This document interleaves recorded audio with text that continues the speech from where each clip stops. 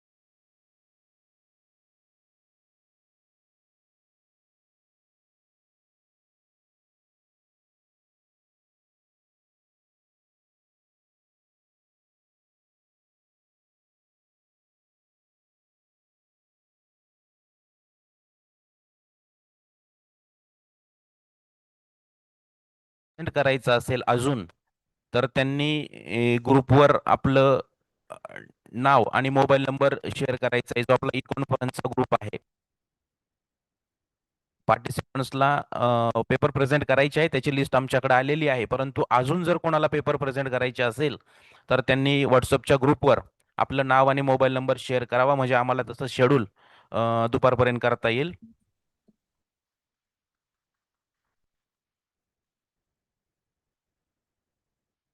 साहेब welcome. Solanke साहेब.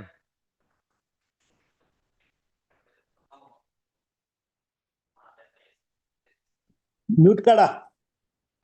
हो केलंय. Welcome म्हटलं. Good morning. गुड मॉर्निंग सगळ्यांना. नमस्कार. नमस्कार. माझा आवाज येतो का व्यवस्थित? हो येतोय, अगदी येतोय. आणि मी दिसतोय ना प्रॉपर?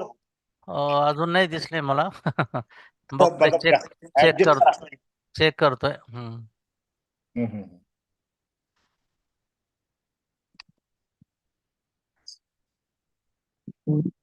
मी एवढं हे तो व्हिडिओ हे कर पहिला, ऍड पिन कर. हा ठीक आहे. तुम्ही छान बघा. आवाज थोडासा हे कर. हॅलो. चालू करा. बोर्ड मीटिंग रूम मधून घेऊयात का तुमच्या सरांचं? Hello.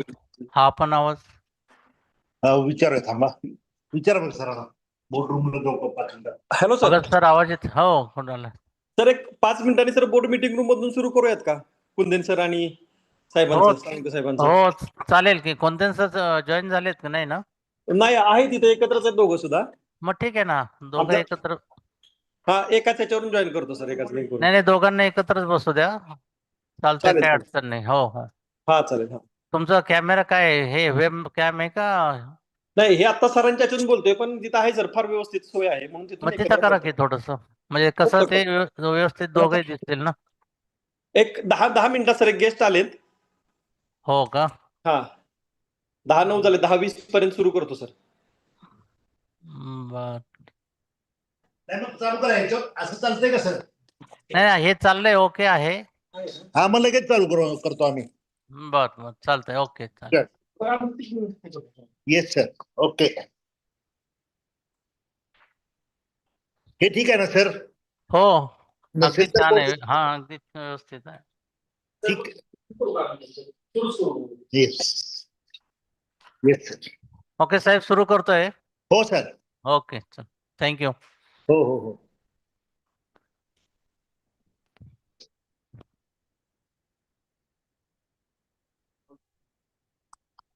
Good morning, respected dignitaries, esteemed guests, faculty members, participants, and students.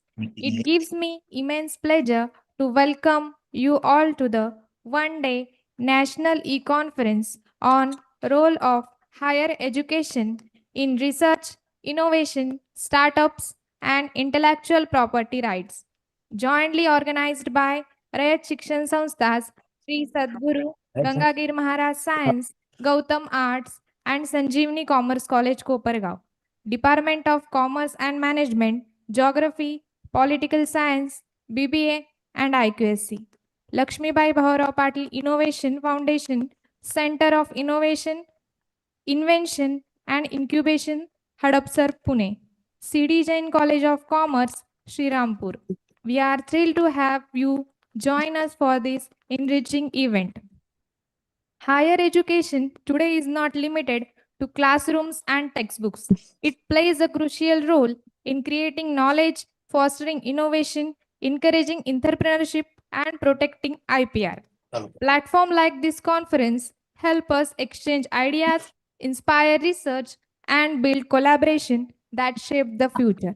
This conference focuses on strengthening research culture in higher education, promoting innovation and technology development, encouraging startup ecosystem in universities, understanding the importance of IPR in protecting innovation.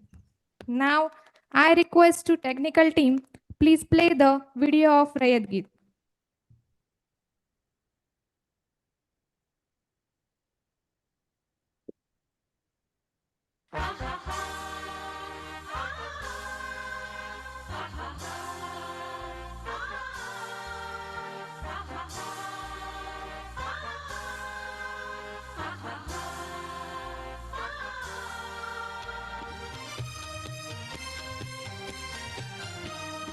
रयते मधुनी नव्या युगाचा माणूस आता घडतो आहे, वटवृक्षाच्या विशालतेचा मोहन भाला पडतो आहे.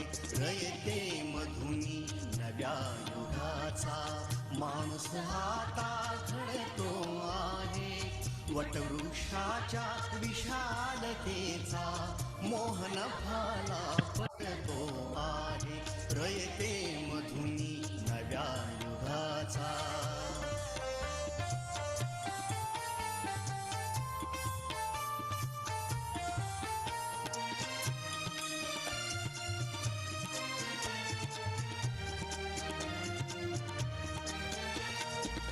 कर्मवीरांचे ज्ञानपीठ हे शक्तिपीठ ही ठरते आहे.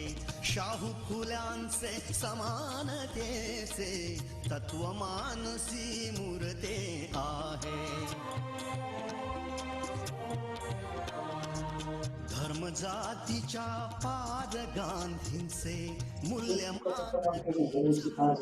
आहे. ते नव्या युगाचा माणूस आता घडतो आहे. वटवृक्षाच्या विशालतेचा मोहन भाला पडतो आहे. रयते मधुनी नव्या युगाचा.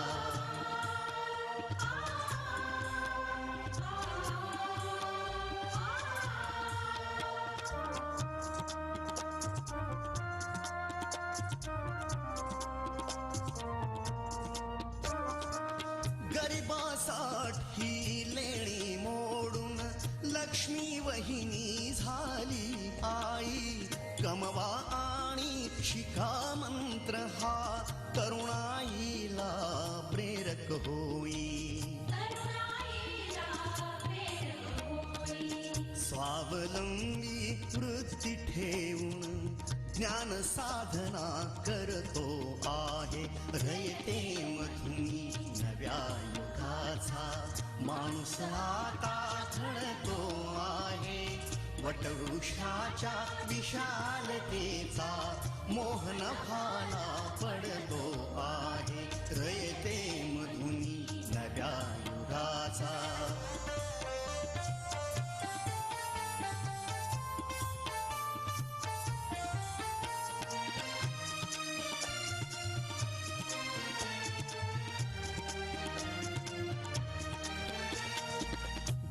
दलितांसाठी अण्णा तुमची झिजली चंदन छाया.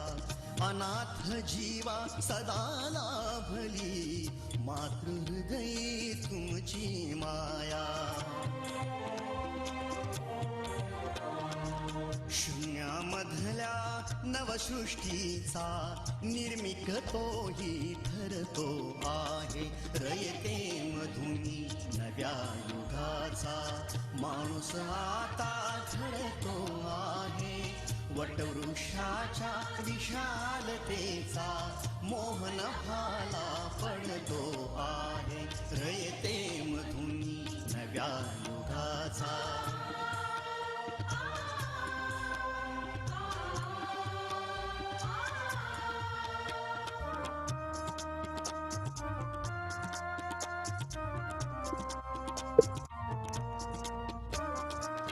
जीवनातला तिमिर जावा बोधनाची ऍड्रेस करतो मग येतो. इथे आता तर मीटिंग आहे. पंख लेऊनी भरारी नभात घ्यावी. प्रतिभाशाली बहुजनांचा वेलू गगनी चढतो आहे. रयते मधुनी नव्या युगाचा माणूस आता घडतो आहे. वटवृक्षाच्या विशालतेचा मोहन भाला पडतो आहे. रयते मधुनी नव्या युगाचा.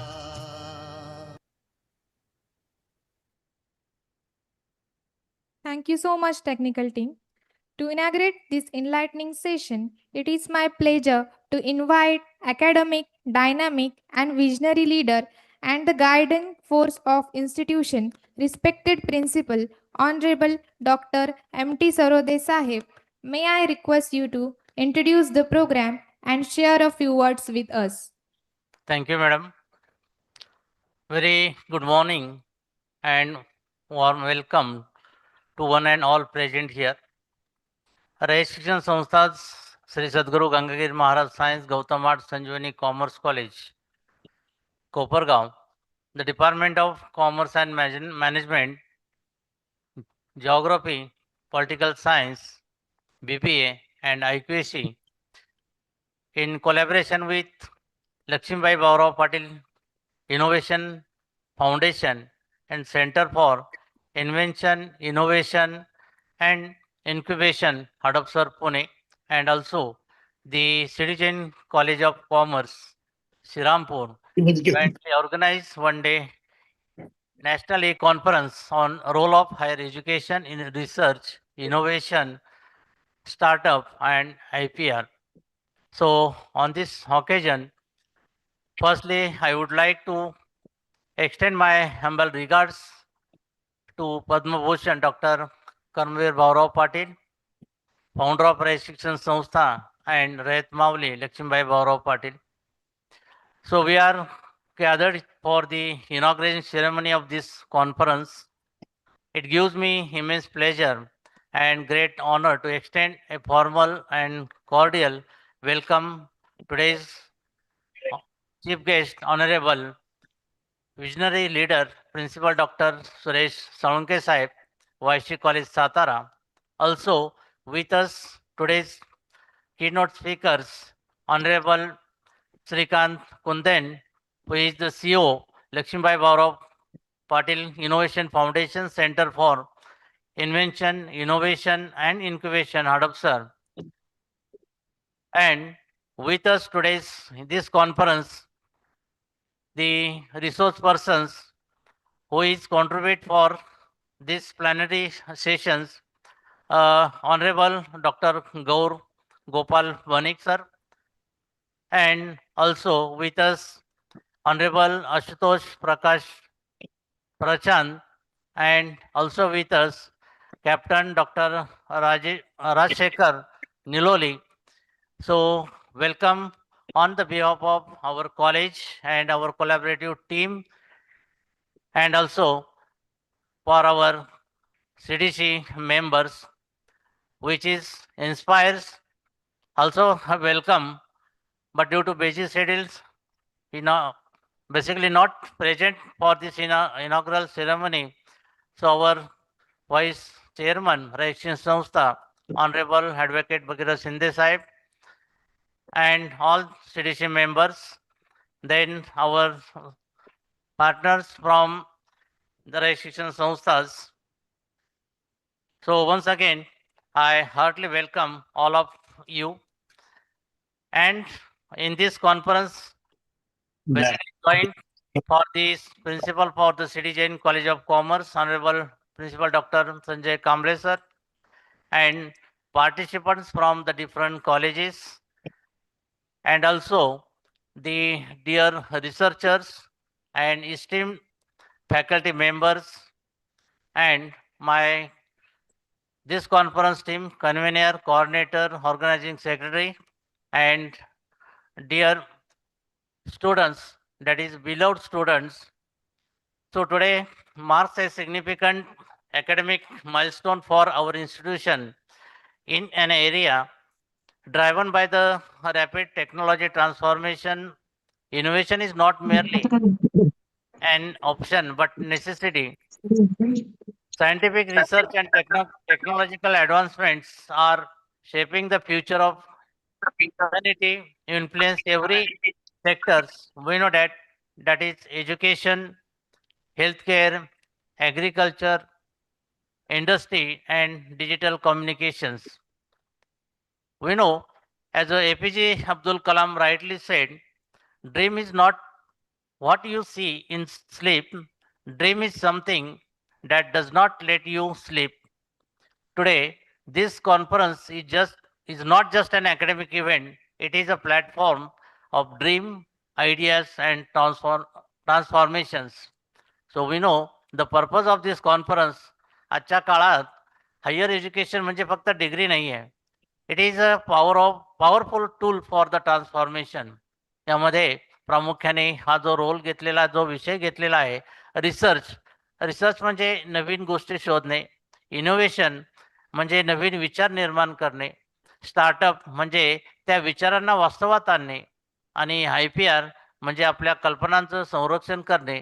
ह्या दृष्टिकोनातनं from idea to innovation to impact हीच आजच्या शिक्षणाची खरी दिशा आहे.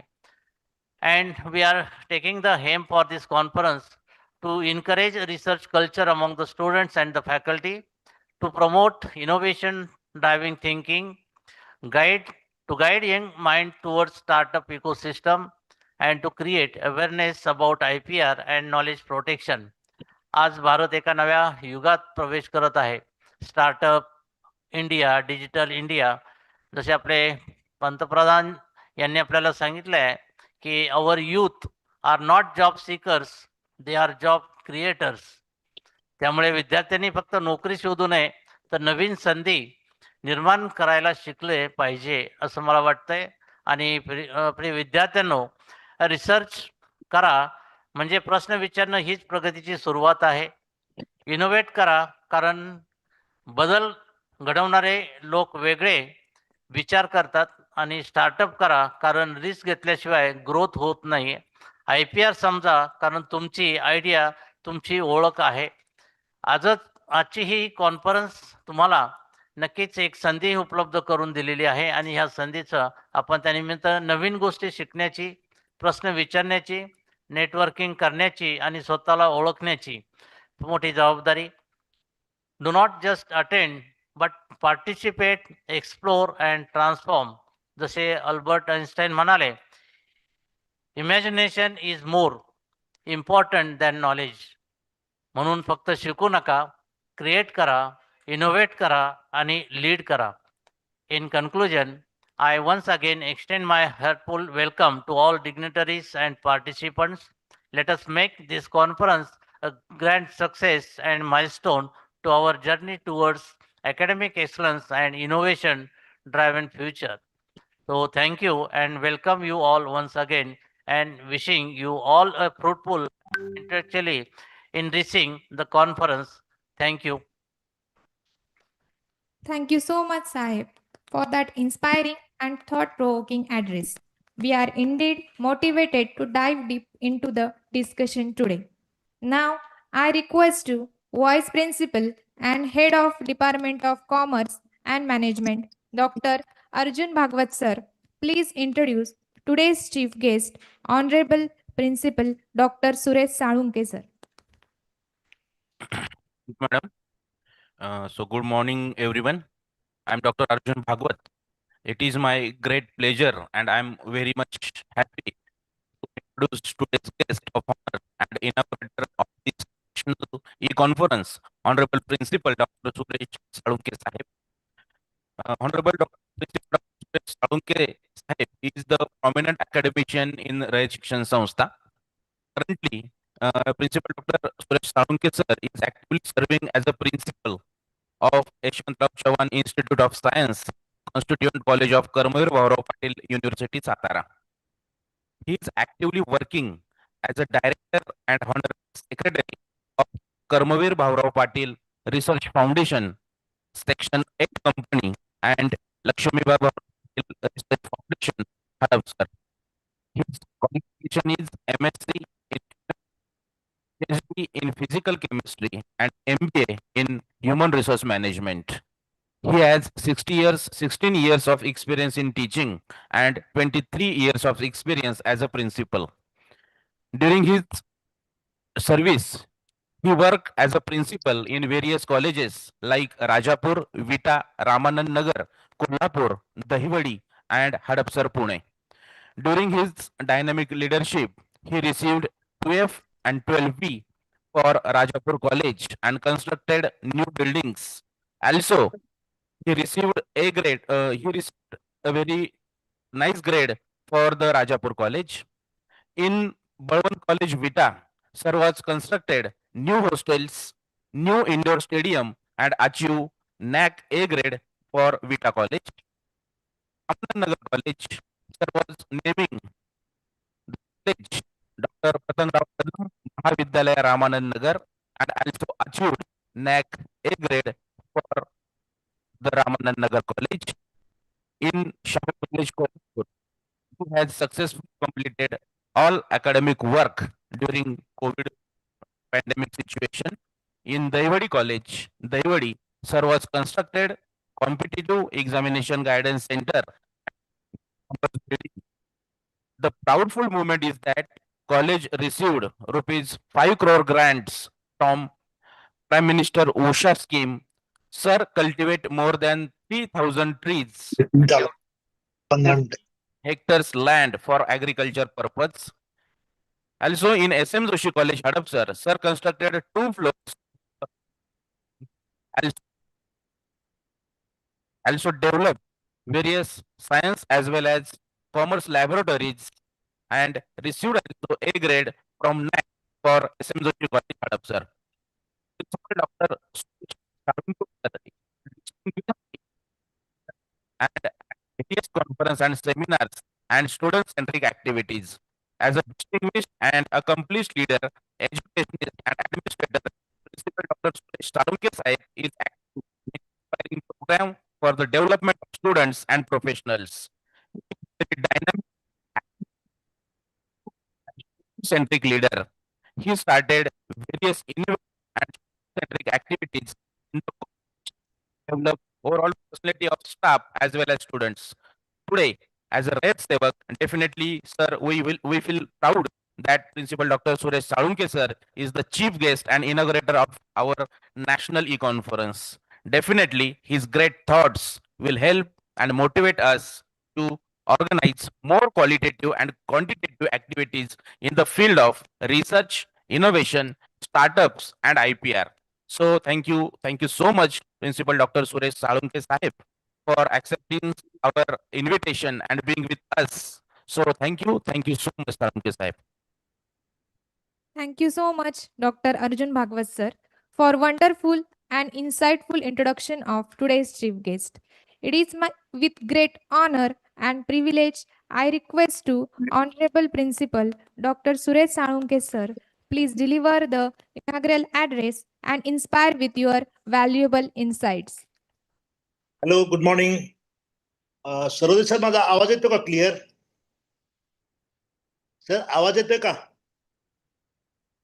हॅलो येतोय सर. हॅलो हा सर हा सर अनम्यूट करा सर.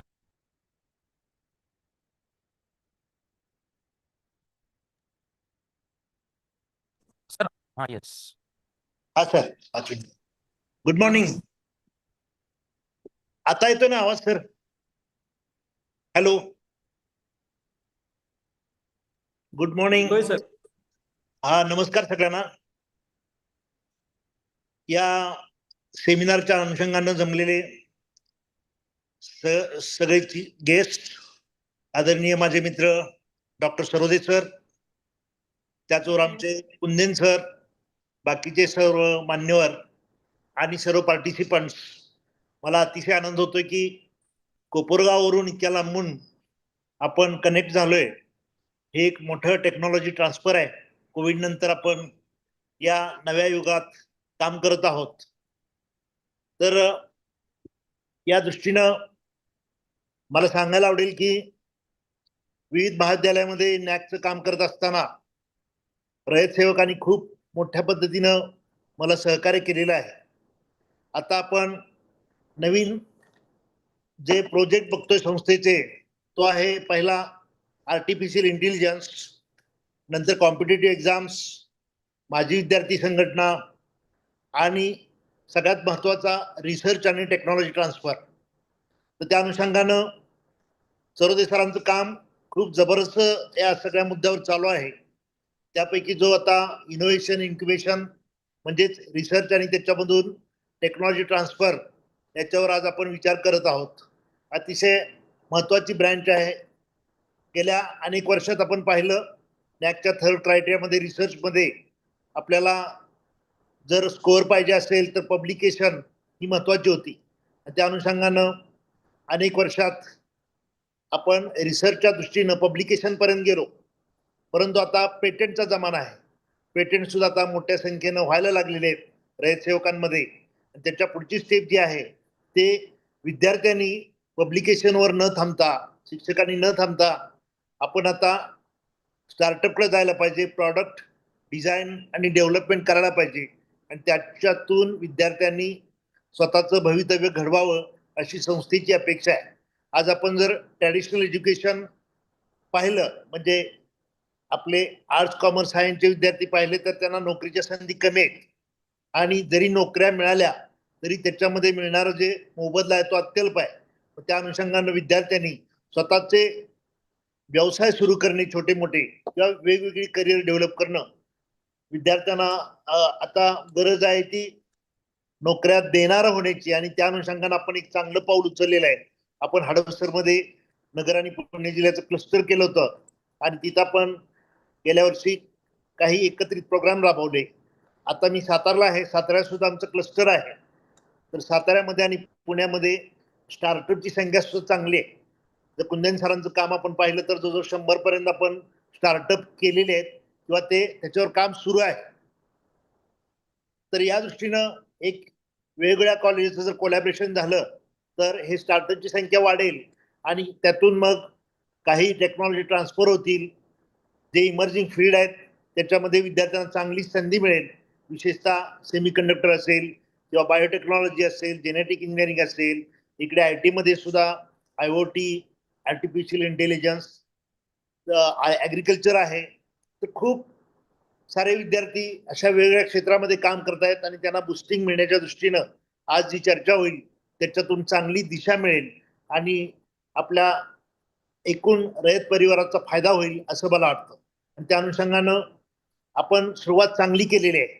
आपण आणखी कोलॅबरेटिव्ह पुण्याचं सेंटर आणि सातारा सेंटर याच्या अंडर जवळजवळ या भागातील सर्व कॉलेजेस कव्हर होतात आणि एकत्रित ऍक्टिव्हिटी आणखी पुढे करायला आपल्याला वाव आहे. आपण मला बोलवलं, सरोदे सरांनी एक मला चांगली संधी मिळाली एवढ्या सगळ्या कॉलेजेस बरोबर इंटरॅक्ट करण्याची. मी पुण्यामध्ये आणि साताऱ्यामध्ये जे जे आपल्याकडं इन्फ्रास्ट्रक्चर आहे त्या सगळ्याची मदत आपल्याला होईल याची ग्वाही देतो आणि कुंदेन सर आणि त्यांची टीम तुमच्या टेक्नॉलॉजी ट्रान्सफरसाठी तसंच इंडस्ट्री आणि कॉलेज याचा ब्रिज जो आहे तो होण्यासाठी खूप प्रभावीपणे आपण काम करूया, एकत्र येऊया, आणखी मोठे प्रोजेक्ट करूया. सगळ्यांना या निमित्तानं शुभेच्छा देतो आणि थांबतो. Thank you. Thank you so much, Dr. Suresh Salunke sir, for your inspiring and insightful inaugural address. Your words have truly set the tone of this national e-conference and motivated all of us. It is with great honor, Honorable Principal Dr. Suresh Salunke sir, please publish the front page of online journal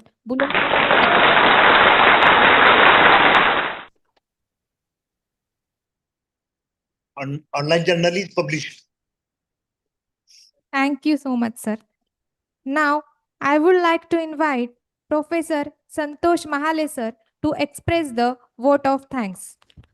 Good morning, one and all.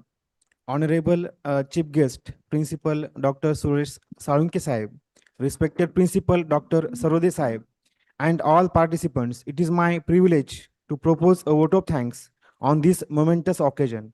First and foremost, I extend our deepest gratitude to our Chief Guest for gracing this inaugural ceremony.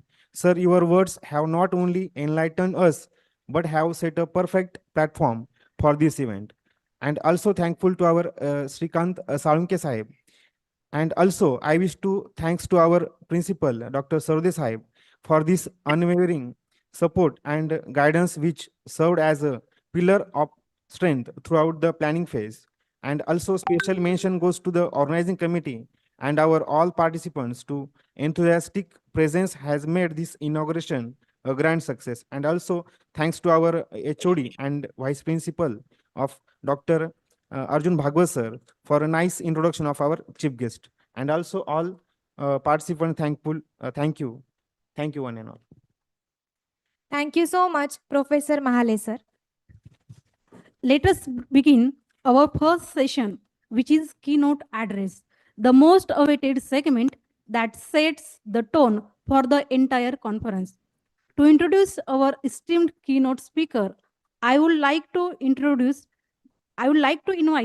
Mr. D.V. Boe to kindly present the introduction.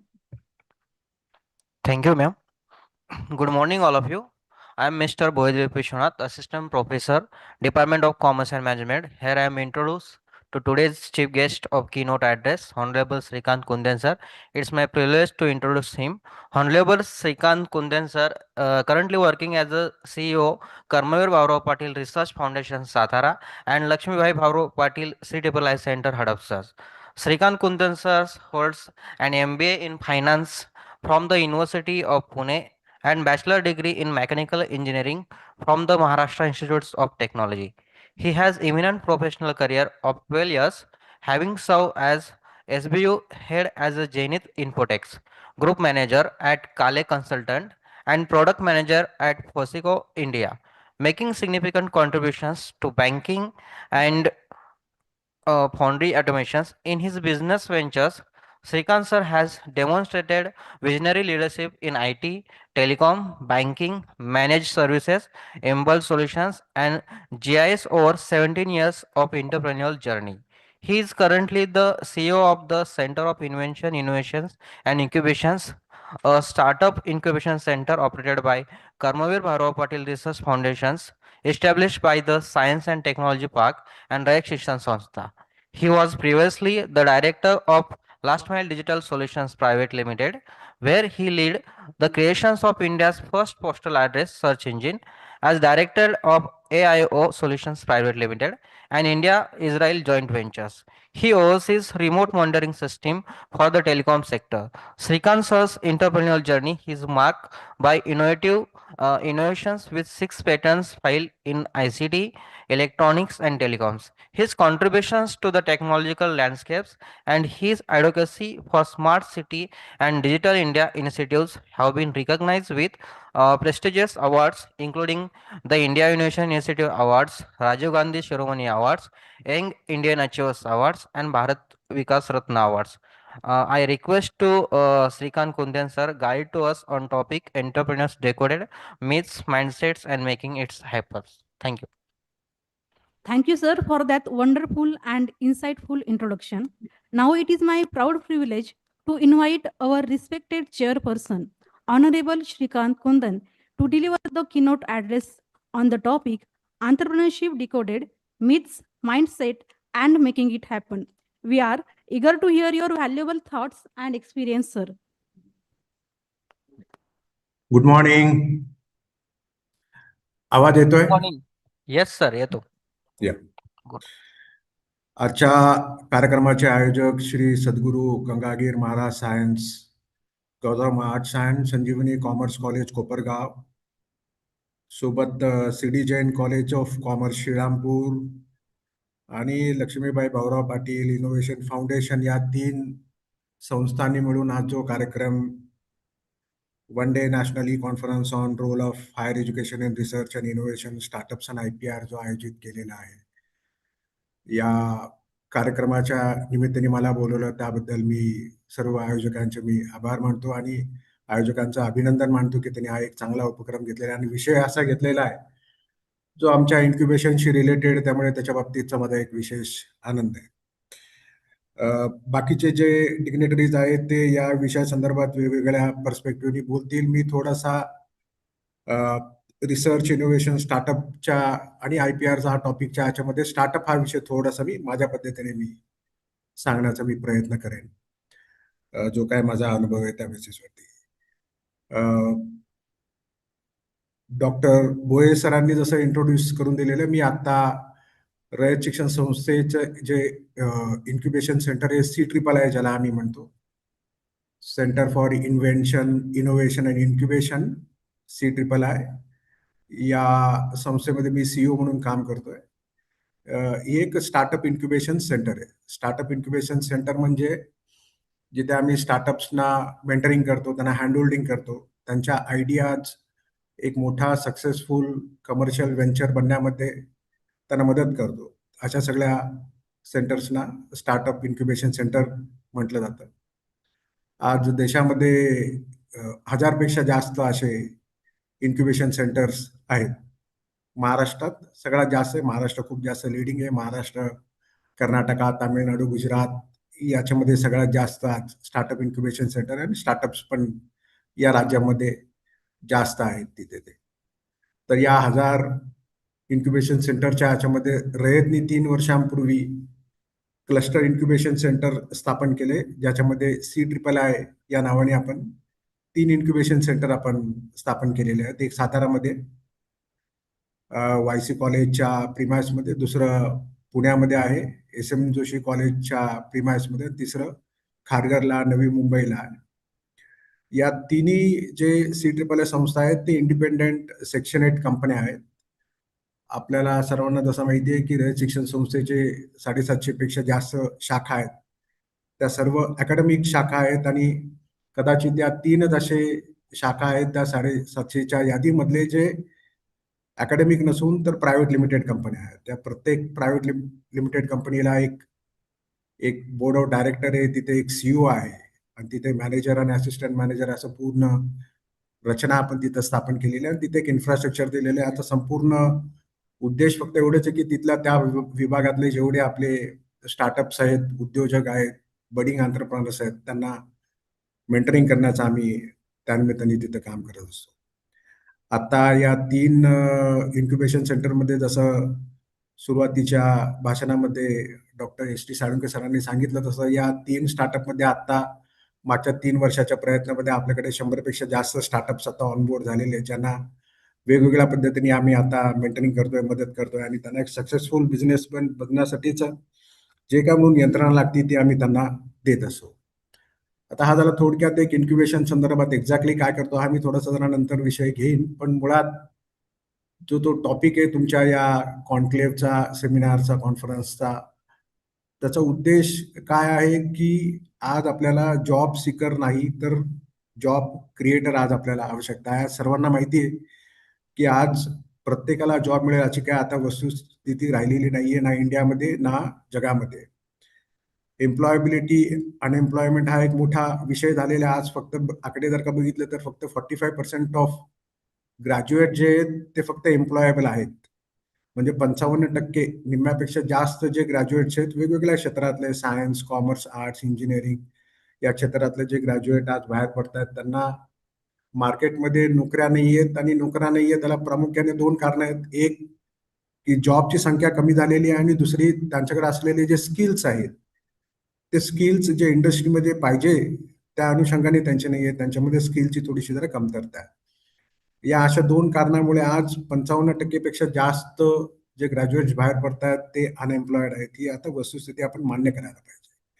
त्यानिमित्ताने आता आपल्या समोर जो सगळ्यात मोठा challenge आहे की प्रत्येक जण ग्रॅज्युएट जो बाहेर पडणार आहे, मग तो कॉमर्स विद्यार्थी आहे, सायन्स आहे, आर्ट्स आहे, हा जर का जॉब जर का बघत असेल तर मग परिस्थिती तशी गंभीर बनेल. म्हणून आज देशाची, राज्याची आणि प्रत्येक कॉलेजची आज थोडीशी एक आता गरज म्हणून पडलेली आहे की आपण आपल्या स्टुडंट्सना थोडंसं एनकरेज करायला की एंटरप्रेन्योरशिप पण एक अल्टरनेटिव्ह करिअर पण त्यांनी घ्यायला हरकत नाहीये. या निमित्ताने त्यांना एनकरेज करणं, अशा पद्धतीने आज वातावरण तसं झालेलं आहे. आता टिपिकली जर का बघता जनरली एखादी जेव्हा विद्यार्थिनी ग्रॅज्युएट होतात कुठल्याही क्षेत्रामध्ये आर्ट्स, कॉमर्स, सायन्स, इंजिनिअरिंग याच्यानंतर त्यांच्याकडे करिअरचे काय ऑप्शन्स असतात टिपिकली. ते एक तर ते जॉब करू शकतात, जॉब ते प्रायव्हेट सेक्टरमध्ये नाही तर गव्हर्नमेंट सेक्टरमध्ये ते जॉब करू शकतात. नाहीतर ते प्रोप्रायटर बनू शकतात. प्रोप्रायटरमध्ये की ज्याच्यामध्ये ते स्वयंरोजगार म्हणण्यासारखं की ते स्वतःच मालक आहेत आणि स्वतःच त्या कंपनीचे नोकर आहेत. उदाहरणार्थ वकील किंवा डॉक्टर हा जो पेशा आहे त्याच्यामध्ये ते बिझनेसमध्ये पण आहेत आणि तेच एम्प्लॉई आहेत. त्या अशा अर्थाने ते प्रोप्रायटी आहेत. तिसरं ते बिझनेस बनू शकतात आणि चौथं ते स्टार्टअप बनू शकतात. आता बिझनेस आणि स्टार्टअप मी थोडंसं जरा वेगळं म्हणतोय. बिझनेस आणि एंटरप्रेन्योरशिप हे 2 वेगळ्या गोष्टी आहेत. या निमित्ताने आपण थोडंसं जरा त्याच्यावरती एम्फसाइज करूया. बिझनेसमध्ये अशी कुठलीही गोष्ट आहे की ज्याच्यामध्ये तुम्हाला 2 पैसे मिळतात पण त्याच्यामध्ये तुमचं व्हॅल्यू ॲडिशन फार कमी आहे. फॉर एक्झाम्पल जर का तुम्ही मोबाईल विकला, तुम्ही जर का रेस्टॉरंट जर का ओपन केला, की ज्याच्यामध्ये तुमचं व्हॅल्यू ॲडिशन कमी आहे. कुठलं तरी प्रॉडक्ट आहे त्याचं तुम्ही असेंबल केला आणि ते तुम्ही विकला. त्याच्यातनं तुम्हाला मार्जिन मिळतात पण तो तो स्टार्टअप नाही होत. स्टार्टअप एंटरप्रेन्योरशिप म्हणजे असं की ज्याच्यामध्ये तुम्ही कुठला तरी एक नवीन प्रॉब्लेम शोधून काढला आणि त्या प्रॉब्लेमसाठी तुम्ही काहीतरी एक आउट ऑफ बॉक्स काहीतरी सोल्युशन जर का तुम्ही विचार करत असाल आणि त्यानिमित्ताने त्याच्यामध्ये जर का रिस्क असेल तर मग त्याला आपण एंटरप्रेन्योरशिप म्हणतो आणि त्या एंटरप्रेन्योरशिपच्या जर्नीला आपण एक स्टार्टअप व्हेंचर आपण म्हणतो. अशा अर्थाने तो बेसिकली एक बिझनेस आणि स्टार्टअप मधला हा फरक आहे. आता कोणी जॉब करायला पाहिजे, कोणी प्रोप्रायटरशिप करायला पाहिजे, कोणी बिझनेस करायला पाहिजे, कोणी एंटरप्रेन्योरशिप करायला पाहिजे, हा ज्याचा त्याचा वैयक्तिक चॉईस असतो त्या विद्यार्थ्याचा. त्याचे स्वतःचे जे स्वगुण आहेत, त्याचे जे स्किल्स आहेत, त्याचे जे स्ट्रेंथ आहे, त्याच्या ॲबिलिटीज आहेत, त्याचं जो विजन आहे, त्याचं डिटर्मिनेशन काय, त्याचं पेशन्स काय आहे, त्याचं करिअरकडे बघण्याचा दृष्टिकोन कसा आहे, या बेसिसवरती एखादा विद्यार्थिनी डिसाईड करू शकेल की त्यांनी यातला 4 पैकी कुठला ऑप्शन त्यांनी डिसाईड करायला पाहिजे. आज सर्वांची आणि जगाची आणि देशाची आज आपल्याला गरज आहे की आपल्याला जास्तीत जास्त एंटरप्रेन्योरशिप करणारे, जॉब क्रिएटर करणारे आपल्याला पाहिजे. या निमित्ताने थोडंसं मला एक, जेव्हा मी MBA करत होतो 96 साली पुणा युनिव्हर्सिटीच्या अंडर पुंबाच्या ह्याच्यामध्ये, तेव्हा आमच्या ओपनिंग प्रोग्रामच्या वेळी आमचे जे डीन होते त्यांनी एक भाषण दिलं होतं. त्या भाषणाच्या वेळी त्यांनी एक उदाहरण दिलं होतं की एखाद्या व्यक्तीला जर का बिझनेस करायचा असेल किंवा त्याला जर का एंटरप्रेन्योरशिप करायचं असेल तर त्याच्यामध्ये काय टाईपचे गुणधर्म पाहिजे, त्याच्यामध्ये त्याचा स्वभाव कसा असायला पाहिजे, या निमित्ताने त्यांनी एक गोष्ट सांगितली होती. ती गोष्ट माझ्या डोक्यामध्ये एवढी पक्की बसलेली आहे की आज 30 वर्ष झालेले तरी देखील ती गोष्ट माझ्या डोक्यात पक्की आहे आणि या निमित्ताने मी आपल्याला ती सांगू इच्छितो. ती एक स्टोरी अशी एका इंडियन कपलची. एक कपल जे ओरिजिनली इंडियन आहेत, ते लग्न करून ते अमेरिकेत जातात. अमेरिकेत गेल्यानंतर त्यांना तिथे एक मुलगा होतो. तो मुलगा त्या तिथल्या शाळा कॉलेजमध्ये तिथं मोठा होतो, तिथं शिक्षण घेतो तिकडे. आणि त्याच्यानंतर मग तो इंजिनिअरिंग करतो. इंजिनिअरिंग केल्यानंतर तिथनं तो MBA करतो. MBAचा तो टॉपर बनतो. घरी खूप चांगलं वातावरण असतं की गोल्ड मेडल मिळाले, आता सर्व छान होणार. मुलगा एकदम आता हुशार झाला आहे, तर एकदम गोल्ड मेडलिस्ट, आता त्याचं करिअर एकदम ब्राईट आहे. आणि संध्याकाळी जेव्हा सगळे घरी चर्चेला बसलेले असतात, त्याचे वडील अचानकपणे त्या मुलाला म्हणतात की मुला, आता तुला इंजिनिअरिंग झालंय, तुझं MBA झालंय, एवढे चांगले मार्क मिळाले, तुला गोल्ड मेडल मिळाले, आता माझी इच्छा आहे की तू लग्न कर. आता एकदम सडनली लग्नाचा विषय आला म्हटल्यानंतर तो मुलगा थोडासा जरा तबकतो. तो म्हणतो की याच्यामध्ये एकदम तुम्ही बाबा लग्नाचा विषय कसं काय काढताय? तर आत्ता तर माझं ग्रॅज्युएशन झालं, पोस्ट ग्रॅज्युएशन झालं. आता मी कुठेतरी पहिल्यांदा जॉब करणार, सेटल होणार. मग त्याच्यानंतर मग मी लग्नाचा विचार करेन. पण त्या वडिलांची काहीतरी एक अडचण असते की ज्याच्यामुळे त्यांना काही करून आपल्या मुलाला पटवायचं असतं. ते विचार करतात की या मुलाला कसं पटवू? ते थोडेसे जरा कपल जे आहे ते थोडेसे जरा गुजराती फॅमिलीचे असण्या कारणाने गुजराती फॅमिलीच्या ह्याच्यामध्ये इनरंट त्यांच्या DNA मध्येच तो बिझनेस माइंड असो अँड वी मस्ट अप्रिशिएट. ते थोडंसं जरा त्याचे वडील जरा डोकं लढवतात की काय पद्धतीने मी माझ्या मुलाला पटवू की जेणेकरून माझा मुलगा लग्नाला हो म्हणेन. मग ते त्या मुलाला म्हणतात, बाळा असं आहे की तुझ्यासाठी बिलगेटच्या मुलीचं स्थळ आलेलं आहे. तर एकदम बिलगेटच्या मुलीचं स्थळ आलं म्हटल्यानंतर त्याचे वडील एकदम थबकतात. ते म्हणतात, काहीतरी बोलताय बाबा, एकदम तुम्ही मला हे करण्यासाठी तुम्ही हा विषय हे करताय. बिलगेटच्या मुलीचं स्थळ मला यायचं काय कारण आहे? नाही म्हणे, अरे बाळा, मागच्याच आठवड्यामध्ये त्याचं स्थळ आलं होतं तुझ्यासाठी. तू थोडंसं जरा या रिझल्टच्या ह्याच्यामध्ये थोडासा जरा टेन्स होता म्हणून आम्ही तुला सांगितलं नाही. पण आता रिझल्ट आला, तुला गोल्ड मेडल मिळालेलं आहे. योग्य वेळ होती म्हणून मी तुला सांगतोय की बिलगेटच्या मुलीचं स्थळ तुझ्यासाठी 100% आलेलं आहे. आता बिलगेटच्या मुलीचं स्थळ आलं म्हटलं तर कुठला मुलगा नाही म्हणेल? तो मुलगा लगेच म्हणतो, ठीक आहे, काय हरकत नाही. बिलगेटच्या मुलीचं स्थळ असेल तर मी तिच्याबरोबर लग्न करायला तयार आहे. तर असं विचार करून मग तो मुलगा एकदम खुश होतो की अरे क्या बात आहे की मी बिलगेटच्या मुलीच्या बरोबर मी लग्न करणार. त्याचे वडील पण खुश होतात की अरे वा, आपण मुलाला पटवलं. पण दुसऱ्या क्षणी त्यांच्या डोक्यामध्ये होतं की मुला तर पटवलं, पण या बिलगेटचं काय करायचं? बिलगेटला आपण कधी काळागोरा बघितलेलं नाहीये. त्याच्या मुलीच्या बाबतीत आपल्याला काही माहिती नाही. आपण पोराला बोलून तर गेलेलं आहे की त्याच्या मुलीचं स्थळ आलंय. पण आता हे गणित कसं करायचं? काय करायचं? तर म्हणतो, ठीक आहे, आता मुलाला पटवलं, थोडंसं जरा डोकं लढवूया. काहीतरी करून आपण मार्ग काढू याच्यातनं.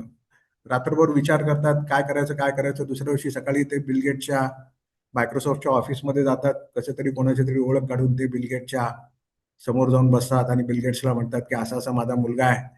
त्याने इंजिनिअरिंग केलं, तिथं टॉपला आला. तो MBA केला, तिथं पण तो टॉपला आलेला आहे. आणि आता माझी इच्छा आहे की तुझ्या मुलीचा हात तू माझ्या मुलाच्या हातात दे.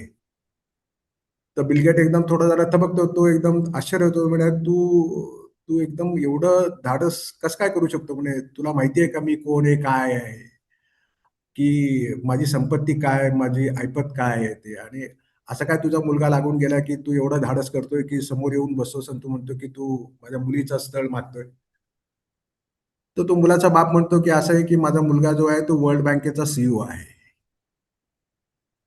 आता वर्ल्ड बँकेचा सीईओ आहे म्हटल्यानंतर बिलगेट पण थोडा विचार करतो, की अरे एवढा लहान आता ग्रॅज्युएट झालेला आहे, एमबीए झालेला आहे, एवढा यंग पोरगा जर का एवढ्या लहान वयामध्ये वर्ल्ड बँक सारखी जी आज जगातली नंबर 1 बँक आहे, इंटरनॅशनल ग्लोबल याच्यातली सगळ्यात बेस्ट रँकिंगची, त्याचा स्टेटस असतो तिथल्या सीईओ पदाला, जर का तो त्या पोझिशनला जर का तो जाऊन बसत असेल, तर त्या पोरामध्ये खरंच काहीतरी गुण आहेत.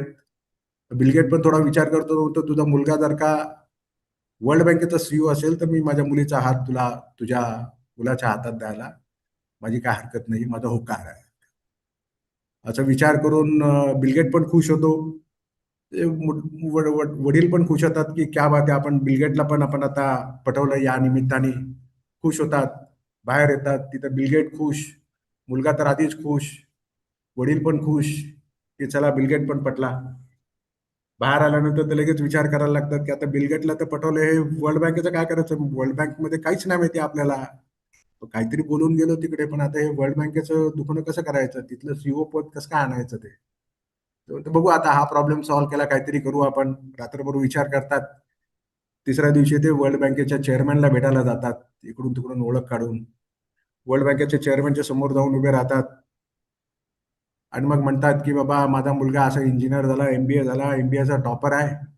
त्याला तू वर्ल्ड बँकेचा तू सीईओ कर." तर तो चेअरमॅन थोडासा जरा बघतो. तो म्हणतो, की "अरे, तुझं धाडस कसं काय होतंय?" म्हणे, "तू डायरेक्टली इथं येऊन तुला माहिती आहे, की त्या सीईओच्या पदासाठी किती लोकं, मोठी लोकं इंटरव्ह्यूसाठी तिथं आता येत आहेत आणि काय क्रायटेरिया वगैरे असतो. असा काय तुझा मुलगा लागून गेला, की तू धाडस करतोय डायरेक्टली माझ्या समोर येण्याचा?" तर बाप म्हणतो, की "माझा मुलगा जो आहे तो बिल गेट्सचा जावई आहे." आता बिल गेट्सचा जावई म्हटल्यानंतर तो चेअरमन जो आहे वर्ल्ड बँकेचा, तो पण थोडासा जरा थबकतो. तो म्हणतो, "साला बिल गेट्सच्या जावईला कोण नाही म्हणणार? आपल्याला वर्ल्ड बँकेला पण त्या निमित्ताने फायदा होईल." या निमित्ताने तो लगेच त्या बापाला म्हणतो, "ठीक आहे बाबा, मी तुझ्या मुलाला वर्ल्ड बँकेच्या सीईओचं अपॉइंटमेंट लेटर देतो." आणि अशा पद्धतीने 3-4 दिवसामध्ये त्या मुलाचं लग्न होतं. तो बिल गेट्सचा जावई पण बनतो आणि तो वर्ल्ड बँकेचा तो सीईओ पण बनतो. ह्याच्यामध्ये बघण्यासारखी गोष्ट जी आहे ती अशी, की 4 दिवसांपूर्वी जो एक मोठा प्रॉब्लेम होता, त्या प्रॉब्लेमला फेस करताना ते जे कपल आहेत, ते जे वडील आहेत, त्यांनी थोडंसं जरा बिझनेस माइंड वापरला. बिझनेस माइंड अशा अर्थाने, की एखादा जर का प्रॉब्लेम जर का आला, त्या प्रॉब्लेमला जर का सॉल्व्ह करता जर का नाही आलं, तर तुम्हाला त्या प्रॉब्लेमचे तुकडे करता यायला पाहिजे. त्या प्रॉब्लेमची दिशा तरी तुम्हाला बदलता यायला पाहिजे. असे असे अशा पद्धतीचं जर का माइंडसेट असेल, तर अशा पद्धतीच्या माइंडसेटच्या विद्यार्थिनींनी डेफिनेटली बिझनेसच करायला पाहिजे. अशा अनुषंगाने बेसिकली आमच्या डीननी त्यावेळी एमबीएच्या ओपनिंग सेशनच्या वेळी आम्हाला जे सांगितले होते ते त्या ह्याच्यात. आता स्टार्टअप जर का म्हटलं, स्टार्टअपच्या ह्याच्यामध्ये एक तर ॲप्टिट्यूड मी जे तुम्हाला सांगितलं, की करिअरकडे बघण्याचा तुमचा दृष्टिकोन काय आहे? एक तर ॲप्टिट्यूड मी तुम्हाला सांगितलं, त्याचा स्वभाव कसा असायला पाहिजे, त्या अनुषंगाने तुम्हाला मी आता एक उदाहरण दिलं. दुसरं असतं, की विजन त्या मुलाचं, त्या मुलीचं जीवनाकडे असलेलं दृष्टिकोन किती नॅरो, किती ब्रॉड आहे, याच्यावरती त्यांना डिसाईड करावं लागेल, की त्यांना जॉब करायचा का बिझनेस करायचा.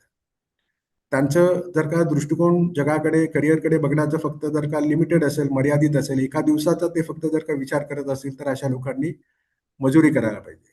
जर का त्यांचं जीवनाकडे, करिअरकडे बघण्याचा दृष्टिकोन जर का 1 महिन्याचा जर का असेल, तर त्यांनी नोकरी करायला पाहिजे. त्यांचं जीवनाकडे बघण्याचा दृष्टिकोन जर का 1 वर्षाचा असेल, की ते फक्त एकाच वर्षाचा विचार करतायत, तर मग त्यांनी बिझनेस करायला पाहिजे. त्यांचं बघण्याचा दृष्टिकोन जर का 10 वर्षांचा असेल, तर त्यांनी शेती करायचं. आणि जर का बघण्याचा दृष्टिकोन त्यांचा 100 वर्षांचा जर का असेल, तर मग त्यांनी लोकांना जोडून काहीतरी मोठा उपक्रम करायला पाहिजे. आणि याचं उत्तम उदाहरण म्हणजे 400 वर्षांपूर्वी छत्रपती शिवाजी महाराजांनी जे केलेले, त्याची जाण आपण 400 वर्षानंतरही ठेवतो. त्यांचे 13वे, 14वे, 15वे वंशजांना आपण तोच मान-सन्मान देतो, जो आपण छत्रपती शिवाजी महाराजांना त्या काळी त्या लोकांनी दिला होता तो. त्याच्यानंतर आपल्याकडे होऊन गेलेले संत तुकाराम, सर्व संत, संत ज्ञानेश्वर, संत नामदेव, या सगळ्या लोकांना आणि आधुनिक युगातले आपले कर्मवीर अण्णा 100 वर्षांपूर्वी त्यांनी रयत संस्था जी स्थापन केली होती, त्यांच्या पश्चात देखील हे वटवृक्ष अगदी तेवढ्या जोमाने आणि दिमाखाने तो आज बहरत आहे. कारण त्यांनी लोक जोडून जे काम केलेलं आहे त्याच्यातनं जे काय घडतं ते त्यांच्या पश्चात देखील शतकानुशतक लोकांच्या स्मरणामध्ये राहतं आणि ते काम चालू राहतं. स्टार्टअप साधारण अशा पद्धतीचेच आहेत.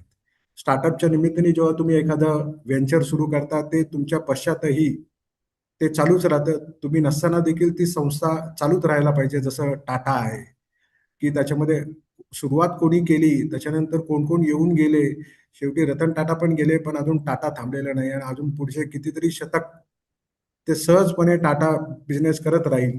अशा पद्धतीने त्यांनी जी रचना केलेली आहे आणि रचना त्यांना का करता आली, कारण त्यांनी लोकांमध्ये इन्व्हेस्ट केलेली, त्यांनी लोक जोडून त्यांनी त्याच्यामध्ये जे उपक्रम केलेले अशा उपक्रमांना अशा पद्धतीचं ते यश मिळतं. सॉरी.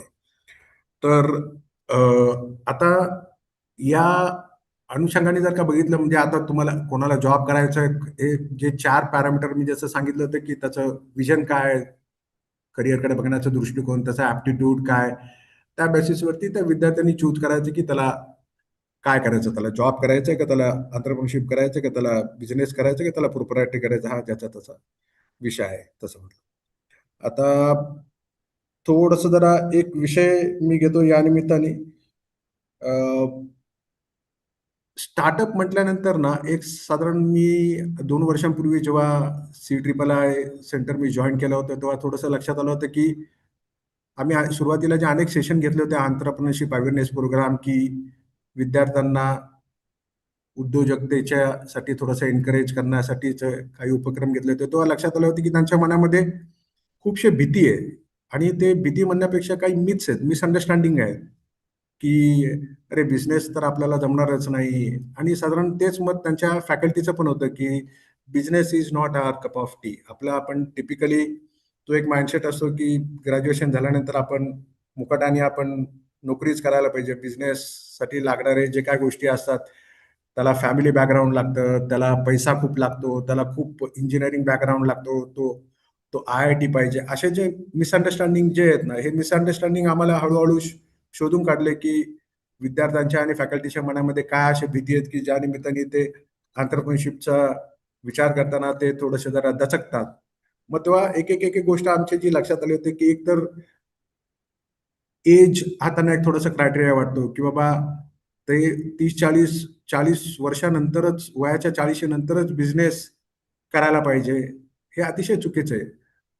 जगामध्ये आता बिझनेस करण्याचे जे ठोकताळे आहेत, जे 10 वर्षापूर्वीचे बिझनेस करण्याचे ठोकताळे आहेत, ते आणि आताचे ठोकताळे कंप्लीटली वेगळे आहेत. पूर्वी 10 वर्ष एक्सपिरियन्स असल्याशिवाय कोणी बिझनेसमध्ये उतरायचं पण नाही. पण आता परिस्थिती अशी आहे, की कॉलेजमधनं पास आउट झाल्या अनेक लोकांनी स्टार्टअपमध्ये उतरलेले आहेत आणि त्यांनी सक्सेसफुल स्टार्टअप व्हेंचर पण त्यांनी केलेले. असे अनेक उदाहरणं आहेत. मग अनेक अशी उदाहरणं आम्ही मुद्दाम विद्यार्थ्यांच्या डोळ्यासमोर ते चित्र, त्यांचं प्रोफाईल ठेवतो आणि आम्ही एंटरप्रेन्योरशिप अवेअरनेसच्या कार्यक्रमामध्ये त्या सगळ्या लोकांची माहिती देतो, की बाबा हे ते लोक आहेत, की ज्यांनी थेट त्यांचं ग्रॅज्युएशन नंतर ते स्टार्टअपमध्ये उतरले आणि मोठे झाले. आमच्याकडे अशी पण काही उदाहरणं आहेत, की ज्यांनी त्यांचं ग्रॅज्युएशन पोस्ट ग्रॅज्युएशनमध्येच सोडलेलं आहे. जे कंप्लीट पण नाही केलेले, ते ग्रॅज्युएशन करत होते, ते पोस्ट ग्रॅज्युएशन करत होते आणि याच्यामध्ये मोठमोठी नावं आहेत. याच्यामध्ये खरीच मोठमोठी नावं आहेत, की ज्यांनी त्यांचं शिक्षण मध्येच सोडलं. याच्यामध्ये मार्क झकरबर्ग सारखी पण नावं आहेत, की ज्यांनी त्यांचं शिक्षण मध्येच सोडलं आणि ते बिझनेसमध्ये आले आणि बिझनेसमध्ये मोठे झालेले आहेत, अशी पण आहे. त्याच्यानंतर जो एक संभ्रम असतो आणि एक थोडंसं मिसअंडरस्टँडिंग असतं, की त्याला फॅमिली बॅकग्राऊंड लागतं, की घरामध्ये जर का व्यवसायाचं वातावरण असेल तरच, आणि घरामध्ये जर का कोणी जर का बिझनेस नाही केलेला असेल तर बिझनेसमध्ये नाही उतरला पाहिजे. तर अशाही पद्धतीचा आम्ही स्टॅटिस्टिक या निमित्ताने विद्यार्थ्यांच्या डोळ्यासमोर ठेवतो, आकडेवारी सकट ठेवतो आम्ही त्यांना, की एवढे आता आत्ता देशामध्ये आपल्याकडे 2 लाखांपेक्षा जास्त स्टार्टअप रजिस्टर्ड आहेत. 2 लाख पेक्षा जास्त स्टार्टअप रजिस्टर्ड आहेत. त्या 2 लाखाचा ब्रेकअप आम्ही या निमित्ताने विद्यार्थ्यांच्या आणि विद्यार्थिनींच्या समोर ठेवतो, की ह्याच्यातले किती विद्यार्थी आहेत, की ज्यांच्या फॅमिली बॅकग्राऊंड त्या पद्धतीचं नसताना देखील ते आलेले आहेत आणि त्यांनी मोठा सक्सेसफुल व्हेंचर केलेलं आहे. त्या आकडेवारीनुसार आम्ही त्यांना सांगतो की ह्याच्यातले किती लोक आहेत की ज्यांचं जी भीती असते की एंटरप्रेन्योरशिप हे फक्त इंजिनिअरिंग सायन्स ज्यांनी IIT मध्ये केलेले आहेत किंवा ज्यांचं ओव्हरसीज एज्युकेशन झालेलं आहे फक्त त्यांनीच करायला पाहिजे, हा एक जो जो भ्रम आहे. तर या निमित्ताने पण आम्ही आकडेवारी सांगतो की अशा अनेक उदाहरणं आहेत की ज्यांचं science, technology, engineering, medical, IIT, overseas education, IIM असं कुठलं नसताना देखील ते सर्वसाधारण कॉमर्स, आर्ट्स साध्या कॉलेजमधनं केलेले ग्रॅज्युएशन नंतरही मोठे झालेले उदाहरणं आहेत. ते आम्ही या निमित्ताने विद्यार्थ्यांना सांगण्याचा आम्ही प्रयत्न करतो. आणि त्यांना जी दुसरी एक भीती असते की माझा प्रॉडक्ट जर का फेल गेला तर काय होईल? मी एवढं सगळं प्रयत्नाने मी प्रॉडक्ट करेन, मी एवढ्या प्रयत्नाने कंपनी जर का फेल झाली तर काय होईल? मग त्याही निमित्ताने आम्ही विद्यार्थ्यांना सांगण्याचा प्रयत्न करतो की प्रॉडक्ट जर का फेल झाला तर हे हे खूप ॲक्सेप्टेबल आहे. आज आमच्याकडे असे कितीतरी उदाहरणं आहेत, स्टार्टअप नाही तर अगदी दिग्गज कंपन्यांचे पण प्रॉडक्ट फेल झालेले आमच्याकडे उदाहरणं आहेत. त्याच्यातनं लर्निंग घ्यायचं. आमच्याकडे कितीतरी उदाहरणं आहेत की ज्याच्यामध्ये एखाद्या स्टार्टअपने सुरुवात केली आणि त्याच्यानंतर त्याची कंपनी त्याला प्रॉडक्ट फेल गेला, त्याचं कंपनी फेल गेलेला आहे. पण त्याच्यात तो थकत नाही. त्याच्यानंतर तो परत उठतो, परत एक नवीन कंपनी करतो किंवा त्या प्रॉडक्टला तो पिव्होट करतो, नवीन प्रॉडक्ट लॉन्च करतो आणि सक्सेसफुल होतो. अशी सगळी उदाहरणं आम्ही विद्यार्थ्यांना सांगण्याचा प्रयत्न करतो. याच्यात प्रामुख्याने हा जो भ्रम आहे की जेवढी मोठी नावं आज आपण बघतो, ओयो, ओला, झोमॅटो, Amazon, फ्लिपकार्ट, फेसबुक, आपल्याला सगळ्यांना असं एक साधारण असं एक आपली समज आहे की बाबा हे जे आलेले आहेत ना हे सगळे फर्स्ट शॉटमध्ये हे ज्या स्टार्टअप्स आहेत त्यांना फर्स्ट शॉटमध्ये एवढी मोठी त्यांना संधी मिळाली आणि एवढ्या मोठ्या कंपन्या झालेल्या आहेत. ती तशी परिस्थिती नाहीये. या कंपन्या जे झालेल्या आहेत त्यांच्या फाउंडर्सनी याच्या आधी कमीत कमी 1, 2, 3 फेल्युअर बघितलेले आहेत. त्यांचे प्रॉडक्ट आधीचे जे सुरुवातीला त्यांनी बिझनेस केलेले आहेत त्याच्यामध्ये त्यांना कंपनी बंद कराव्या लागलेल्या आहेत. काहींचे एक कंपनी बंद झालेली, काहींचे 2-2 कंपन्या फेल गेलेले, काही लोकांचे 3-3 कंपन्या बंद कराव्या लागलेल्या आहेत आणि त्याच्यानंतर 4थ्या कंपनीला त्यांना मोठा सक्सेस आलेला आहे. इन्क्लुडिंग ओयो म्हणा, ओला म्हणा, झोमॅटो म्हणा, या संपूर्ण कंपन्यांची आमच्याकडे हिस्ट्री आहे. आणि या निमित्ताने आम्ही ते कॉलेजच्या विद्यार्थ्यांना आम्ही सांगत असतो की फेल्युअर हे कोणालाच चुकलेलं नाहीये. मग तो प्रॉडक्टचा फेल्युअर आहे किंवा कंपनी फेल्युअर आहे. म्हणून बिझनेस आणि एंटरप्रेन्योरशिप जर का करायचं असेल तर त्याचं सर्वात जास्त महत्त्वाचं जे आहे ते म्हणजे तुमचं पेशन्स. त्यामुळे पेशन्स जर का तुमच्याकडे आहे, ॲप्टिट्यूड तुमच्याकडे आहे, डिटर्मिनेशन जर का असेल, तर मग डेफिनेटली तुम्ही एंटरप्रेन्योरशिप आणि स्टार्टअपमध्ये तुम्ही यायला पाहिजे.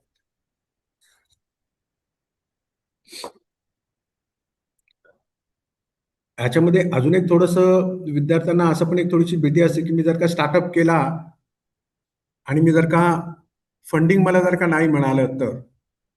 आता आमच्याकडे इन्क्युबेशन सेंटरमध्ये अनेक विद्यार्थी येतात. ते सांगतात की माझ्या डोक्यामध्ये ही आयडिया आहे आणि आयडियासाठी मला 10 लाख रुपयाचं, 15 लाख रुपयाचं, 50 लाख रुपयाचं मला फंडिंग पाहिजे. आमच्याकडे आम्ही गव्हर्नमेंटचे आमच्याकडे जे ग्रांट्स असतात त्या ग्रांटच्या माध्यमातून जेवढं शक्य आम्ही त्यांना ते मदत करत असतो. पण ॲट द सेम टाइम त्या स्टार्टअपकडनं पण आमची अपेक्षा असते की त्याची पण काहीतरी स्किन इन द गेम पाहिजे. थोडीशी रक्कम त्याच्याकडनं पण थोडीशी त्यांनी गुंतवायला पाहिजे. काही जर्नी त्यांनी स्वतःच्या ताकदीवरती करायला पाहिजे आणि मग त्याच्यानंतर ग्रांटसाठी त्यांनी अप्लाय करायला पाहिजे. आमच्याकडे असे अनेक उदाहरणं आहेत की ज्यांनी एकही रुपयाची गव्हर्नमेंटच्या ग्रांटची मदत न घेता, एकही रुपयाच्या इन्व्हेस्टरची मदत न घेता स्वतःच्या ताकदीवरती खूप मोठमोठे बिझनेस केलेले असे अनेक उदाहरणं आहेत. आणि ही अशी उदाहरणं आहेत की ज्यांची घरची खूप परिस्थिती खूप चांगली होती. अशातलं नाही की गडगंज फॅमिलीतनं आलेल्या आहेत म्हणून त्यांना करता आलं, अशातलं नाही. अगदी सर्वसाधारण फार्मर बॅकग्राऊंडमधनं, मिडल क्लास, टियर 2 सिटीजमधनं पण आलेले अनेक उदाहरणं आहेत आमच्याकडे की ज्यांनी स्वतःचा एक बिझनेस सुरू केला. कुठल्याही ग्रांटचे आणि कुठल्याही इन्व्हेस्टरचा एकही रुपये न घेता त्या स्वतःच्या रेव्हेन्यूच्या बेसिसवरती, मेहनतीच्या बेसिसवरती त्यांनी स्वतःचं खूप मोठं एक एम्पायर त्यांनी केलेले आहे. तर या निमित्ताने जे विद्यार्थ्यांच्या मनामध्ये जे अनेक मिसअंडरस्टँडिंग्स, भीती जे एंटरप्रेन्योरशिपच्या बाबतीत असतात ते आम्ही अशा एंटरप्रेन्योरशिप अवेअरनेस प्रोग्रामच्या निमित्ताने आम्ही प्रत्येक कॉलेजमध्ये जातो आणि विद्यार्थ्यांना आम्ही एनकरेज करण्याचा प्रयत्न करतो. आमचा CIII सारख्या इन्क्युबेशन सेंटरचे 2च प्रायमरी गोष्टी असतात. एक तर जाऊन विद्यार्थ्यांना एंटरप्रेन्योरशिपसाठीचं एनकरेज करायचं त्यांना, आणि दुसरं जे या निमित्ताने एंटरप्रेन्योरशिप जर्नीमध्ये येतात त्यांना मग जे मेंटरिंग लागतं ती संपूर्ण यंत्रणा त्यांच्यासाठी राबवणं हे बेसिकली आमच्यासारख्या इन्क्युबेशन सेंटरचं काम असतं. आता स्टार्टअप जे फेल होतात, स्टार्टअप फेल होण्याचं आमच्याकडे खूप चांगलं अनालिसिस केलेलं, म्हणजे आज जगामध्ये आणि देशामध्ये जेवढे स्टार्टअप फेल गेलेले आहेत त्याचे आम्ही काही कारणं शोधतो, त्याचं अनालिसिस करतो. तर त्याच्यात 10 प्रमुख कारणे असतात की ज्याच्यामुळे एखादा स्टार्टअप जो फेल होतो तो त्या 10 पैकी 1 किंवा 2 कारणामुळे हा स्टार्टअप फेल होतो. आणि त्यातला एक जो कारण तो एवढा मोठा आहे की ज्याच्यामुळे 35% जे स्टार्टअप फेल होतात ते एकाच कारणामुळे फेल होतात, आणि ते कारण आहे मार्केट फिट. तुमचा प्रॉडक्ट मार्केट फिट नाहीये, मार्केटला जो पाहिजे त्या पद्धतीचा प्रॉडक्ट नाही, तुम्ही एक असा प्रॉडक्ट बनवला ज्याची मार्केटमध्ये गरज नाहीये आणि म्हणून त्याला तुम्हाला बिझनेस करता येत नाहीये. बहुतेक विद्यार्थी स्टार्टअप जे आमच्याकडे आयडिया घेऊन येतात ते त्या आयडियाच्या बाबतीत जेवढे पॅशनेट असतात ते मार्केटमध्ये जाऊन त्याचं आयडिया व्हॅलिडेट करत नाही, त्याचं प्रॉडक्ट व्हॅलिडेट करत नाही, त्याचं मार्केट व्हॅलिडेट करत नाही, थेट त्या प्रॉडक्टला डेव्हलप करतात, वर्षभर मेहनत करतात, त्याच्यावरती खर्च करतात आणि मग लॉन्च करतात. लॉन्च केल्यानंतर त्यांना लक्षात येतं की आपण टकल्यांच्या दुनियामध्ये कंगवा विकायला चाललो आणि अंटार्क्टिकामध्ये आपण फ्रीज विकायला आलोय. मग अशा विद्यार्थ्यांना जे आमच्याकडे स्टार्टअपसाठी मेंटरिंगला येतात तेव्हा त्यांना आम्ही पहिल्यांदा त्यांची आयडिया व्हॅलिडेट करायला लावतो, त्यांचा प्रॉडक्ट व्हॅलिडेट करायला लावतो, त्याचं मार्केट व्हॅलिडेट करायला लागतो. आणि मग जेणेकरून ते 35% फेल्युअरची जी भीती आहे ती पहिल्यांदा या निमित्ताने त्यांच्या ते मिटिगेट करण्याचा आम्ही त्याच्यातनं प्रयत्न करत असतो.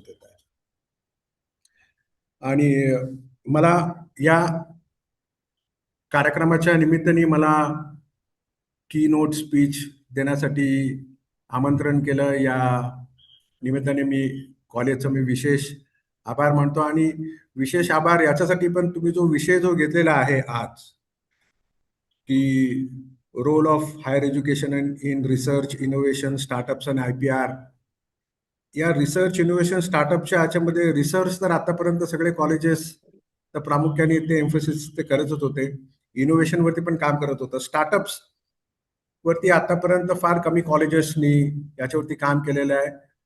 थँकफुली रयतच्या कॉलेजमध्ये तो थोडासा एक कल्चर आहे आपल्याकडे, आणि रयतने जे 3 इन्क्युबेशन सेंटर स्थापन केलेले आहे त्यानिमित्ताने एक स्टार्टअपचा एक कल्चर आहे जे बाकीच्या कॉलेजेसमध्ये फार उशिरा आलेले काही ठिकाणी अजिबातच नाहीये, पण तो स्टार्टअपचा कल्चर आहे. पण स्टार्टअप घडवणं, एंटरप्रेन्योरशिप घडवणं हे फक्त CIII सारख्या इन्क्युबेशन सेंटरची जबाबदारी म्हणून सोडून देता येणार नाही. त्याची सुरुवात जी पाळीमुळे आहे ती मुळात तो विद्यार्थी जेव्हा कॉलेज दशेमध्ये ग्रॅज्युएशनमध्ये तुमच्या ताब्यात असतो तिथनं त्याला नर्चर करायची जबाबदारी ही तेवढीच आहे जेवढी आमची आहे. तो मुलगा ग्रॅज्युएट झाल्यानंतर एकदम सडनली त्याला स्वप्न पडत नाही की आता त्याला स्टार्टअप करायचंय किंवा त्याला एंटरप्रेन्योरशिप करायचंय. त्याच्यासाठी त्याला त्याच्यातले ते गुण ओळखणं आणि त्याला त्या निमित्ताने एनकरेज करायचं काम हे फॅकल्टीनी त्या वेळी त्याच्या ग्रॅज्युएशनच्या पिरियडमध्ये त्याच्या first year, second year, third इयरमध्ये त्यांनी त्याला शोधून त्याला एनकरेज करायला जर का सुरुवात केली तर तेव्हा कुठे मग तो लास्ट इयरला बाहेर पडेल त्यावेळी मग तो एक त्याच्या डोक्यामध्ये कल्पना आलेली असेल, एक चांगली आउट ऑफ बॉक्सची आयडिया असेल, आणि मग त्या आयडियावरती काम करून तो आमच्या इन्क्युबेशन सेंटरच्या मदतीने तो त्याचा एक चांगला सक्सेसफुल व्हेंचर तो करू शकतो. आयडियाचं जन्म हा जेव्हा तो कॉलेजमध्ये आहे तेव्हाच त्या आयडियाचा जन्म व्हायला पाहिजे, आणि मग आयडियाचं रूपांतर व्हेंचरमध्ये हे आम्ही करू. पण आमच्याकडे आल्यानंतर आयडिया जन्माला येत नाही. आयडिया जेव्हा तो विद्यार्थी दशेमध्ये तुमच्या ताब्यात आहे, ग्रॅज्युएशनच्या पोस्ट ग्रॅज्युएशनच्या फेजमध्ये जेव्हा तो विद्यार्थिनी तुमच्या ताब्यात आहे तेव्हा त्यांना एनकरेज करणं आणि त्यांच्याकडनं असे आउट ऑफ बॉक्सच्या आयडियाज त्यांच्याकडनं करून घेणं आणि त्यांना प्रोत्साहन देण्याचं काम ते कॉलेजनी करायला पाहिजे, असं एक माफक अपेक्षा मी या निमित्ताने व्यक्त करतो.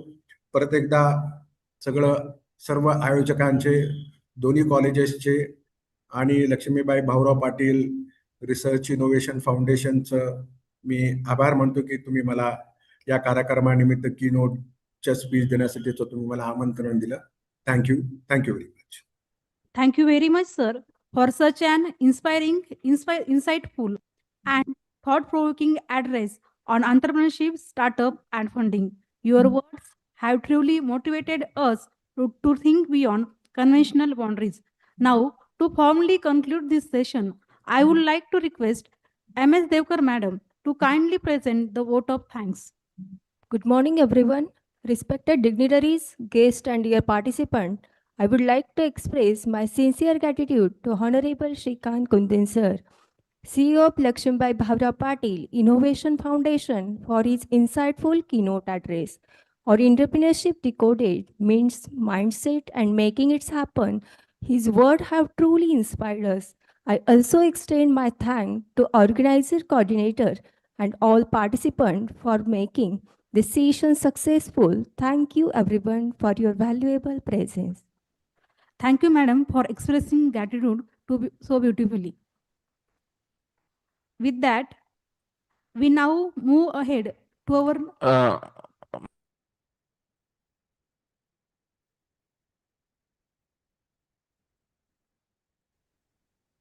बनिक सरांना को होस्ट करा.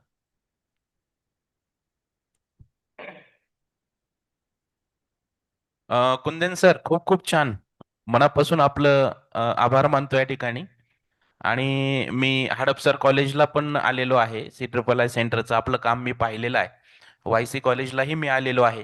तिथलंही आपलं काम मी पाहिलेलं आहे. खरंच म्हणजे आयडिया जी आहे ही महाविद्यालयामध्येच विद्यार्थ्यांना जनरेट करावी लागेल.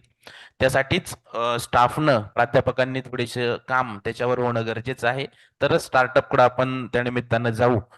छान पद्धतीनं साहेब आपण या निमित्तानं मार्गदर्शन आम्हाला केलं. साहेब, रयतच्या सगळ्याच महाविद्यालयांमध्ये मुलांमध्ये खूप पोटेन्शियल आहे. आणि त्यांनी जर अशा आयडियाज जर वेगवेगळ्या चांगल्या जर निर्माण केल्या, जसं का आमच्या कॉलेजमध्येच आमची MCOMची विद्यार्थिनी मगर नीलम हिनं ऑनलाईन पैठणी विकण्यासाठीची एक आयडिया, त्याचा एक प्लॅटफॉर्म तिनं तयार केला. ती आपल्या रयत आविष्कारमध्ये पण जॉईन झाली होती हडपसरला, आणि तिथं तिचा नंबर पण आलेला आहे. आणि खूप चांगल्या पद्धतीनं ते ऑनलाईन प्लॅटफॉर्म तिने उभा केला आणि ते सक्सेस झालं. ती स्टेट लेवल आविष्कारपर्यंत गेली. आणि तिला माझ्या माहितीप्रमाणे पुणे विद्यापीठाचं एक CIII सेंटर आहे स्वतःचं. तर त्यांनी एक स्पेशली प्रोग्राम आयोजित केलेला होता आणि त्यात तिची निवड झाली. त्यांनी SPPU स्टार्टअप ऑलिम्पियाड असं ते एक कॉम्पिटिशन होतं. तिनं आता पाठीमागच तिचं प्रेझेंटेशन त्या ठिकाणी दिलं आणि खूप चांगल्या पद्धतीनं तिथली जी लोक होती, इन्व्हेस्टर्स, त्यांनी खूप कौतुक केलं. आणि म्हणजे तिला पण साधारणतः फंडिंग त्या हिशोबाने तिथून SPPU मधून मिळेल अशी आपण या ठिकाणी अपेक्षा व्यक्त करूया. मी त्या विद्यार्थिनीला निश्चित पद्धतीने साहेब तुमची भेट घेण्यासाठी मी पुण्याला तिला पाठवेल. थोडंसं तिला गाईड करा. हो सर, हो सर.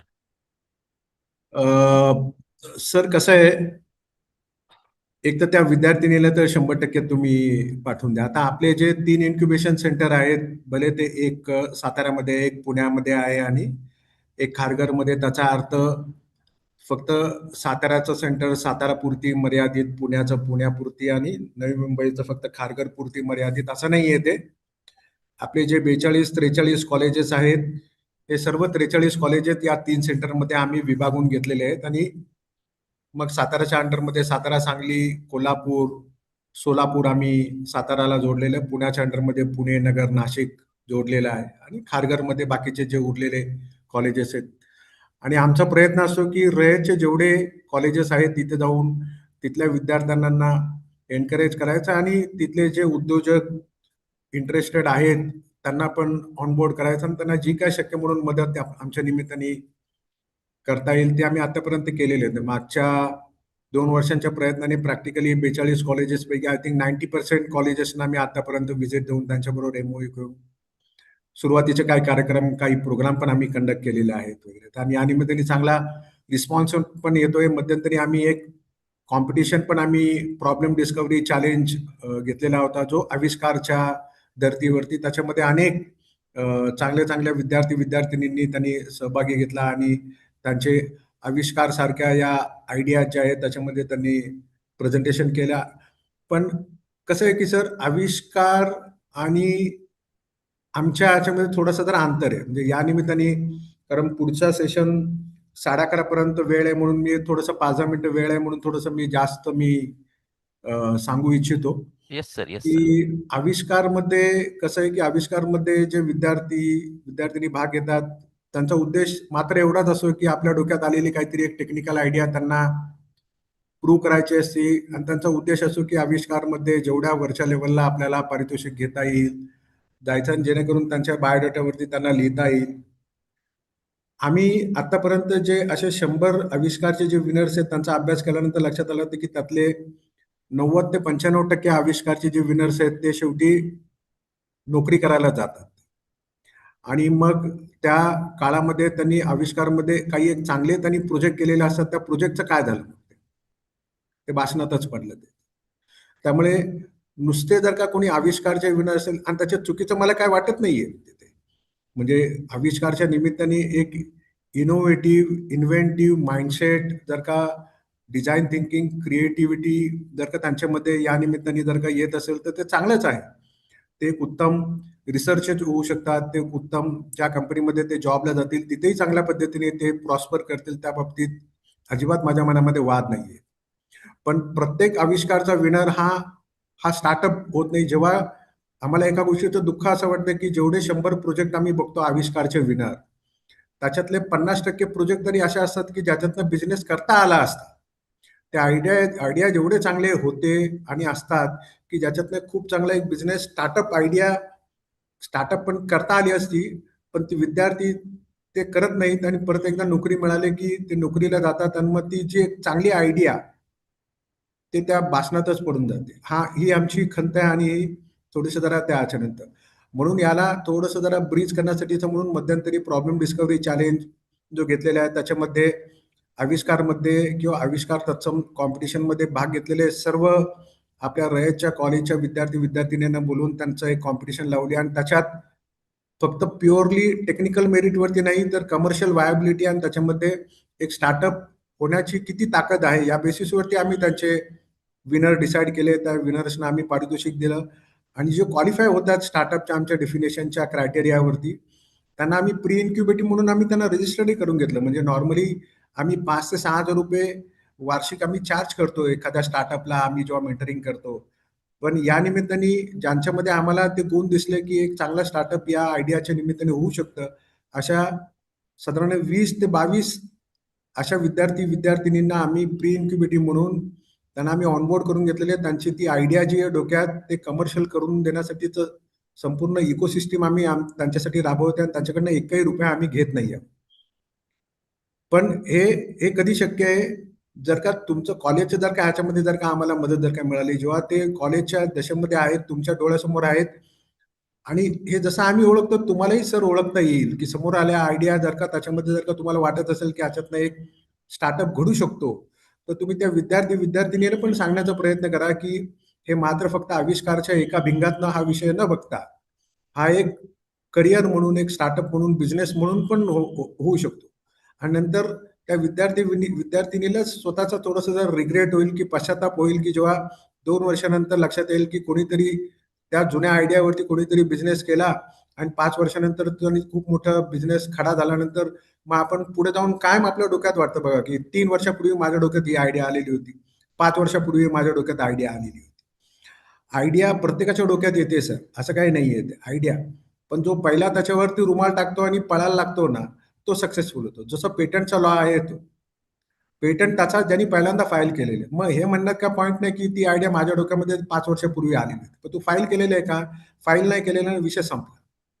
स्टार्टअपचं पण असं आहे. आयडिया ज्याच्या डोक्यामध्ये आली हा क्रायटेरिया नाहीये.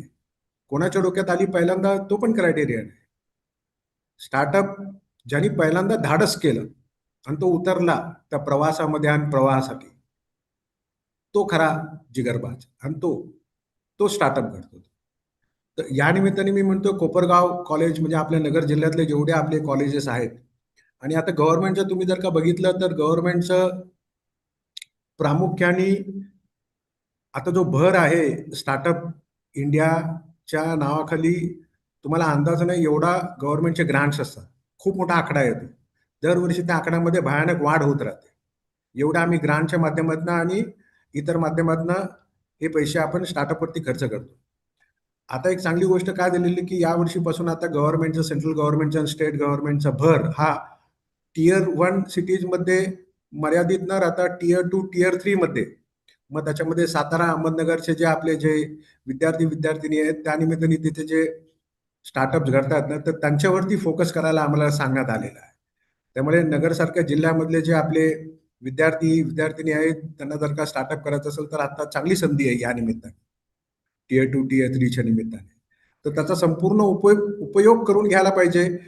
पण तसं होताना दिसत नाहीये. म्हणजे खरंच मी तुम्हाला सांगतो खंत आम्ही हा प्रोग्राम जेव्हा रन केला होता, नगरमधल्या आपल्या सगळ्या कॉलेजेसना आम्ही आमंत्रण दिलं होतं, पत्रही पाठवलं होतं, प्रॉब्लेम डिस्कव्हरी चॅलेंजमध्ये पारितोषिक म्हणजे सहभागी होण्यासाठी. बाकीच्या कॉलेजमधनं सोलापूर मधनं पण आम्हाला पार्टिसिपेशन मिळालं, पण नगरमधनं नाही मिळालं सर आम्हाला. त्यामुळे हा थोडासा जो जो जो माइंडसेटचा थोडासा जो विषय आहे ना, की आपल्या विद्यार्थींना थोडंसं, आणि ती कदाचित गरज आपल्याला फॅकल्टीपासून सुरुवात करावी लागेल. जर का फॅकल्टी जोपर्यंत सांगत नाही, कारण आम्ही तुमच्यापासून लांब आहोत, आम्ही पत्र आणि व्हॉट्सअप आणि फोनच्या माध्यमातून आम्ही त्या विद्यार्थ्यांशी बोलू शकतो, समक्ष नाही बोलू शकत आम्ही. पण विद्यार्थिनीवरती तुमचा प्रभाव जास्त असतो, कारण तुम्ही थेट आहात तिथे. तुम्ही जे कम्युनिकेट करू शकाल ते जास्त इफेक्टिव्ह आहे. जोपर्यंत तुम्ही या गोष्टीवरती कन्व्हिन्स होत नाही की स्टार्टअप ही आपली काळाची गरज आहे, देशाची गरज आहे, त्या व्यक्तिगत त्या विद्यार्थींची पण गरज आहे, हे जोपर्यंत तुम्हाला पटत नाही आणि तुम्ही थेट सहभागी होऊन CIII जबाबदारी म्हणून त्यांनी त्यांचं बघून घ्यावं असं न म्हणतात, तुम्हाला जोपर्यंत वाटत नाही की हे आपलं पण काम आहे तेवढंच. कारण you are extended arms, eyes, ears, hands. तुम्ही जोपर्यंत ऍक्शन मध्ये येत नाही, आम्ही इथं पुण्यात, सातारा इथं बसून आम्ही काय करणार सर?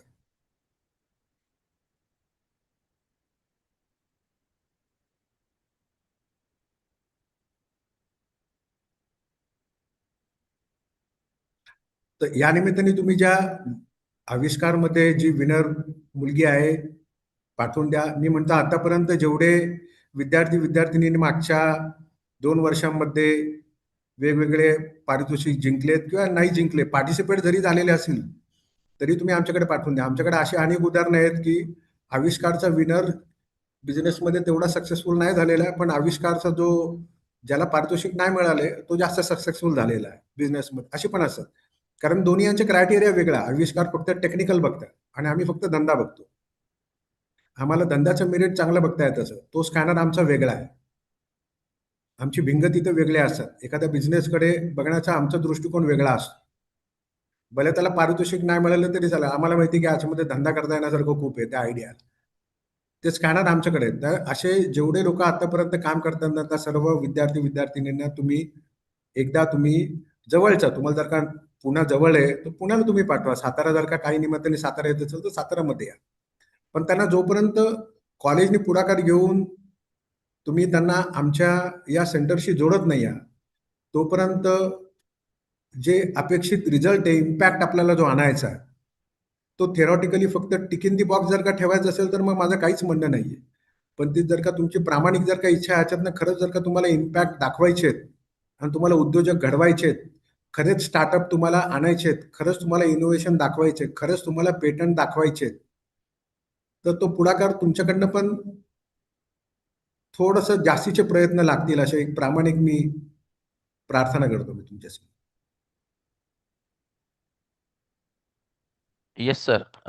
निश्चितच आपण केलेल्या मार्गदर्शनानुसार आम्ही याही पुढे विद्यार्थ्यांना त्या पद्धतीचं मार्गदर्शन करू साहेब. आणि आपण खूप चांगल्या पद्धतीनं आम्हाला अतिशय म्हणजे आविष्कार आणि स्टार्टअप याच्यामध्ये काय याचा फरक आहे तो खूप चांगल्या पद्धतीने समजून सांगितला. तुम्ही सांगितलं त्या पद्धतीनंच साहेब मागच्या 2 वर्षापूर्वी पण आमची एक बॉटनीची विद्यार्थिनी आविष्कारमध्ये आलेली होती आणि तुम्ही म्हणताय तसंच झालं बरोबर. तिनं तिची आयडिया जी आहे ती पेटंट केली नव्हती, तिचं कॉपीराईट मिळवलेलं नव्हतं आणि दुसरं कोणीतरी घेऊन ते स्टार्टअप सुरू केलं. हे अतिशय योग्य आहे साहेब. आणि दुसरं म्हणजे आत्ताची जी विद्यार्थिनी आहे या वर्षीची स्टेट लेवलला आलेली, तिनं बाकी कॉपीराईट आणि पेटंटकडे ती चालली आहे. पण एक थोडासा तुम्ही म्हणताय तसं उद्योजकीय अंग थोडासा कमी असल्यामुळे जरा थोडासा प्रॉब्लेम होतोय. प्राध्यापकांनाही त्यासाठी थोडंसं काम करावं लागेल, हे आपलं म्हणणं अतिशय रास्त आहे साहेब. तर साहेब खूप चांगल्या पद्धतीने आपण या ठिकाणी मार्गदर्शन केलं, खूप मोटिवेट केलं आम्हाला सर्वांना आणि खूप चांगल्या पद्धतीनं स्टार्टअपकडे कसं जायचं हे तुम्ही समजून सांगितलं साहेब. महाविद्यालयाच्या वतीनं, आमच्या पूर्ण टीमच्या वतीनं साहेब आणि आमच्या प्राचार्य साहेबांच्या वतीनं मी या ठिकाणी मनपूर्वक आपलं या ठिकाणी आभार पुनश्च एकदा व्यक्त करतोय साहेब. आणि काहीही अडचण आली आली तर निश्चित पद्धतीने आम्ही तुमच्याकडे निश्चित पद्धतीने येऊ साहेब. तर धन्यवाद साहेब. Thank you. Thank you. Thank you. Thank you very much. With that, we now move ahead to our next important segment of the conference, the plenary lecture session 1. This lecture will further deepen our understanding and provide us with broader perspective on national development and the role of youth in shaping the future. To introduce our esteemed speaker for this session, I would like to invite Dr. T.Y. Randier sir.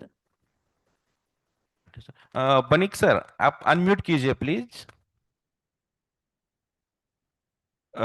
Doctor Banik sir आप join हुए हैं. Yes sir. Yes sir. Yes sir. आपका introduction करता हूँ फिर. Okay sir. Yes आपका presentation होगा शायद.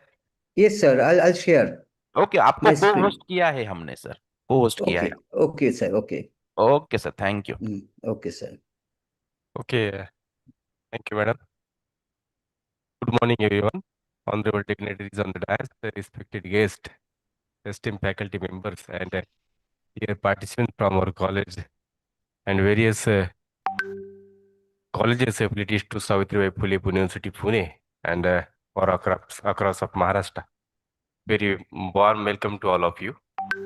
It is my great privilege to introduce our distinguished plenary speaker, Honorable Dr. Gopal Banik, sir. Sir is currently serving as the Dean and Professor, School of Management and Commerce at Girijananda Chaudhary University, Guwahati from Assam. And he is also associated as an adjunct faculty at the Indian Institute of Technology, Guwahati, a testament to his academic eminence and professional excellence. With an illustrious teaching and research career spanning over 3 decades, he has made significant contribution to commerce and management education. He has served at the prestigious Guwahati Commerce College under Guwahati University and also held the administrative responsibility as a Deputy Director of the Institute of Distance and Open Learning. Honorable Dr. Banik sir, academic journey reflects remarkable versatility and dedication. He has successfully mentored several scholars and continues to guide many more in their research pursuits. He is a prolific researcher with numerous publications in reputed national and international journals and has actively contributed to academic discourse through conferences and seminars. He is widely invited as a keynote speaker, resource person, academic expert, and has also served as an examiner for PhD thesis and viva across universities. Apart from that, sir, he is a multidimensional personality beyond academics. He has a deep interest in music, yoga, bodybuilding, creative writing, and motivational speaking, reflecting a rare blend of intellectual depth and personal excellence. His international exposure includes visits to countries such as South Korea, Indonesia, Philippines, Singapore, and Thailand. For academic and professional engagement, his outstanding contribution have been recognized with several prestigious honors, including the Best Paper Award, Kurukshetra University. Today, he will address on a highly relevant and forward-looking theme, Vikasit Bharat. Vikasit Bharat challenges and opportunities with special reference to role of youth. With his vast experience, scholarly insight, and inspiring perspective, we are certain that his lecture will be both enlightening and throughout provoking. Now, I would like to respectfully invite Honorable Dr. Gopal Banik sir to deliver his plenary lecture. Please, sir. Thank you. Thank you very much.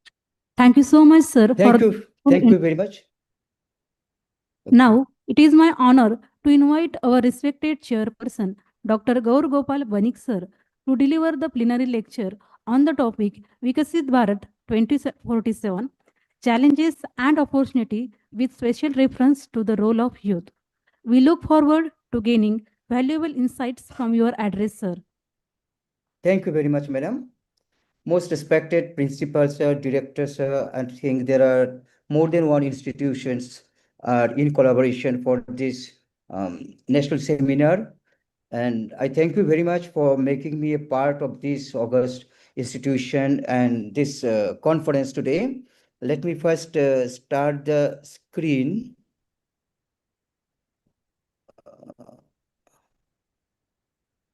Please verify my screen is okay. My screen is visible. Yes, sir. My screen is visible. Okay. So, madam, I request you just if I take too much of time, just before 5 minutes, give me a signal somewhere. And Dr. Arjun is there. Dr. Arjun also can give me a call if I am taking too much time. I'm supposed to complete by I think 12:30. But if there's any problem, you can consult me. You can contact me, Dr. Arjun. Yes, So yes, sir. let Yes, sir. me. Yes, sir. So yes, let me share. My screen is completely visible. Yes, sir. Yes, sir. Yes, sir. Okay. So I am not a new person to Maharashtra, Pune. I am very much connected with this state and keep on going there. And the journey started because long back I visited as a student. I was admitted in BMCC college in Deccan Plateau in Pune. But for some financial problems, um, uh, you know, problems, I had to come back without having the degree. But now again, I am connected to these states, to Pune, to Narayangau, to Ahmednagar, to Kopargaon, all these places very much connected. And thank you very much for making part. So to start the program, I express my heartiest gratitude and pranam and homage and tribute to Karmavir Bhaurao Patilji, who has immense contribution, and to give him my pranam, I just want to say, want to chant one or two sentence from Sant Tukaram ji, which I love most. So, with your permission, I'll start my program spiritually, because this Bikshit Bharat 2047, we need lot of spiritualism to reach this 2047. Okay, two lines from Sant Tukaram ji. Lakshmi Ballabha Ballabha Dinanatha Padmanabha Ballabha Sukh base tujhe pai maj thevi te chithai Ballabha माझी अल्प है वासना तू तो उदारांचराना बल्लभा लक्ष्मी बल्लभा लक्ष्मी बल्लभा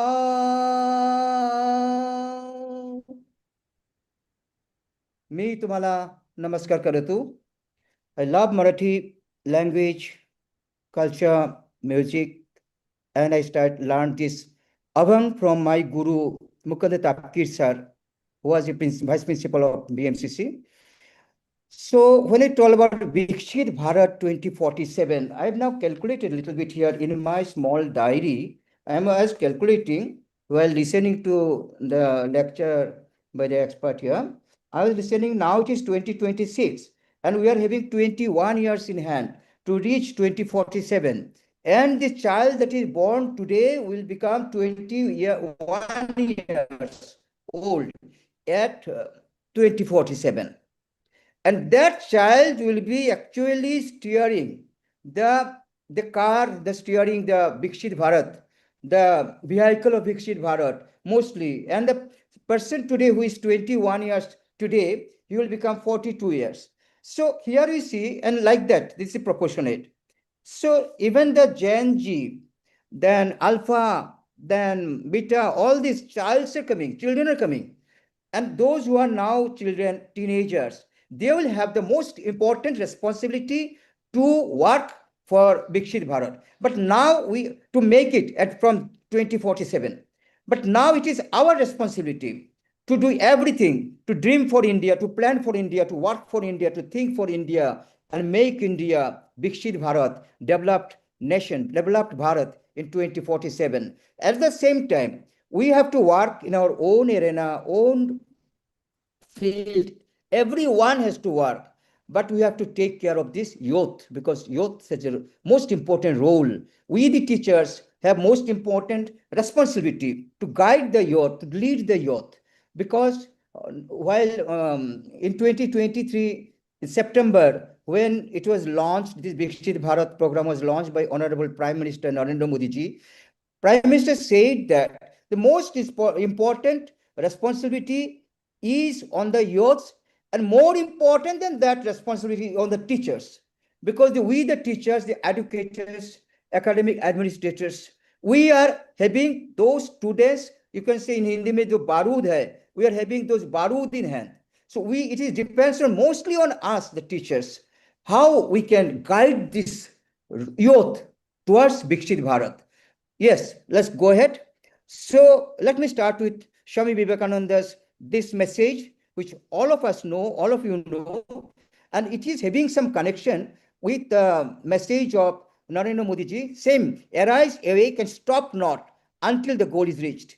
Each of us is meant for each of us, because Vivekananda said that each soul is divine, and we have to arise. Just we have to arise and we have to awake. We shall not stop whatever goal we have taken. And see what Narendra Modi said in connection with Viksit Bharat.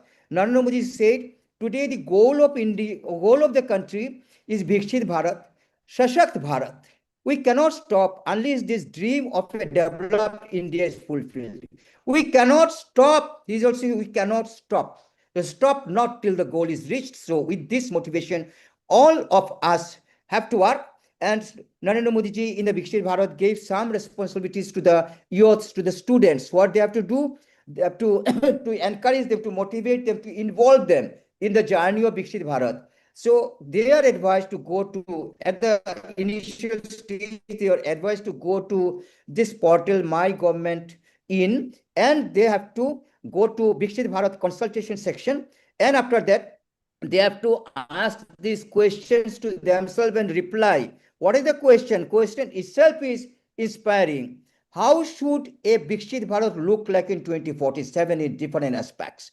How the Viksit Bharat will be looking in, just visualize, imagine, vision we have to have. Without the goal, vision, we cannot go ahead. We must have goal in personal life, in academic life, in institutional, and as a nation as a whole.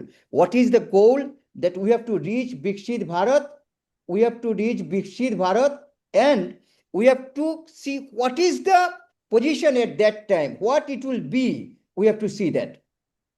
We have to think and what we need to do to reach it. And this is given by strategic management also. Strategic management said that we have to set the target, then find the options how we can reach, then take the best option and start working, and then reach the goal. So this is given in strategic management also. So we have to think what is our duty. I am a teacher, you may be a student, he may be a student, he may be an employer, someone may be someone else. So everybody has to work. As Modi ji said, that when there is an exam in some house, one child is appearing in the exam, and all the family members are busy with that.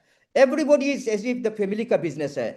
Similarly, think of before 1947, our situation. We Indians had to be come out from the cruel clutches of the Britishers.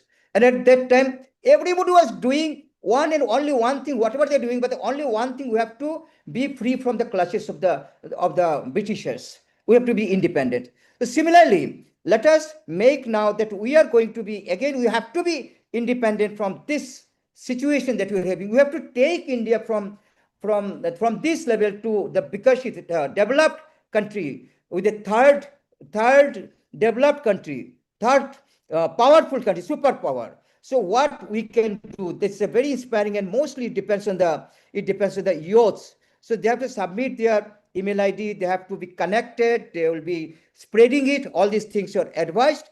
And this was in 15th of August 2023 in Radford. Modi ji said that yes, this is the idea, let us work for that. Everyone work in everybody's situation, whatever independence speech from Radford. Modi ji said this, to make India developed country, we shall work everybody from our capacities.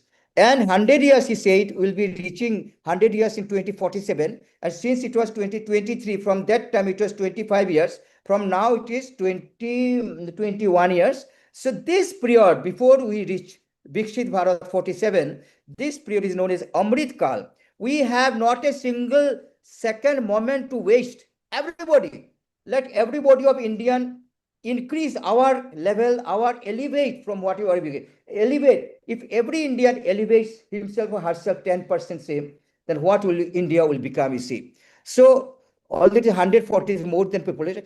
All these people, 140 crores, must work to reach the target, Viksit Bharat. So Honorable Prime Minister special call for youths, because youths are the main future. They are greatest source of power, enthusiasm, working capacity, and they are the agent of change, and they are also the beneficiaries of change. Agent of change and beneficiary of change. So he said, form, as Abdul Kalamji also said, that dream. The moment you dream, some ideas come, pick up, and then form the idea, then reform, then perform, then transform. So this is the formula, this is the mantra. We have to go by this way. Everyone has to be up and doing that. We have to reach 2047 and make India topest in the world. So 140 crores family members of Bharat. Viksit Bharat is a robust, bold, ambitious, and transformative target, very big target. If we go on as simple speed, then we shall not reach. We need quantum jump for that. So you see, Vivekananda said the same. We have to follow these messages. Our country requires heroes. Be heroes. Your duty is to go on working, and then everything will follow it. Vivekananda message is today's youth. Swamiji is the greatest youth icon by India, produced by India. Swamiji has influenced millions of youth across the world. In 21st century, his messages are of more relevant. So this is, you see, we have to remember this message will had lots of power, all these things you had, but he didn't have that mental capacity. He was, he was depressed. So Arjuna was advised, कर्मणि वादि करस्ते मा फलेषु कदाचन मा कर्म फल हेतु भूर्मते संगुष्ट कर्मणि. So you have right over the what? You have no right over the result, but you have to work.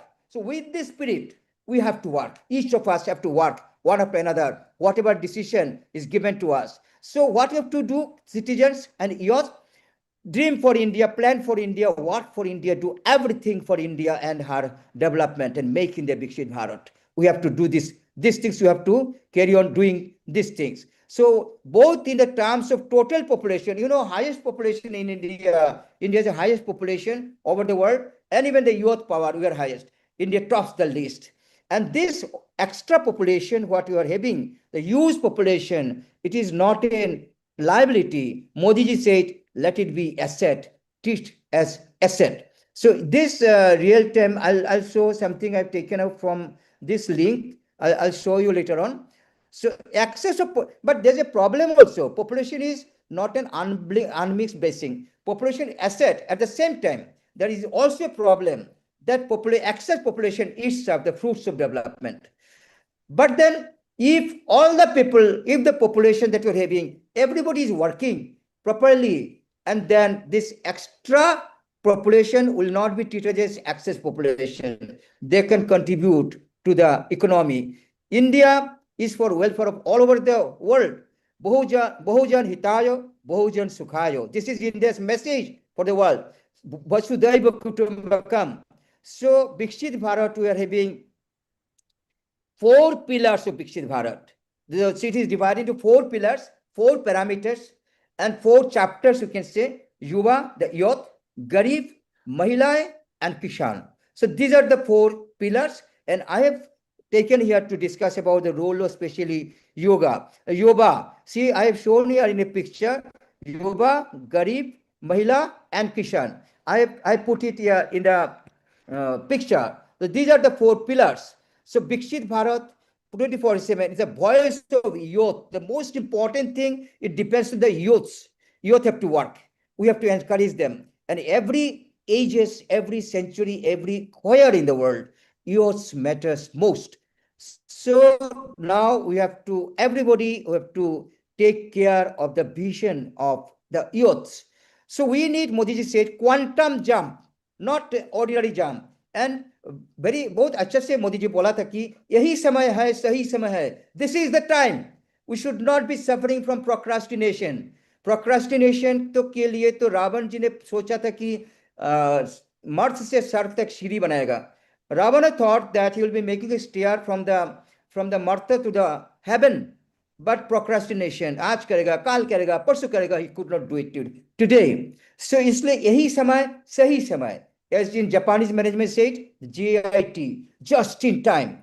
So we all have to work just in time. यही समय में काम करना है.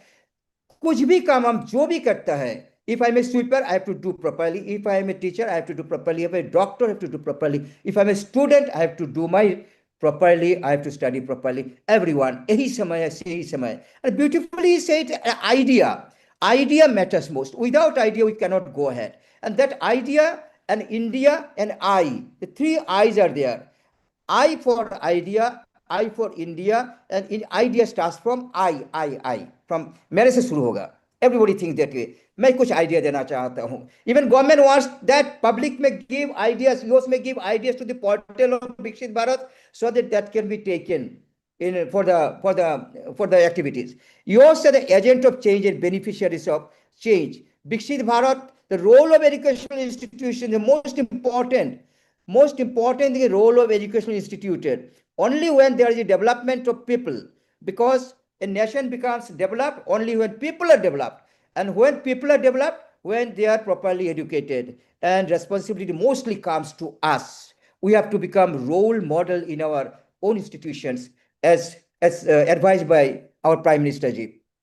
So Viksit Bharat, we have to be a prosperous Bharat, developed Bharat. Prosperity will be in harmonization with modern technology and infrastructure. We have to be like that in everywhere. It may be agriculture, it may be education, it may be business, it may be anywhere. That modern technology. And all of us know the Digital India movement started in 2015 in India only. And India is digitally so famous and so advanced, more advanced than any other country. Our UPI system is borrowed by other countries, and all of the technology is borrowed by other countries.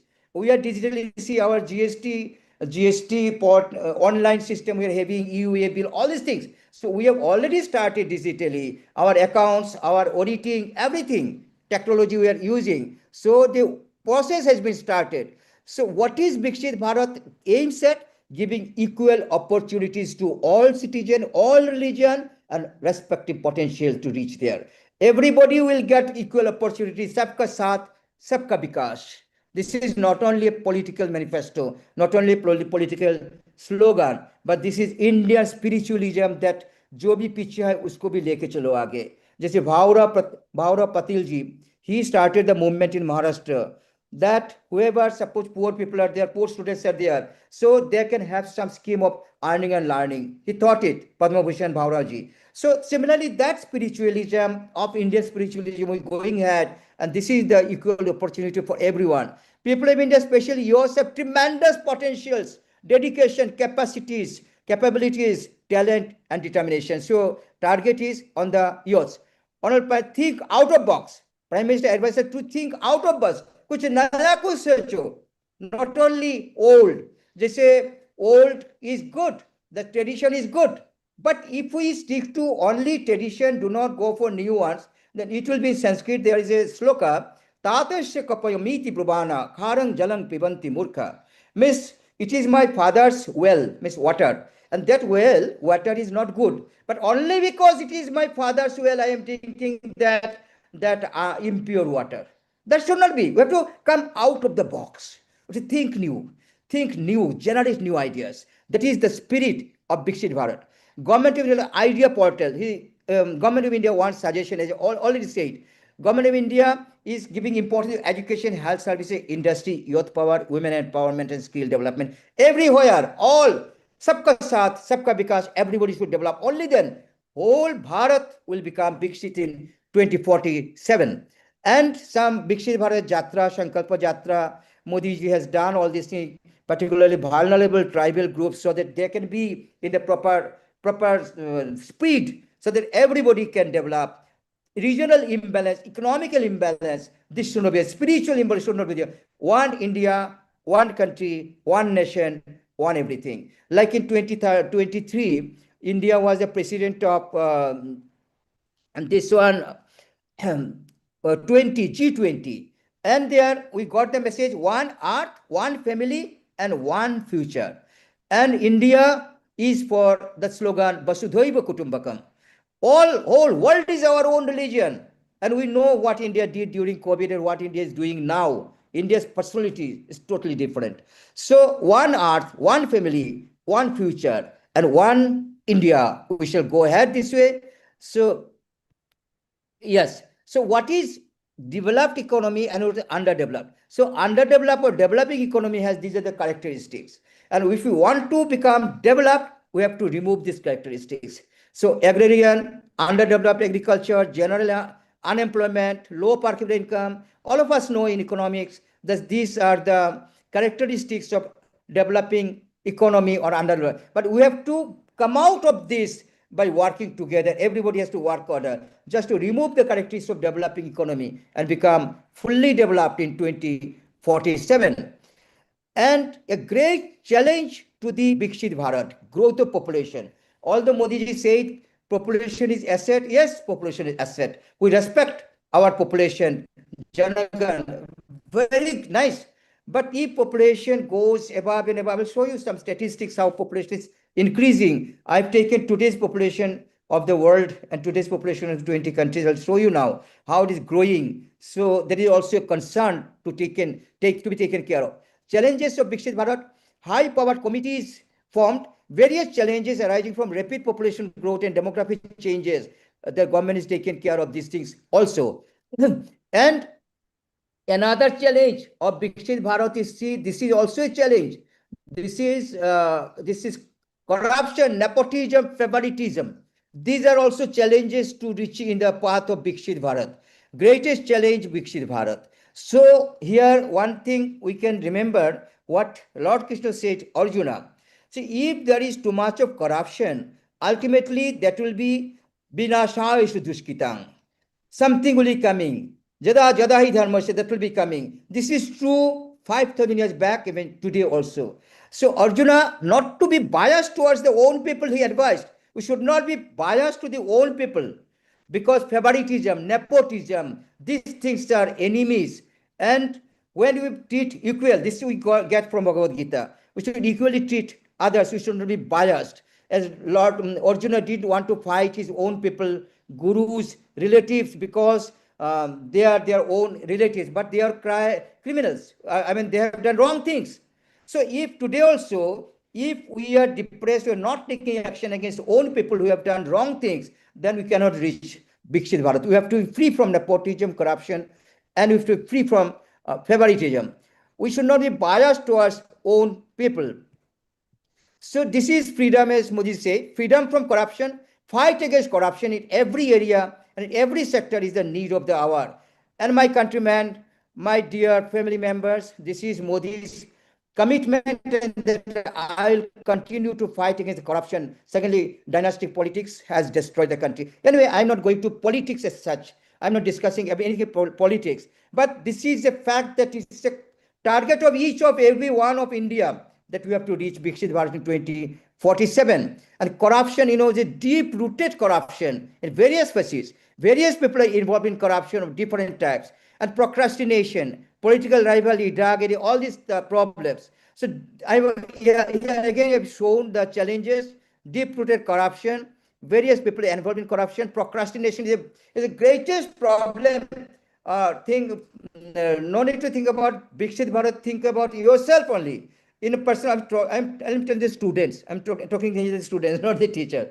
See the students or scholars, okay, I'll write today, I'll write tomorrow, I'll do today, I'll read tomorrow. This procrastination is the greatest enemy of each and every person. And if this procrastination is there, we cannot go ahead. Like Ravan could not build the staircase from the Marth to Sarg.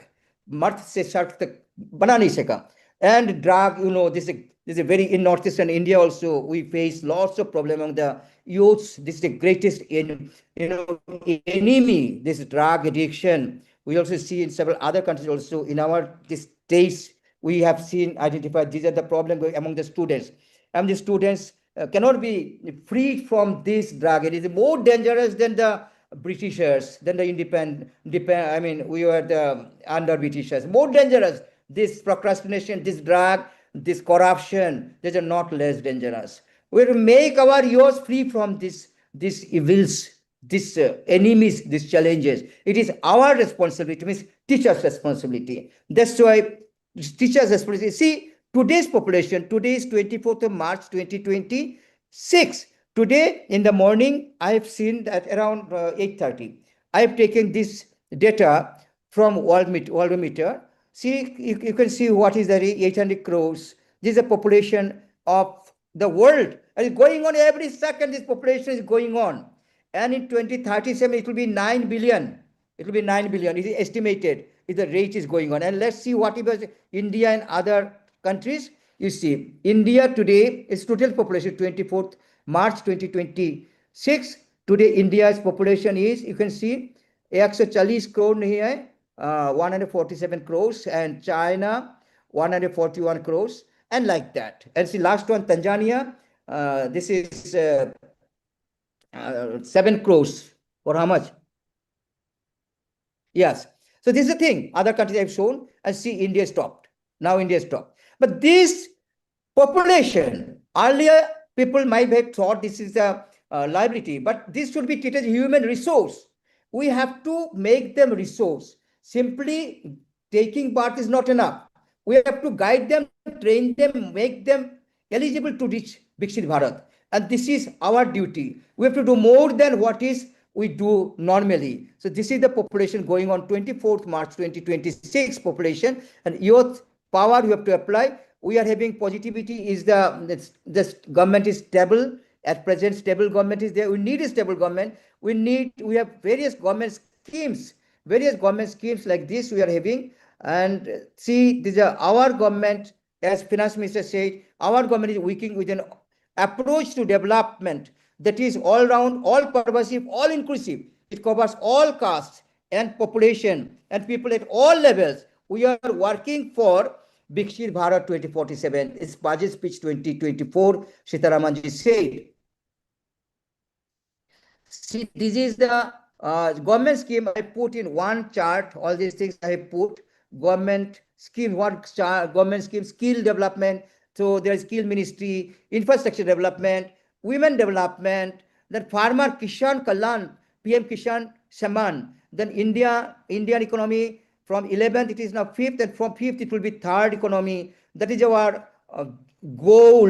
And Garib Kalyan Yojana, Ayushman Bharat, Atmanirbhar Bharat from 2020, then external affairs relation, then financial inclusion we need, PM Awas Yojana, Deen Dayal Upadhyay Yojana. So government has not only make the plan only, government is making these schemes also, and we are expected to work accordingly wherever we are working. Then self-help group, government wants that 3 crores of Mahilaye should be Lakpati Didi, like that. These are the schemes, these are very inspiring, should not be taken as only political slogan, but we take it seriously. Whatever political party is there, that is not concern of the academicians, but it matters how that political party, that government is doing how much for the country. So these are the schemes. Jal Jeevan Mission, Article 370, we know, drone trading, tourism is given importance.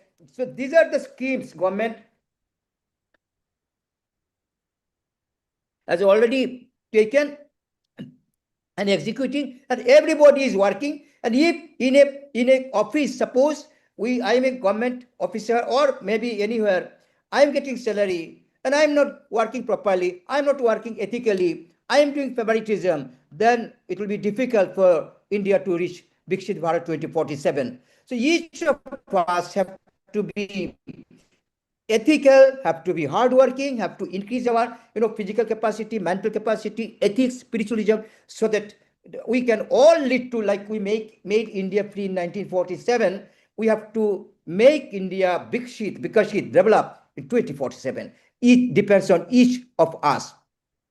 And to conclude, as same thing I am again repeating for the students especially, that कर्माणि वाधिकारस्तु मा फलेषु कदाचन मा कर्म फलो हेतुर्भुर्मते sangushta akarmani. So this is a message from Lord Krishna to Arjuna. And some people, if you think that this is only a religious scripture, this is not for me, or this is a Puranic kuch hai, old, or Bhagavad Gita is a different thing, 5,000 back, dear students, dear scholars, that is not the thing. You just go inside this message only, see what is said. I'm taking another 4 or 5 minutes. I think time is no problem. Just explain for the students, what does it mean? You know, in AIMS Hospital, Delhi, I met some doctors. They are doing some research work. They are using Gita Sloka to the cardiac patients, Why, you know? So that they can get up, they can cure up easily, and it's more important than medicine. Let me explain one only before I conclude. And this will be connecting, because, you know, we cannot, you know, this Indian knowledge system, we cannot forget it. We cannot cut up. We have to be connected to IKS once again, so that we can continue.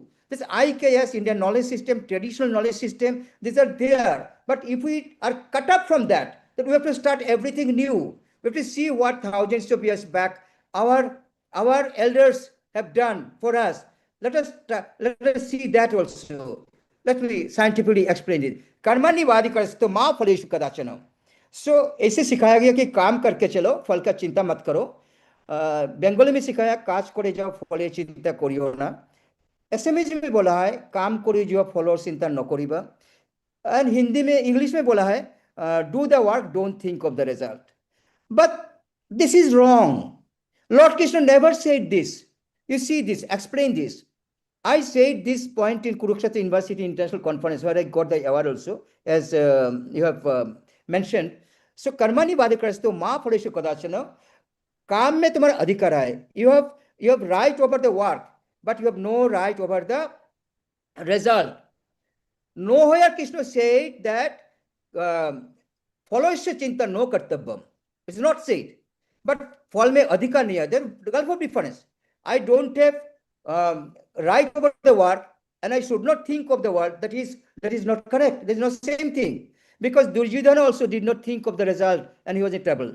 And as we teach and learn, we are student of commerce, business, management, budget. We have to think of the result. We have to think for the budget in future, and we have to think what is going to happen 2047. ये तो फल का चिंता ही हो गया ना. फल का चिंता नहीं करते तो 2040 में कैसे जाएगा? चिंता नहीं किया, no vision, nothing. We cannot go. We should be stopped here. So we have to think for the goal from the result. But then what he said for the students, I am saying, कर्मणि वाधिकारस्तु मा फलेषु कदाचन. Lord Krishna is saying, don't think of you have no right over the work. You have right over the work, no right over the result. But thinking this, मा कर्म फल हेतु भूर्मते संगुष्टे कर्मणि. Don't give up the work. You have to work. काम तो करना है. Now the first line, if suppose work is mine and result is also mine and result is good, I'll be developing ego. Secondly, if work is mine, result is failure, then I'll have depression. Both ego and depression are enemies of every person in the world. Everyone. That's why Lord Krishna said, you do the work, you have right over the work, but whatever result comes, you give it to me and go to the next work. But positively, we have to think of the work. We have to go ahead with the work. We have to think, we have to take decision what to do. We have to form ideas for Viksit Bharat. We have to plan. We have to form, reform, perform, and go ahead. So that we need. So we need steady mind. Each of us need steady mind for taking the proper decision. So this is the presentation. And conclusion में Bhagavad Gita, this should lead to a country to achieve making our country Viksit Bharat developed in 47. Everyone should be having the spirit of Bhagavad Gita, not only Bhagavad Gita, whatever scriptures we're having, IKS, is a very important factor to help us, to energize us, to make us more powerful to reach the goal of Viksit Bharat. So, conclusion. So we need, most important thing that we target, transparency. This is very important in governance, in everywhere. We need transparency. We need efficiency. Each of us should increase our efficiency so that we can reach the target. We should be efficient, strong, ethical, corruption-free, impartiality.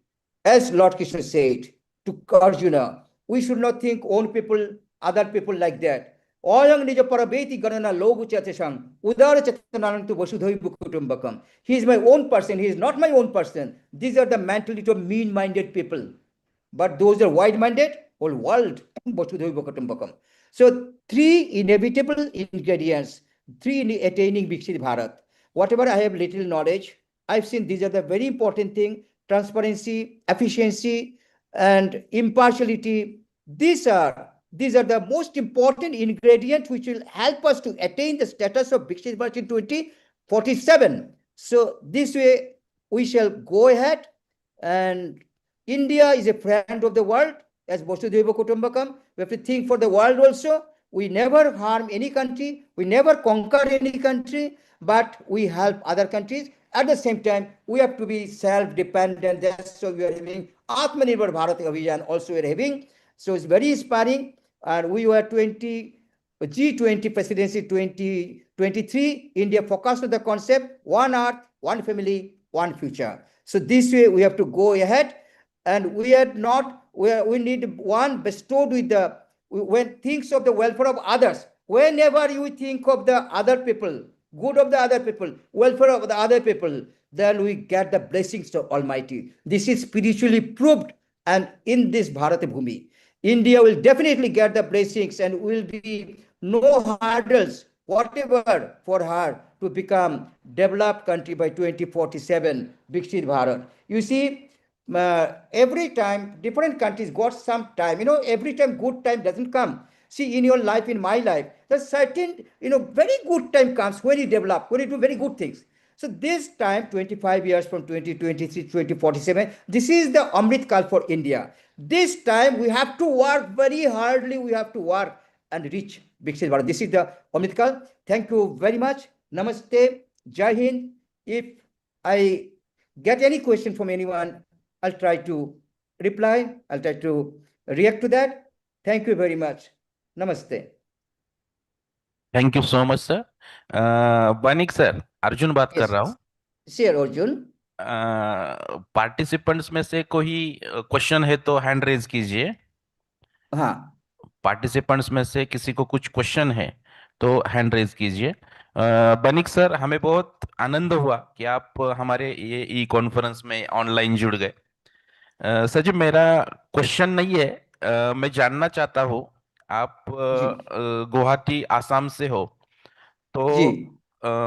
Senior college के students के लिए research के लिए, उनमें हाँ। Research ability enhance करने के लिए आप क्या क्या एक्टिविटीज लेते हो, या फिर आप उनको कैसे मोटिवेट करते हो रिसर्च के लिए, सीनियर कॉलेज के स्टूडेंट्स यूजी और पीजी के लिए? Yes, हाँ, तो several time I've taken, हाँ. यूजी और So PG. several time I have taken, sure, I understand, not PhD, UG, PG. So I take classes to inspire them in several institutions, in other universities also. I try my best and inspire that without research, nobody can go ahead. And research does not mean only PhD. Research does not mean only research paper or whatever may be for API. Everyone is connected to research. And someone who has passed out from MBA or MCOM or master degree UG, they will also be maybe in multinational research and development department is there. So if they know, if they have the idea of research, you have the interest in research, if they have enjoyed research, then what will happen? Even they can work as research officer in various institutions, not necessarily that person will be PhD. And research for, everybody's life, we are researching every time. What we teach, some little methodology. Otherwise, we are, suppose I am not studying anything. I can research on my own body also. I can research on my physical fitness also. I can research anything, but without research, we cannot go ahead. And research does not only mean that, PhD, doing PhD only. Those who are not doing PhD, आम जनता जो है, वो लोग भी research somewhere or other करता है और करना ही चाहिए. करना ही चाहिए. I'm telling one thing. Suppose I'm a patient. I've been prescribed by a doctor a particular medicine. So before taking that medicine, if I have any doubt, I can Google it. I can found the merits and demerits of that particular tablet. What is the harm? I am not insulting or doing anything against the doctor. I'm not doing. But what is the problem? I can study these things. Dr. Arjun, few days back in 2016, just sharing 1 minute, one story of mine. 2015, 16, actually in college, students inspired me to go for high jump. And I did high jump, but in the field, no, there was some sand and there was a hole I didn't see. And one of my leg was just usme फंस गया. And then I could not. It was stuck up there. And then my tendon of left leg, whole tendon torn.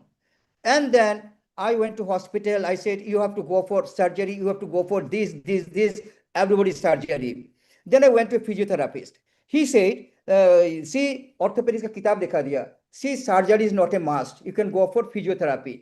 And मुझे doctor ने क्या बताया था कि तुम्हारा वो टेंडन है लेग में, जो इधर टेंडन रहता है इधर, वो है ना, वो रैप्चर हो गया, तो तुम्हारा ऑपरेशन चाहिए. Rapture, so you need operation. I went to physiotherapist. He said, since you are having rupture, you need not have surgery. Rupture, you understand what is rupture? Suppose it is totally, it is torn. But rupture means थोड़ा थोड़ा ऐसे फट गया, ऐसे थोड़ा थोड़ा फट गया, उसको बोलते हैं rupture, थोड़ा थोड़ा ऐसे हो गया. So still connected. Then you rupture. So मुझे डॉक्टर ने बताया कि rupture है तो सर्जरी करो. फिजियोथेरेपिस्ट बताया rupture है तो सर्जरी नहीं चाहिए. So what I did at that moment, I started researching all over the world. What is the solution of tendon का जो है, so rupture हो गया था. I researched. I'm a person of commerce and management, as you know. I research medical science as per necessity, and different universities, Washington, then USA, and ultimately in Canada, I found one doctor, and his name is Dr. Stone, S-T-O-N, Stone. He researched in his line. He took 400 persons who went for, due to rupture of tendon, he went for surgery, and another 400 who went for physiotherapy and other medicine. And he compared. He found that those who went for surgery, they cured up, say, 20 days. But those who went to other thing, physiotherapy, they took almost 100 days. So it does not mean you have to go for surgery. Rest finding was that those who went for surgery and cured up in 20 days had lots of chances of infection. And those who went for, physiotherapy and other medicine, other type, they had less chance of infection. So I studied this thing. I researched. As you said, what is research? I researched for my necessity. So every time. And I am not suggesting you have to go for physiotherapy in your case. I'm not saying that way. It happened to my case. But what I suggest my students, that everyone should have your eyes and open, ears open, that you research sometime this way or that way, whatever you need, not necessarily keep PhD का thesis बना दो. ऐसे भी research करना चाहिए. That's why inspired and students are very happy. Dr. Arjun, hope I could satisfy your question. Sir और कोई question होगा तो सिर्फ एक question. Sir, I have one question. Please. आपका नाम क्या है? आपका नाम मैं देख नहीं रहता हूँ. चैताली वाग sir. हाँ, बोलिए. Which thing we should do for building entrepreneurship skill in Vikasit Bharat 2047? Okay, very nice question. Can you tell me please your name? तो नाम लेके मैं बोलेगा. क्या नाम है? चैताली वाग sir. Chaitali. You're a student? No sir. Teacher. Okay. No issue. So I'll be very happy to answer this question, because when I wrote papers on entrepreneurship, I had to make research paper on entrepreneurship, but teaching entrepreneurship. I did not do PhD on entrepreneurship, but otherwise I studied. So one question comes to mind, and everybody knows every research comes from a question or a problem, research question. So question comes to mind, this entrepreneurship word is coming from which language? So I think it's French, then English, like that it came, I think you know better. I study research, is it true? Then see, I research entrepreneurship word कहाँ से आया? उसी में मैं लगा रहा। संस्कृत में एक वर्ड है, अब तो मराठी है कमिंग फ्रॉम संस्कृत, मैं बंगाली हूँ, this language coming from Sanskrit, so मिलता जुलता रहेगा। संस्कृत में वर्ड है अंतर। अंतर मीन्स अंदर, inner, and Prerna. Arjun, Prerna means inspiration. So now you say Vaishali, antar means andar, inner. Prerana means inspiration. अंदर का inner inspiration. Okay. अंतर प्रेरणा बोलते रहो, अंतर प्रेरणा, entrepreneur. Entrepreneur से, so I think this word was in Sanskrit first. अंतर का प्रेरणा, entrepreneur से आ जाता है entrepreneur, then entrepreneurship. Now you can say, sir, I asked you, how can I be entrepreneur? And you are defining, yes, I had the reason. So for becoming entrepreneur, one needs अंदर से प्रेरणा, inner प्रेरणा, entrepreneurship, अंतर का प्रेरणा. Whatever graduation degree or master degree or PhD you've done entrepreneur, whatever Indian Institute of Entrepreneurship is teaching, whatever we are teaching to the students, degree they are getting, but if they do not have inspiration from inner side, inner feeling, then they cannot do anything. What education Dhirubhai Ambani ji had? What education that Steve Jobs had? What education Bill Gates had? His thing? He didn't have even a PhD also. So the अंदर का प्रेरणा, and in India also you can find lots of entrepreneurship. People are there, successful. So अंदर का प्रेरणा चाहिए. So आप अगर किसी student को, वैशाली जी, if you want to say they want to become entrepreneur, first tell him or her, do you have inner inspiration? सोचो, निकालो, meditate करो खुद पे, खुद को पहचानो कि अंदर से इंस्पिरेशन आता है या नहीं आता है तो उसको डेवलप करो, because you are having problem, no job these days, government cannot give job more than 50%, and 85% people with education cannot do anything. So you go for innovation, go for doing something new, go for entrepreneurship. So that is the entrepreneurship. That's what I understand. Could I satisfy? Yes sir, yes sir, yes sir. वो सभी participant जो है उनसे मैं ये कहना चाहूंगा, मुझे बहुत खुशी हो रही है कि डॉक्टर बनिक सर ये आसाम से है और उन्होंने मराठी बोलने की कोशिश वो लर्न किया है, सीखी है, क्योंकि उनका कनेक्शन महाराष्ट्र से बहुत अच्छा है, उनके बहुत सारे फ्रेंड्स महाराष्ट्र से है, तो उन्होंने मराठी बोलने की सीख ली है अच्छी सी। सर इसका हमें बहुत अभिमान है कि आप आसाम के होते हुए भी मराठी अच्छे बोलते हैं। आपका फोन जब भी होता है तो आप पहला शब्द बोलते हैं जेवण झालं का। ये मुझे बहुत अच्छा लगता है क्योंकि आसाम के लोग हैं और जब फोन करते हैं हम तो पहला शब्द वो बोलते हैं सर जेवण झालं का। तर ये खूब बहुत अच्छा लगता है सर हमें।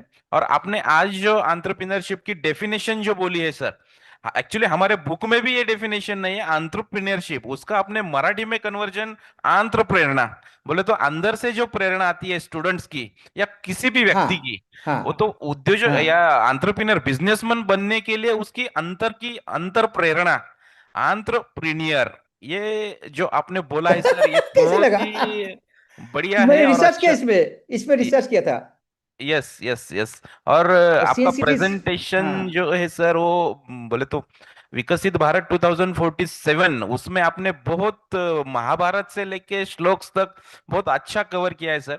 आपका मैंने बहुत सारे कॉन्फ्रेंस में आपका प्रेजेंटेशन मैंने देखा है, सुना है, और आपका स्किल जो है आपका हर एक टॉपिक पे स्टडी है सर। उसमें तो रिसर्च और इथिक्स उसमें तो आपका हाथ कोई पकड़ नहीं सकता है, मैंने देखा है सर।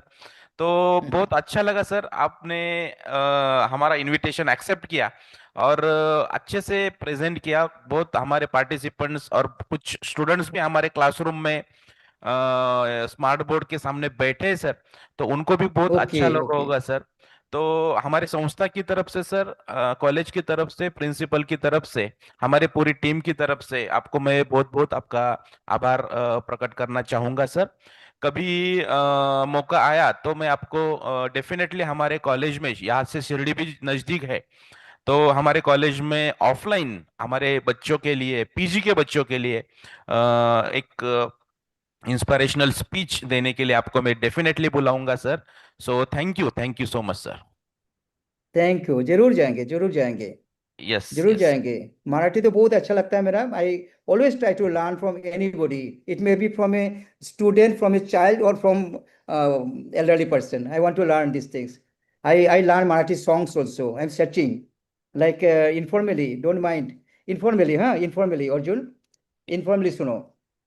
एक लाइन सुनाता हूँ before I leave. Yes sir. काटरुते कुणाला आक्रांदतात कोणी, मज फूल ही रुतावे, कोई दैव गुण आहे, काटरुते कुणाला। कैसे लगा? So nice sir, so nice, thank you. Thank you very much, sir, Thank for you very, such an thank you very much. enlightening. Thank you very much. Thank you. Thank you very much, sir, for such an enlightening and visionary talk. Your insights have given us a clear understanding of the challenge ahead and the immense potential of youth in building developed India. Now I request to Mr. S.S. Sonone to kindly deliver the vote of thanks of this session. Thank you, madam. A very pleasant and grateful good afternoon to all. It's my proud privilege to propose the vote of thanks on this significant occasion. On the behalf of organizing committee of this national e-conference, I extend our heartful gratitude to our esteemed speaker, Dr. Gaur Gopal Banik, for delivering such thought-provoking session on the topic Vikshit Bharat 2047 challenges and opportunities, with special reference to the role of youth. Your valuable insights have truly enriched our understanding and inspired us to reflect on a crucial role of youth in shaping the future of our nation. We are deeply thankful for your time, wisdom, and inspiring words that have motivated to all of us to contribute meaningfully toward the vision of a developed India 2047. With this, I conclude the vote of thanks. Thank you all. Thank you, sir, for your Thank you very gracious much. Thank you very, very much. Dhanyavad to everybody. So Dr. Thank you. Arjun, now I can leave. Now I can leave, Arjun. Yeah, yes sir, you can leave sir. Okay. Okay, Okay sir, thank you. thank you. Thank you Thank very you so much. much sir. Thank you. Okay, thank you. Thank you. Okay. Madam, एक minute. Dear participants, thank you all for your active involvement and attentive participation in both the session. Madam एक 2 minute. Ashutosh प्रचंड sir, आपण join झालेला आहात, को host आपल्याला करतोय। आपला आवाज, yes sir, yes sir, yes sir, yes. Okay okay sir, आपण काय करतोय, लगेच सेशन आपला स्टार्ट करतोय। मध्ये जो लंच चालेल. ब्रेक होता तो आपण स्किप करतोय ओके. आणि लगेच आपला सेशन या ठिकाणी स्टार्ट करतोय। I को-होस्ट hope आपल्याला participants are fine with the arrangement. Yes, co-host केलंय आपल्याला। आपली जर पीपीटी असेल तर आपण शेअर करू शकता सर। हा, हो, yes yes yes. Just give me 2 minutes. Now we are about to begin our next plenary session second. I request to Professor P.B. Jagjap sir, please introduce the next guest of honor. Thank you, ma'am. Good afternoon, everyone. Welcome everyone to second session. My name is Jagja Pradeep Bhanudas, Assistant Professor in Department of Geography at SSGM College, Koparga. We have a research person for this session is Mr. Ashutosh Prakash Prachand. It is my pleasure to introduce our esteemed resource person. He is the Director of Leiden Frost Innovations Private Limited and a registered Indian patent agents with over 10 years experience in the field of intellectual property. Mr. Prachand has been actively working with startups, researchers, and industries, helping them to protect and transform their innovative ideas into valuable patent and technologies.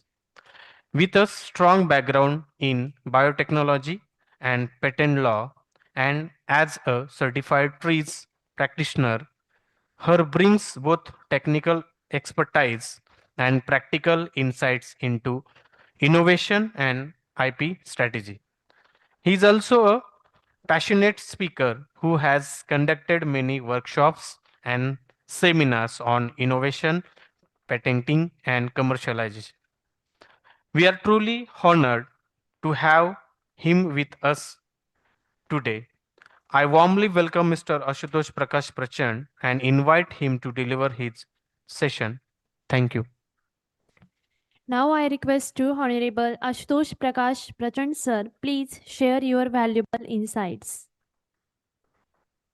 Well, thanks for the invitation and also very much feeling privileged to be a part of this e-conference, which is specifically focusing on the issues that matter the most for Bharat today, which is innovation and intellectual property. I think as academic institutions, because the ideas are born, is what I firmly believe. Ideas are born within an institution by the students, by the professors, by the faculty. And it is our duty and responsibility, as Banik sir was also saying, it is our responsibility to take ahead those ideas with the right set of intellectual property protection, because the world outside is a cruel world. Let's get that fact very clear. There is on one side there is a rapid technological improvement happening, and there is always a high chance that the technologies that you are inventing, developing might get surpassed in near future, because the market doesn't stop for the research. It always and always looks forward to the product development. And I think at this critical juncture where we are looking forward to become a robust and powerful and uh, a progressive economy. Last 10 years has been very much phenomenal in terms of the startup ecosystem, in terms of the innovation ecosystem, and in terms of the intellectual property ecosystem. What I firmly believe is that the current ecosystem is a risk-taking ecosystem, and we should trade our paths forward by taking appropriate measures, by securing our rights on the innovations and inventions that we are developing. And I think for that reason, when I got a call from Dr. Arjun, he said that we want a session on intellectual property. I said, I will take it, but I will add, my own flavor to it. So let's through this 1 hour's time, let's try and understand the difference between innovation and invention, and also what are the measures that we can take, proactive measures that we can take to protect the inventions that we have generated, and also find out ways by which we can commercialize it also. Because an invention just sitting within an incubation system or a academic system will not yield you the intended result, which is the money. Okay. And if you are spending money on getting education, it is our duty to convert that education and knowledge into something which is tangible in nature, in the form of the products that we see out there. Okay, so let's have a little introduction about what and all we are going to look into the presentation today, and we can just quickly begin. So this is about me. I've been in the field from last 15 years, mainly working on innovation management, intellectual property protection, and commercialization. So I think that is told. Before we begin, I just want to tell you a brief story about, you all know of Balkrishna, right? And in between, is it okay if I, speak in our native language, because the real thoughts come in our native language. So I hope that is fine with you. Yes, So sir. let's Yes, sir. let's understand a story. Balkrishna सगळ्यांना माहिती आहे. बाळकृष्णाची खूप सवय होती की तो लोणी घेऊन पळून जायचा. बरोबर आहे, सगळ्यांना माहिती आहे ही गोष्ट. आणि त्याची आई आहे, त्याच्या मागे पळायचे, त्याला सांगायचे की अरे असं लोणी पळवत नको जाऊ, खात नको जाऊ, do not steel and run away and eat the butter. Correct? So every invention starts with a identification of the problem. Now here's what has happened. His mother identified the problem that he's taking the butter and running away and eating it. Okay, so she thought that why not create a solution which will stop him from stealing the butter. Correct? So he was very much habitual of taking the curd and the butter away and then eat it at his own for his own pleasure, right? So what she did is she identified a way by which she can hang the butter to the roof of the house. Okay, and then she created this kind of a harness. Now try and understand here. We have been knowing to solve problems on our own from our childhood. Do you know a small kid of 1 year, 2 years struggling to walk? Has everybody seen a small kid struggling to walk and talk? Yes, but eventually then they figure out how to do it. Correct? Is there a way by which we tell them how to take the baby steps? No, the baby takes his or her own steps. So problem solving is inherent in our minds. It's only that we need to sharpen it with the kind of problems that we need to identify as we grow old. Okay, and as we want to add value to the society. So the first step of creating an invention or an innovation is to identify the right type of problem, which Balakrishna's mother did. Okay, she identified that he runs away and takes the butter and eats it. So she found a harness and then she started hanging the butter on the roof of the house. Correct? But Balakrishna being Balakrishna, okay, आपण त्याला नटखट बाळकृष्ण म्हणतो, पण त्या नटखटपणामध्ये पण एक intellectual capacity आहे. Correct? So what he did this. There was no problem for him to come up with the solution. Okay, so what he did, त्यांनी सगळ्या त्याच्या बाळगोपाळांना एकत्र केलं आणि म्हटलं की आपण ह्युमन लॅडर बनवू आणि then we will climb and then break the pot, eat the butter. So his goals are always clear. So this is another story. You need to be very focused on your goals. No matter what, you need to achieve the goals.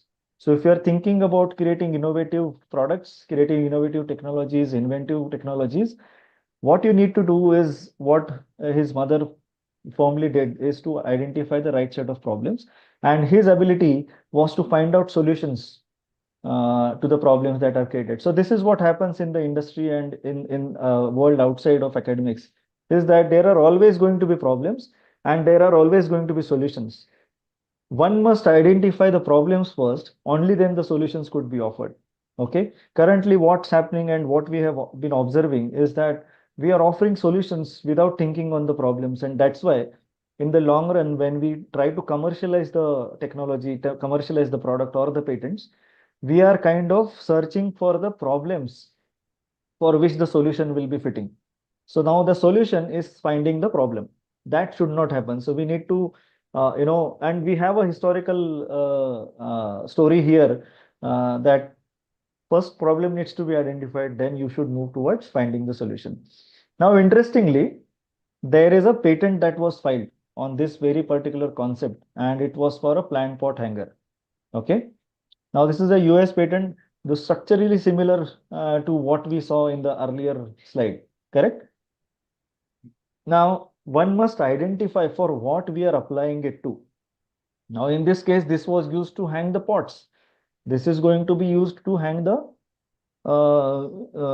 vases for the plants, kundya thevaila, correct? And now, if you see, the date of filing is in the year 1992. हे कधी झालं होतं? This has happened centuries ago. But the concept of hanging something to keep something away is already established.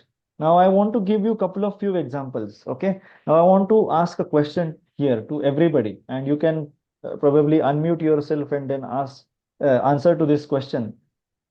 The question is, how can someone watch, observe, monitor, and explain a live mega war? आता युद्धाचे जे situations चालू आहे त्या आपण घरात बसून बघतोय, तर कसं बघू शकतो आपण ते? Answers please. TV वरून sir. Correct. Azun, what are the means by which we can watch, observe, monitor, and explain live mega war events sitting somewhere else?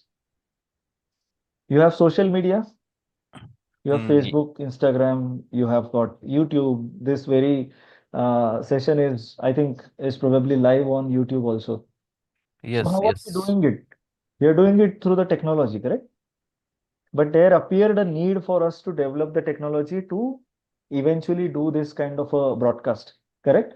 So broadcasting is something that we are using nowadays to observe, monitor, and explain events like wars and everything else to somebody else who is sitting somewhere else, correct? This technology was pre-existing in the era of Mahabharata. Can somebody give me some examples? So there were technologies in Mahabharata, which is internet, artificial intelligence, virtual reality, drone cameras, nuclear weapons. These are all technologies which were nowadays we are seeing has taken inspiration from our historical events that has happened. How could Sanjay could understand and then see the events that were happening, and how could he tell the other people sitting somewhere else that असं युद्ध चालू आहे, आता हे होतंय, आता ह्यानी असा बाण मारा, ह्यानी अशी स्ट्रॅटेजी केलेली आहे. Do you think that all these technologies which are listed down below, drones, VR glasses, high speed connectivity, device pairing, was available at that moment in time? But there were historical references that somebody was watching, somebody had a lot of ammunition with them. So Barbaric was the person who was actually stopped by Krishna, right, to not participate in the war, because Krishna knew that he had so much of ammunition with him that with one arrow he could destroy 1.2 crores of population in one arrow. So was that a nuclear weapon that he had? Did he possess the technology of making a nuclear weapon and then owned it also? We don't know, but then historical facts talk about these kind of things. So there are certain mythological concepts which we have given some modern technology parallel to. So Brahmastra was nothing but a nuclear weapon. Birth of Kauravas, how could a person give birth to 100 of the progenies? So was there a technology which existed, such as cloning, stem cell, and ectogenesis? Sanjay's vision was a form of satellite TV, VR, drone feeds. Sudarshan Chakra was smart missiles, returning drones, correct? And Karna's Kavach, nowadays we can see startups developing bioarmors and exoskeletons from cavalry and to all sorts of lightweight materials, correct? So these all had been there. It's just that we could not find out the applications of these technologies in the modern world. And India and Bharat Varsh specifically had been a progenitor of many technologies, to be very honest. Now, when we think about developing of such innovations, firstly, we need to understand, as I previously said, we need to understand the distinguishing factors between innovation and invention. So when you come up with an idea, all of these things that are on the right hand side are going in your head, correct? Whenever you're trying to solve a given problem, it's very complex at the beginning, but then slowly and slowly, whenever you give it a thought, you think about it critically, you apply problem solving tools, you think about creating innovations, inventions, you tend to get a clarity, correct? That's what happens when you are developing technologies or solutions. And at the same time, you're also developing something called as intellectual property, correct? So everything that you see on the right hand side is a form of intellectual property. So it ranges from trademarks, patents, copyrights, industrial designs, and trade secrets. So these are all the types of intellectual properties that is the outcome of the critical thinking, abstract thinking, problem solving, product design, innovation, inventions. Now you need to find out a measure or proactive measures to protect all of these with some of the intellectual property rights that are available for us. Now you all are surrounded by these products, correct? So every product has its own function. You're with me on this? Every product that is seen over here has a purpose, correct? Or are these just products that you use on a daily basis? Do you agree that these products that you are seeing solve some problem for you on a daily basis? Are we in agreement? Are we on the same page? So give me an example. What kind of a value do you see in the belt that is over here, or in the toothpaste that is over here, or that the helmet that is over here? Everybody owns these products, right? And you use it, I believe. Correct? Yes, So sir. what's the purpose? What's the purpose of having these products with us? See, I need to have this interactive session. I don't, really enjoy the one-way communication. It has to be a two-way communication. Only then, we'll be able to have it as a engaging kind of a session. And why I specifically pulled up these, products for you is that because we are using it on a daily basis. So we need to understand what function it performs in our daily lives and what value does it add to our life. Okay. So quickly, I mean, is there a purpose for the chocolate? Why do we eat chocolates? These are invented, right? These are there on the shelves. We go and buy the chocolate, but why do we buy the chocolate? Why do you buy a soap? Why do you buy a coffee? Why do you buy a cap? Why do you buy a jacket? Why do we go and fill the petrol? Or why do we drink coffee in this cup? Why do we use phone? Why do we use beds? There is a problem that is getting solved here, right? For example, shower. So every product that you see over here has identified a problem statement, and then they designed the solution in the form of a product. And then it is getting offered to us. हे असं कुठून अचानक कोणीतरी product तयार केलं आणि विकायला काढलं असं कधीच होत नाही. There is a lot of intensive research that goes in order to develop a new product and then launch it in the market also. Correct? So these are all the products, and then every product will have intellectual property associated with it. So these are some form of innovations, and there is no precise definition of innovation, but then largely speaking, innovation is the process of bringing about new ideas, methods, products, services, or solutions that have significant positive impact and value. Unless you have these positive impact and value associated with your innovation will really not have any value or any future in the industry. Okay, and that counts as innovation. Okay, now it could be a concept that can be developed into a business that generates income. Okay, the whole point of creating an innovation ecosystem is that we need to generate income, because when you develop new ideas, new products, you are spending some money on it. That could be either in the form of paying the fees to the college. In return, college providing you the services of education, infrastructure, the faculty, sessions like these. They are exposing you to the world in their own ways. But then, if you don't create a positive impact and generate value out of or income out of the innovative technologies or the products that we have built, innovation doesn't mean anything. Okay. Now, let's go back to this slide.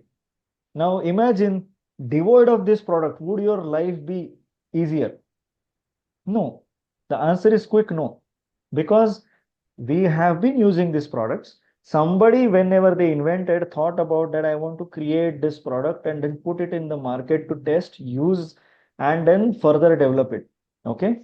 So now innovation could be a product or a service which addresses a real world problem, or it capitalizes on that opportunity. Okay. So let's move ahead and then understand the difference between invention versus innovation. Now I need a distinct classification. What is that you are seeing on the screen? What is there on the screen? Come on, quick answers, please. I need answers from the Development of will. Development of wheel. We can call it as evolution of the wheel. But then can we strategically say that all three are wheels? All three No. are wheels? No, no, no. What is it then? What is the first one? Do First they one is perform the same function? first one is idea, second one is innovation, and third Mhm. one is incubation.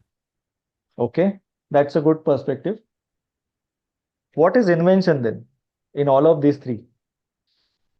So let's get it straight. So, okay, invention is something which is very much new, not known before. Nobody else did it. You are the only one who is doing it for the first time. So that's called an invention. So if we have to go by that logic, what was the first wheel which was invented? Was it on which is on the extreme right side or which is on the extreme left side? What was invented first? Left side first. That's the invention. Okay. Yes, that's the Because invention. that's an invention. Okay. Now, gradually, because people started using the stone wheel, okay, which was invented by somebody, we don't know, in the Stone Age, somebody thought that these wheels are not sufficient because then when the wheels invented, transportation started happening. So what is the basic function of a wheel? To enable us to transport something. So you put anything on top of these wheels, it will be able to roll and then propel that particular object kept on top ahead, correct, or backwards. So now when people started using the stone wheel, they found out certain problems that stone wheel is unable to bear the stress. It is wearing out, it is breaking in between, correct? That's how people shifted to the wheel that is shown in the middle, correct? Now, if you see structurally, it is very different than the first wheel. It's still round in shape, but then it's structurally very much different. Now, again, because they got the user feedback, they thought of implementing certain innovation onto it and then developed some spoke kind of an arrangement that gave precisely the reinforcement where it was required. Okay.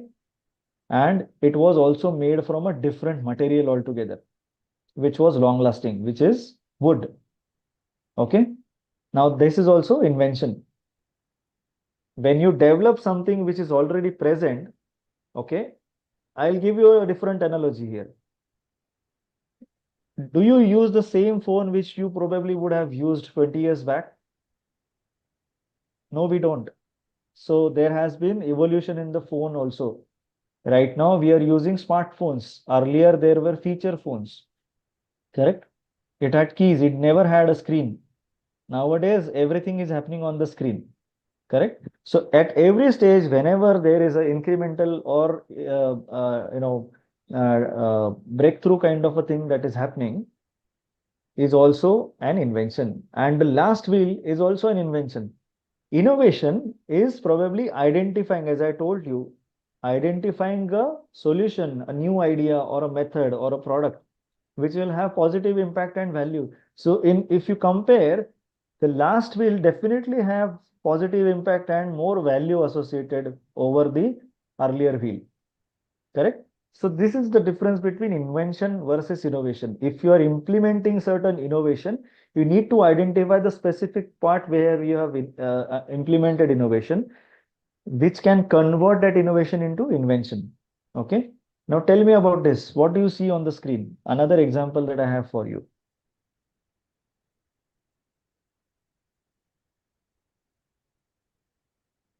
Yes, what is on the left hand side? Extreme left hand side. So it's a wire. Okay. And what is on the extreme right hand side? There's a mesh. Correct? Yes. Now, is that mesh is made from the same wire? Probably yes. And what is there in between? आपली चहा गाळण्याची गाळणी आहे ती पण बरोबर. Wire पासूनच बनलेली आहे आणि त्याला पण मेश आहे. Now you tell me I feel these two products are same. Do you agree with me? See, this mesh on the right hand side is typically placed on a window. Okay, which is essentially for what? To stop insects and mosquitoes to enter in our homes. Correct? But does it stop air to come in? No, it doesn't. It allows the air to come in. So there is a contradiction. Okay. Now, whenever you find out a contradiction, whenever you are trying to solve a problem, you're essentially solving a contradiction. And a contradiction is existence of two equally opposite situations at the same time. Okay. You're getting it? Yes, sir. So the contradiction when you put a mesh on your window is I want to stop the insects to come inside, but I want the fresh air to come in. That's the contradiction that you're solving. And that's why you thought of putting a perforated material in between. Agreed? In that case, what's happening? We are essentially trying to filter out the air. But what if I want to filter out the liquid? Then I will use this. Correct? So the functionality remains the same. Please remember, always and always remember, if you want to innovate, you need to improve the functionality of the existing product. The language of innovation is functionality. Please remember this. You can note it down in bold, italics, whatever color combination that you want to use. But then always remember, the language of innovation is functionality. So the moment you improve the functionality of a given product, you are doing both the things. You are innovating and you are creating inventions also. And the second thing that I told is you need to resolve a contradiction, meaning which you need to resolve two contradictory situations in one go. When you hit that contradiction, you solve that contradiction, you are essentially generating invention. Okay? Is this clear? Yes, sir. So there is a difference between innovation and invention. Now, if we have created invention, we need to protect it also. So that's why these needs to be looked very strategically, because this is something which is you have created, you have developed, you have invented, and that's the reason why you need to secure your rights, not anybody else's, your rights onto that invention. And that's the reason why I need to file intellectual property rights. Okay, and these are some intellectual property rights that we will study today, or we will share thoughts on. Okay, and that's the reason why I want to call them as innovation led inventions. Okay, so there are two distinct terminologies that we have listened to today. First is innovation, second is inventions. Now the moment you arrive at inventions by resolving the contradiction, you have to see for what I can file patents, for what I can file copyrights, for what I can file industrial designs, for what I can file trademarks, for what I can keep as trade secrets. Are there any plant varieties that I have found out? Okay. And these are the different types of intellectual property rights. So let's go one by one. Every IP is governed by different IP laws. So copyright is is governed by copyright laws. Very simply put, copyright is a right given by the law to the creators of literary, dramatic, musical, and artistic works and producers of cinematography, films, and sound recordings. I have given some examples also down below. Okay. So the moment you create something from these, these things, you're essentially creating a copyright. Now, the beauty of the copyright is that it comes into existence as soon as you have created it.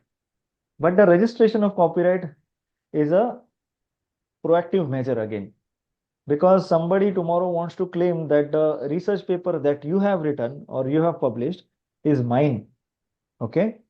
Tomorrow, if somebody writes a research article on, let's say, a new way of communication, okay, and you seem to develop or provide an abstract or a hypothesis that I will be able to communicate without the SIM card also.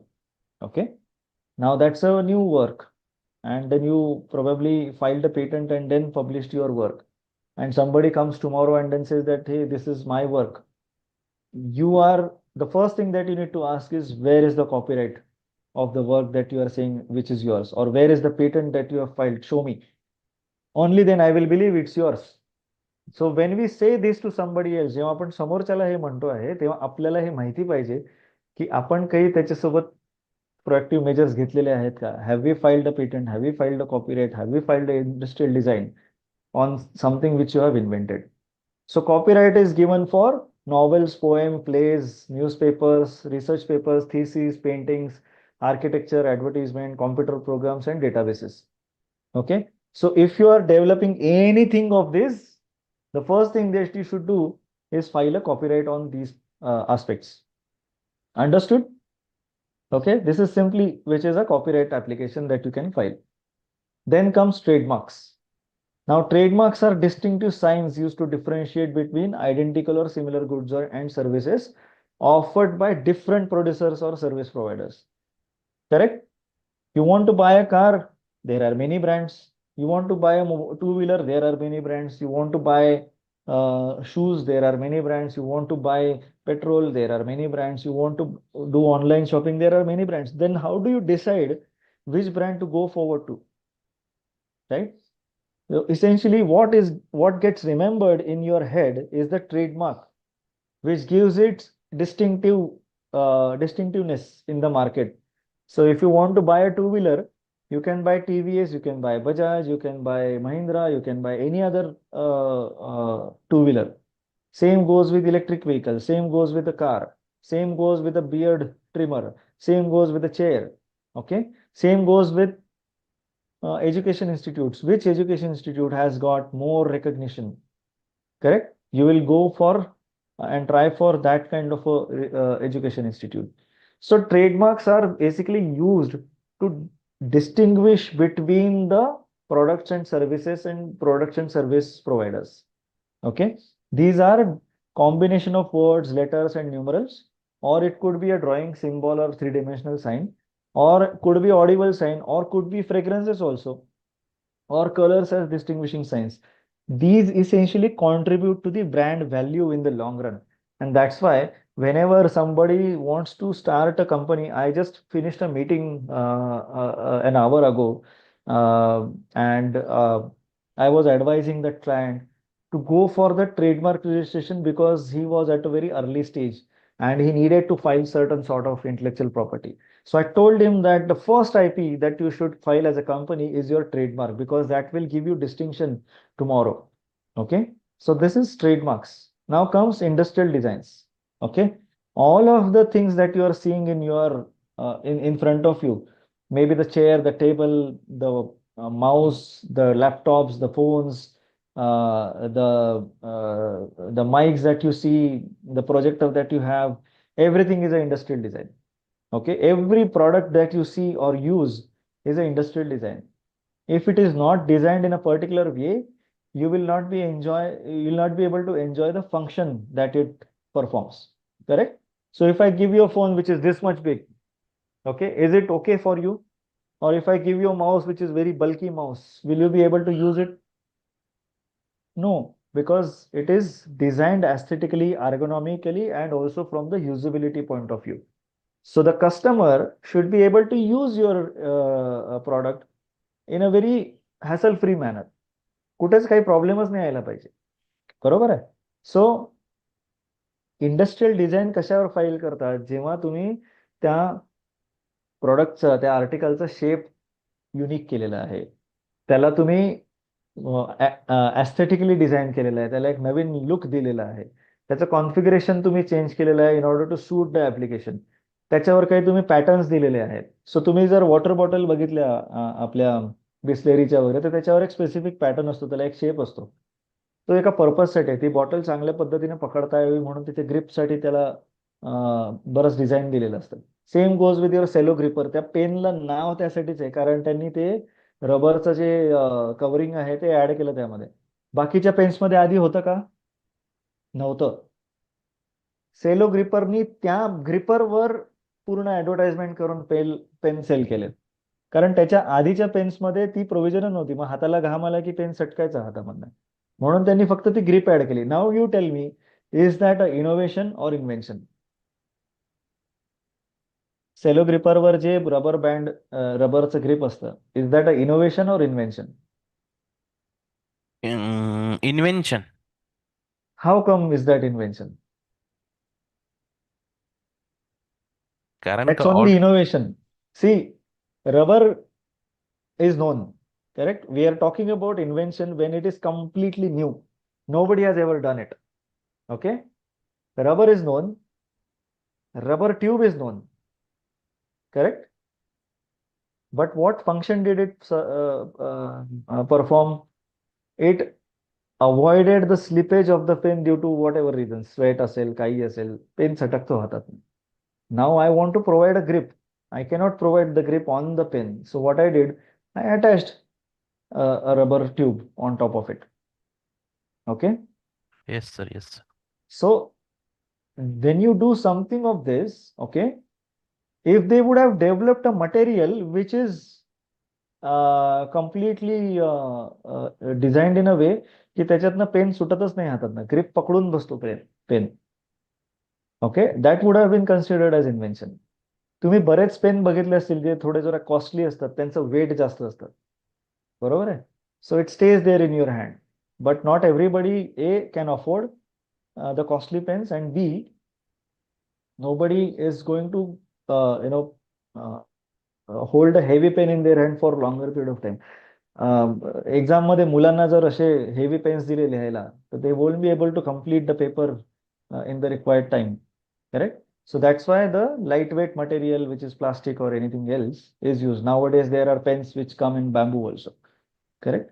So anytime when you design a product in a very aesthetic way, ergonomically designed, and keeping in mind the usability point of view, you're essentially creating an industrial design. Okay. Now I am showing this product over here. Okay. This is a soil sensor.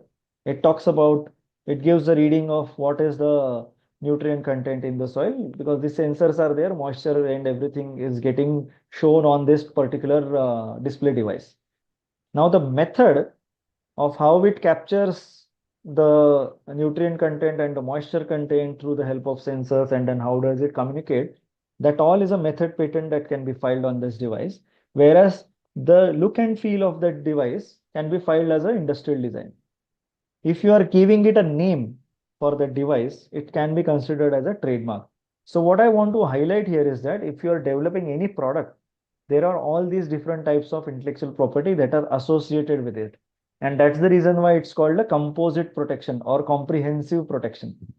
It's not only patents, it's not only copyrights, it's not only trademarks, it's not only industrial designs, but a combination of all these IPs that resides in a given particular product. And very interesting IP is trade secret. By the name only, it suggests that it has to be a trade secret. Okay, and it could be anything ranging from your sales methods to your manufacturing processes. So long as you are keeping it as a secret and then it earns you money, then only you can call it as a trade secret. तुम्ही फक्त ते secrete ठेवलंय आणि तुम्हाला पैसाही बनवता येत नाही त्याच्यातनं.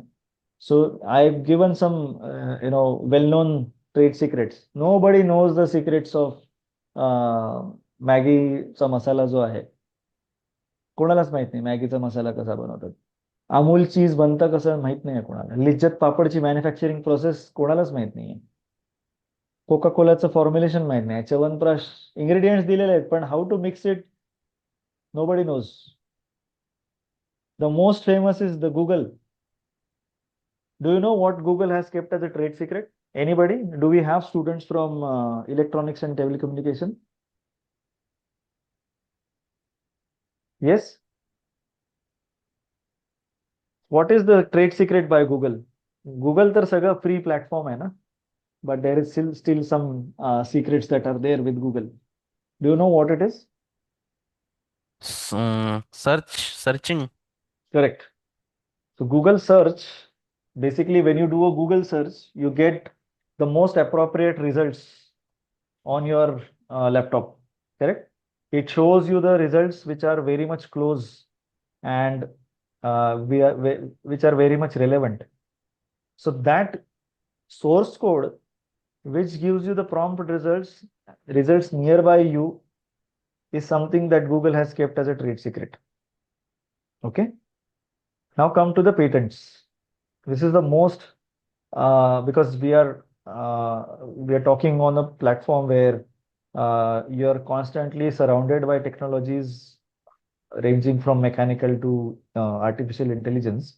Patents is something which is very much relevant in this context, because you're daily dealing with inventions, technologies, innovations, right? So it's a property right given by the government to an inventor to exclude others from making, using, offering for sale, or selling the invention, or importing the invention. If somebody does this without your consent, they are basically infringing on your IP rights. Okay? Even if you are doing it, you are also infringing on somebody else's IP rights. Now, for that, in order to get that property right granted to you, you need to disclose it to the government by way of filing a patent application. Is this understood? Yes, So sir. please always remember, do not publish anything you feel is novel. First, file a patent application on it and then publish. Because when you publish it first, you're essentially killing the novelty of the invention. We'll come to that. There are criteria for patentability. In order to understand whether the wheel that I have invented is patentable or no, there are certain criteria. Okay, we will look into it. Now, patent is a territorial right. Why it is a territorial right? Meaning which a patent granted and filed in India will not have the same effect in other countries. So it is bound by the geographical territory. तुम्ही असं नाही म्हणू शकत की मला तर US मध्ये patent Grant झालं तर मग इंडियामध्ये तर व्हायलाच पाहिजे असं नाही होत. तुम्हाला ते पेटंट ऍप्लिकेशन जर इथे फाईल केलंय तर बाहेर जाऊनही बाकीच्या कंट्रीजमध्ये पण फाईल करावं लागतं. तुम्ही असं नाही म्हणू शकत की आम्ही तर काय ते XYZ ट्रिटी साईन केलेली आहे म्हणून आम्हाला हे पेटंटचे रेट्स तिकडे पण ऍप्लिकेबल आहेत. तसं नाही होत. Treaty is there, which is called a patent cooperation treaty, but that is only cooperation, which means that they will respect that you have filed a patent application in a particular country, and if you intend to file in, let's say, any other country, let's say US or Japan or China, they will respect your filing date in India. But then again, those measures has to be taken from the inventor side. So that's the reason why patent is a territorial right. It's also a negative right, because as we saw, it excludes others from making, using, offering for sale, or selling the invention without your prior permission. Okay, and it's given for a limited period of time, which is 20 years from the date of filing. Correct? So please be noted that a patent is valid only for 20 years from the date of filing. Understood? Now, moving forward, there are these patentability criteria. Sir just मला सांगा आपलं वेळ किती आहे ते त्याप्रमाणे आपण पुढचं presentation continue करू. आपल्याला किती वेळ आहे? वेळ आहे, काही अडचण नाही. Okay, great. So patentability criteria काय? First and foremost is it novel? Now when you say novel, you must understand that it is something, when you call it as a novel, it has to be done for the first time. Now you will understand why I was talking about the stone wheel being an invention, even the other wheel as invention, even the third wheel as invention, because it was being done for the first time. Okay, is there a utility? Is there an industrial application of the invention that I am developing? Okay, I need to find that somebody will be able to use it and also manufacture it. Only then it will be called as industrially applicable. And is it having an inventive step, meaning which is it technically improved? So I was talking about improvement on the features. This is exactly what I was talking about. Is there an inventive step that is residing in the invention which makes it better than the existing solutions that are out there, or better than the existing patents that are out there? And of course, there are certain patentable invention requirements laid down in the Patents Act. So like copyright has Copyright Act, trademarks has Trademark Act, patent has Patent Act. So every IP is governed by different acts, and these are laws. You cannot go above and beyond the law and then still say that I need to have a patent on the invention that I have developed. So I've given more description on the novelty aspect. It is not disclosed to the public in India or elsewhere in the world. Everything that does not form a part of prior art. So prior art is something which is already available before you are trying to file the patent application. So one must need to perform a prior art search, meaning which you need to perform a search on the patents that are existing and the papers, publications, anything which is revolving around your inventive concept. Has it been done before is something that needs to be found out, and then we call it as a prior art search, which gives you an understanding of what is the state of the art. म्हणजे काय की एका particular टेक्नॉलॉजीमध्ये आतापर्यंत किती improvement किंवा किती development झालेली आहे हे समजून घेण्यासाठी पेटंट सर्च करणं, नॉवेल्टी सर्च करणं हे इन्व्हेंटरची जबाबदारी आहे. त्याच्याशिवाय जर पेटंट फाईल केलं तर you are going to essentially reinvent the wheel, meaning which what is already there in the public domain you will file the patent on that same thing. So we need to have inventive step defined, म्हणून आपण prior art search करून घेतो. सो एक single line त्याचा एक criteria आहे की जर सगळे फीचर्स तुमच्या इन्व्हेन्शन मधले एकाच पेटंट मध्ये जर असतील तर that is a novelty killing document.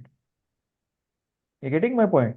So let's say you submitted an invention disclosure to me and I came up with a patent, a single patent document or a single paper publication, which essentially talks about the same features of your invention in one document, then that's a novelty killing document for me. Okay, I can strictly say that ह्या तुमच्या invention मधले सगळे features जसेच्या तसे एका दुसऱ्या कुठल्या तरी patent मध्ये किंवा पब्लिकेशन मध्ये आहेत, म्हणून तुमचं इन्व्हेन्शन नॉवेल नाहीये. And that's what patent office also do. Once you submit a patent application with a thorough research, patent office also issues a something called as a first examination report, ज्याच्यामध्ये हे सगळे points mention केलेले असतात. दुसरा criteria पेटंटेबिलिटीचा आहे which is non obviousness और inventive step. तर ते सगळं वाचून कोणाला असं वाटलं नाही पाहिजे की अरे हे तर ऑब्वियस आहे. Okay, something which does not have a technical improvement over the existing documents is considered as obvious. Okay, so how do you analyze that? You need to find out the closest prior art and the technical problem that it is solving. If this approach is same as that of what you have developed, then something which is in the public domain can be considered as your invention can be considered as obvious in light of those documents. तर आता इथे आपण बघतो की इथे development कशी होत गेली आहे. तर पहिले अवजार होते, त्या अवजारावरनं आपण काही अजून वेगळी अवजारं बनवली जी आपल्या गुरांकडनं आपण चालवून घेतली, ते इथपर्यंत आले आणि आता ऑटोमेटेड आहे. आता इथे पूर्णपणे बैल आणि बाकी आपले जे कॅटल्स आहेत त्यांची रिक्वायरमेंट खूप कमी होऊन गेली आहे. बरोबर आहे. So the world is moving from here to here with the help of automation. Correct. उद्या ऑटोनॉमस व्हेकल्स पण असतील जे आपोआप हार्वेस्टिंग करतील, जमीन खोदतील, शेती नांगरणी करतील, पेरणी करतील, सगळं करतील. बरोबर आहे. सो इथे पूर्णपणे टेक्निकल इम्प्रूव्हमेंट होत गेलेली आहे. This is called as feature enhancement or introducing a inventive step in your invention. So what is it? It is a feature of the invention that involves technical advance as compared to the existing knowledge. So if you are doing something over and above the existing knowledge, which was never done before, then your invention is novel and inventive in nature. Only and only then. And naturally, every invention will have its industrial application, something which needs to be discussed further. So the third criteria of patentability is industrial application. So if the invention is capable of being made or used in an industry, then you can call it as industrially applicable. Now, if I only have developed a moisture sensor, okay, that's an invention. Okay, but where do I find its application? So I can put it on windshield. I can put it in the soil sensor that I showed you. Correct. So the invention will have its different industrial applications, and encompassing those, if you file a patent and then convince the patent office that my invention has got industrial application, maybe in the form of a rain sensor, or it could be in the form of a moisture sensor which detects the moisture content in the soil and then advises the farmer that, okay, now you want to put some water, or you don't put water for next 4 days, whatever it is. I need to have a concrete data in my hand to take a decision. Now, these windshield wipers, they will get activated automatically once they sense the water on top of the on the windscreen, correct? So this is the industrial application that we need to find out. And as I told you, there are certain exceptions in the Patent Act which are laid down. I won't much spend time there. I can share this presentation with you, and then you can have a look. What all are not considered as inventions as per the Indian Patent Act. So an invention which is claims anything contrary to the well-established natural laws, not patentable, or it's not an invention. Imagine a perpetual engine. Okay, it keeps on running, never gets wear and tear, and keeps on generating energy, or doesn't require any additional maintenance. Okay, that's something is not patentable, or it's not an invention. An invention, the primary or intended use, please pay attention, primary or intended use or commercial exploitation of which could be contrary to the public order or morality, or it can cause serious harm to human, animal, or plant life, or to the environment, are not considered as inventions. Do we have some examples of these? Can I get some examples? What is not, or what is something which you see which is very much closer to the statement made over here? Poker machine, not patentable. It's not an invention, even though there are so many mechanical arrangements which makes the machine workable. That's not a invention. Discoveries are not inventions. If you are hypothesizing an abstract theory, or you have discovered something which is already present in the nature, you have found out an organism in the nature, it cannot be considered as invention. Okay. New discovery of a new form of a known substance. This is mainly for the pharma industry. This section gets applicable. If you find out a new use of a neem, okay. Earlier, neem was being used as an anti-fungal, antibacterial. Now you have found out a new use that it can cure probably heart disease. That is not an invention. Okay.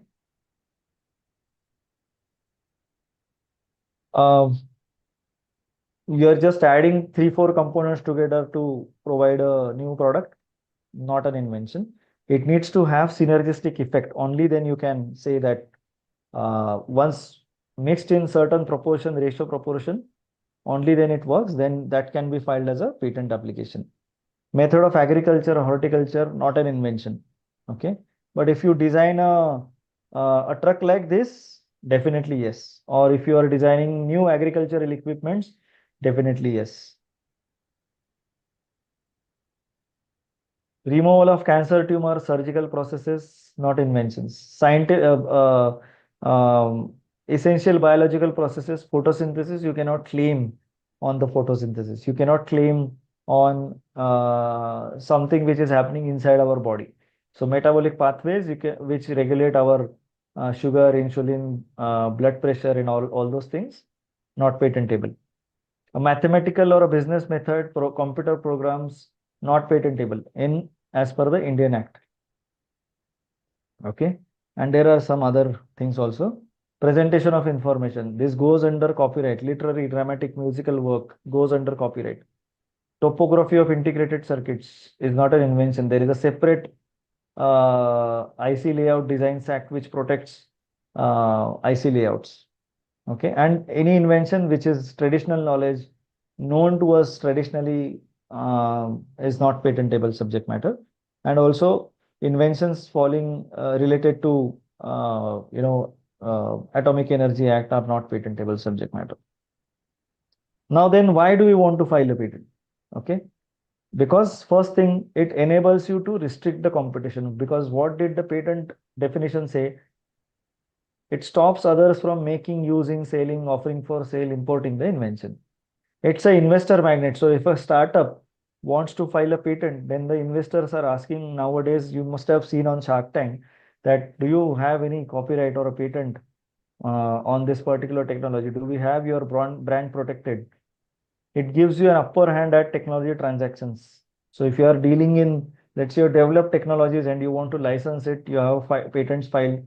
Then if there is a patent application filed or if there is a patent granted on your technology, then the value of your patents goes on increasing. The value of the technology goes on increasing and essentially giving you differentiator, identity, and a platform for the further development. Because how else people will come to know that you have developed a technology by which you are able to communicate with the outside world from a mobile phone without the use of Wi-Fi or a SIM card. Okay, if you are working on something like this, then patents is something that you should strongly look at. Now, some do's and don'ts. Do not avoid filing a patent. That's the first thing that I will want to say. And also, before you publish, go ahead and file a patent application. Okay, and just because you want numbers of patent filed, avoid filing a large number of cheap but poorly drafted patent applications, because you have invested your time in developing that invention. Now, a precise patent application needs to be drafted, not something which is generic in nature. And the core, the one thing that you need to do is to invest your time in identifying the core of innovation and protect it with few valuable patents. Okay. Only then it will give you a leverage. So let's say tomorrow Cummins comes to you and says that we are facing a problem and we need students of your college to work on that technical problem to come up with technical solutions. Now, you need to be aware that whatever is that you're developing may result into inventions and may be liable for patent protection. So the first thing that you should do is ask who will own the IP, who will own the patents, who will be able to commercialize it. Only then you need to move, because once you have filed the patent or patents, you need to be essentially monitoring them for further evaluation or further growth or further value that you are going to get from those patents. So file the provisional specification. That is the first thing that you should do. When you have prima facie convinced yourself that you have come up with an invention, पहिली गोष्ट करायची असते, which is filing a provisional specification to secure the filing date. त्याच्यापासनं पुढे patent prosecution सुरू होतं. Okay, तर एक आपण लास्ट स्टेज असते असं एक पेटंटचं सर्टिफिकेट पण इश्यू होतं तुम्हाला फ्रॉम पेटंट ऑफिस. तर आपण पेटंट फायलिंग प्रोसिजर काय आहे ती क्विकली बघून घेऊ, म्हणजे मग तुम्हाला आयडिया येईल. So it all starts from the provisional specification filing. This is the 0 day. Okay, त्याच्यानंतर within 12 months you have to file for a complete specification or a international patent application if you are thinking of filing it outside of India also, because you see that there is a market for the technology, there is a market for the product, and let's say you want to start your company, probably get the manufacturing done from somewhere else, some other country, then that invention needs to be protected in that country also. Then after 18 months, your patent application will be published, meaning which patent office will publish your patent application in the public domain saying that so and so institution, so and so inventors have filed a patent application related to a novel communication methodology or a new agricultural device or a new method of mixing components. Okay, then you have to file mandatorily a request for examination, which has to be done within 31 months from this day, whatever day it is. 31 months you have to file for a request for examination. Then the patent office issues a first examination report, which will have objections from the patentability criteria that we discussed. त्याच्यानंतर तुम्हाला त्या examination रिपोर्टला response द्यावा लागतो within 6 months of time.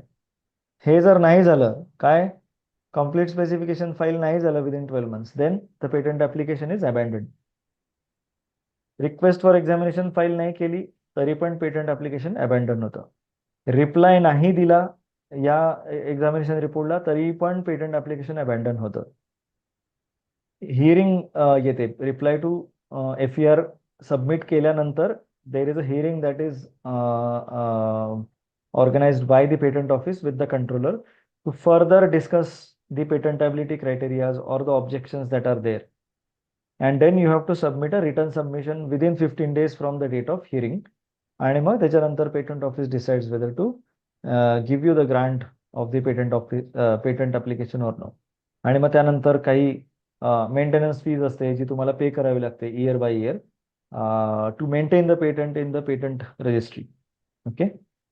So this is the timeline typically what gets followed, and then in order to arrive at this stage of grant, it takes roughly around 1.5 years, 2 years time if we expedite everything. Okay. आता currently educational institutes ला expedited examination, expedited publication च्या पण provisions available केलेले आहेत government of इंडियाने. आणि educational इन्स्टिट्यूटच्या ज्या filing fees आहेत त्या पण ड्रास्टिकली कमी केल्या आहेत. So there is 80% rebate that is given to educational institute if they are filing patents. So one thing needs to be very much clear.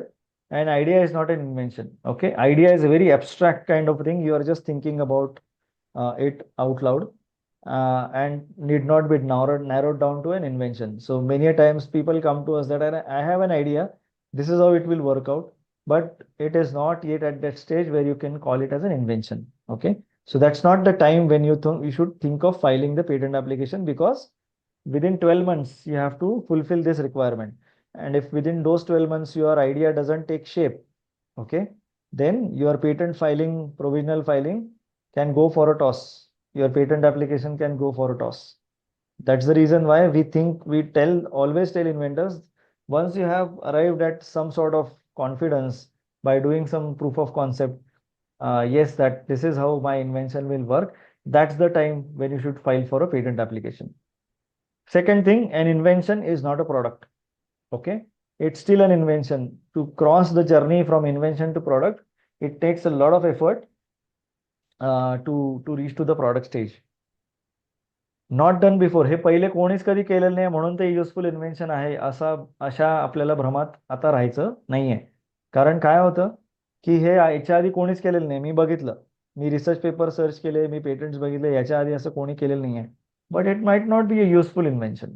Okay, कोणी केलं नाही याचा अर्थच हा होतो की आयदर त्या याच्यामध्ये व्हॅल्यू नाही आहे करण्यामध्ये किंवा त्याला मार्केट नाही आहे. Either of the things. Okay, and useful invention is only successful product if it is marketed well. Okay, so you have to keep all of these things in mind. So I'll give you a scenario now. I would request answers from you. कारण तुमची आता university आहे किंवा तुमचं institution आहे. So let's say I am giving you scenario की 2 students आहेत. त्या स्टुडंट्सनी एक पोर्टेबल वॉटर प्युरिफायर तयार केलं and method of purification also as a part of their PhD research. Okay, and if they want to file a patent application so that their invention is protected, both the students are receiving salary from the university. Okay, and they have utilized the university resources to develop the technology for water purification and a water purifier also. In this case, should they file a patent application, and who shall be the applicants and inventors in the patent application? हा question आहे, हा scenario आहे. हा scenario तुमच्या केसेसमध्ये बऱ्याच वेळेला आलाही असेल. सो याचं आन्सर काय असू शकतं? 2 स्टुडंट्स आहेत. 2 स्टुडंट्सनी PhDचा टॉपिक होता त्यांचा, त्यांनी वॉटर प्युरिफायर पण तयार केलं आणि मेथड ऑफ प्युरिफिकेशन पण तयार केली. And they are being paid as a salary by the university or the academic institution. Then and if they want to file a patent for the portable water purifier and method of purification, should they file a patent application or no? Sir ते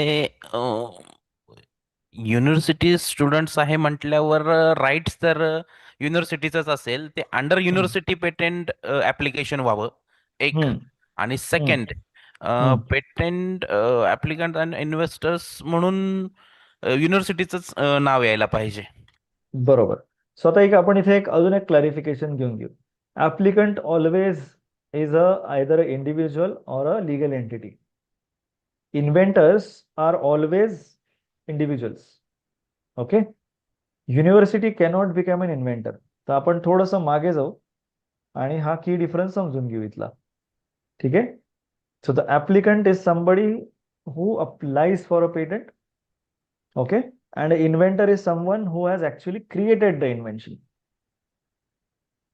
Okay, so the applicant can be university and inventors can be the people who are working on that invention. Applicant will file the patent application and will have the rights in the patent application, whereas inventors will conceive the idea first and contribute to the creation of invention. Applicant कडे rights असतात, inventors कडे essentially rights नसू शकतात unless the he or she is also is the applicant. म्हणजे inventors आणि applicant same असू शकतात. समजा इंडिपेंडंट इन्व्हेंटर्स आहेत, त्यांनी स्वतः एक पोर्टेबल वॉटर प्युरिफायर तयार केलंय, they are not associated with any university or a company, then they can be both inventors and applicants. But जिथे अशी अरेंजमेंट असते जिथे your you are getting paid for the work that you are supposed to do. In that case, the applicant can be a university and inventors can be a part of the patent application, but they will not hold any rights in the patent application. Applicants are responsible for prosecution, maintenance, and enforcement of the patents, and also are entitled to the profit from the patent. Inventors are required to provide information declaration during the application process that I am assigning my rights in the invention to the applicant, to the university. And if the university decides, they can disburse the royalty or compensation, whatever is received from that patent license in agreement with the applicant. Okay. So this is the difference between an applicant and an inventor. Okay. So just a quick summary. Patent prosecution मध्ये आपल्याला पहिले day 0 ला patent application file करायचं आहे. त्याच्यानंतर after 18 months त्याचं publication होणार आहे. You can also request for early publication, okay, to let the people know that you are working on so and so technology और invention. After that, you have to mandatorily file for request for examination. Then the examination happens, the patent office issues a FER to you, for which you have got 6 months to respond to that FER. Response to the FER दिल्यानंतर hearing appoint केली जाते patent office कडनं. त्याच्यानंतर तुम्हाला hearing झाल्यानंतर एक return submission द्यावं लागतं की हे आउटस्टँडिंग ऑब्जेक्शन्स होते ते आता नलिफाय करण्यात यावे, आणि then you get a grant of the patent application. Interestingly, on all of these topics related to innovation, creativity, and entrepreneurship, I have my own Instagram channel through which I constantly keep on sharing case studies, frameworks, and certain startup secrets, which eventually is oriented towards creating awareness about innovation, startup formation, intellectual property protection. So any of you who want to follow, you can just scan this code and then follow the page. More of such content is going to be shared through this page, and more interesting podcasts also are on the way.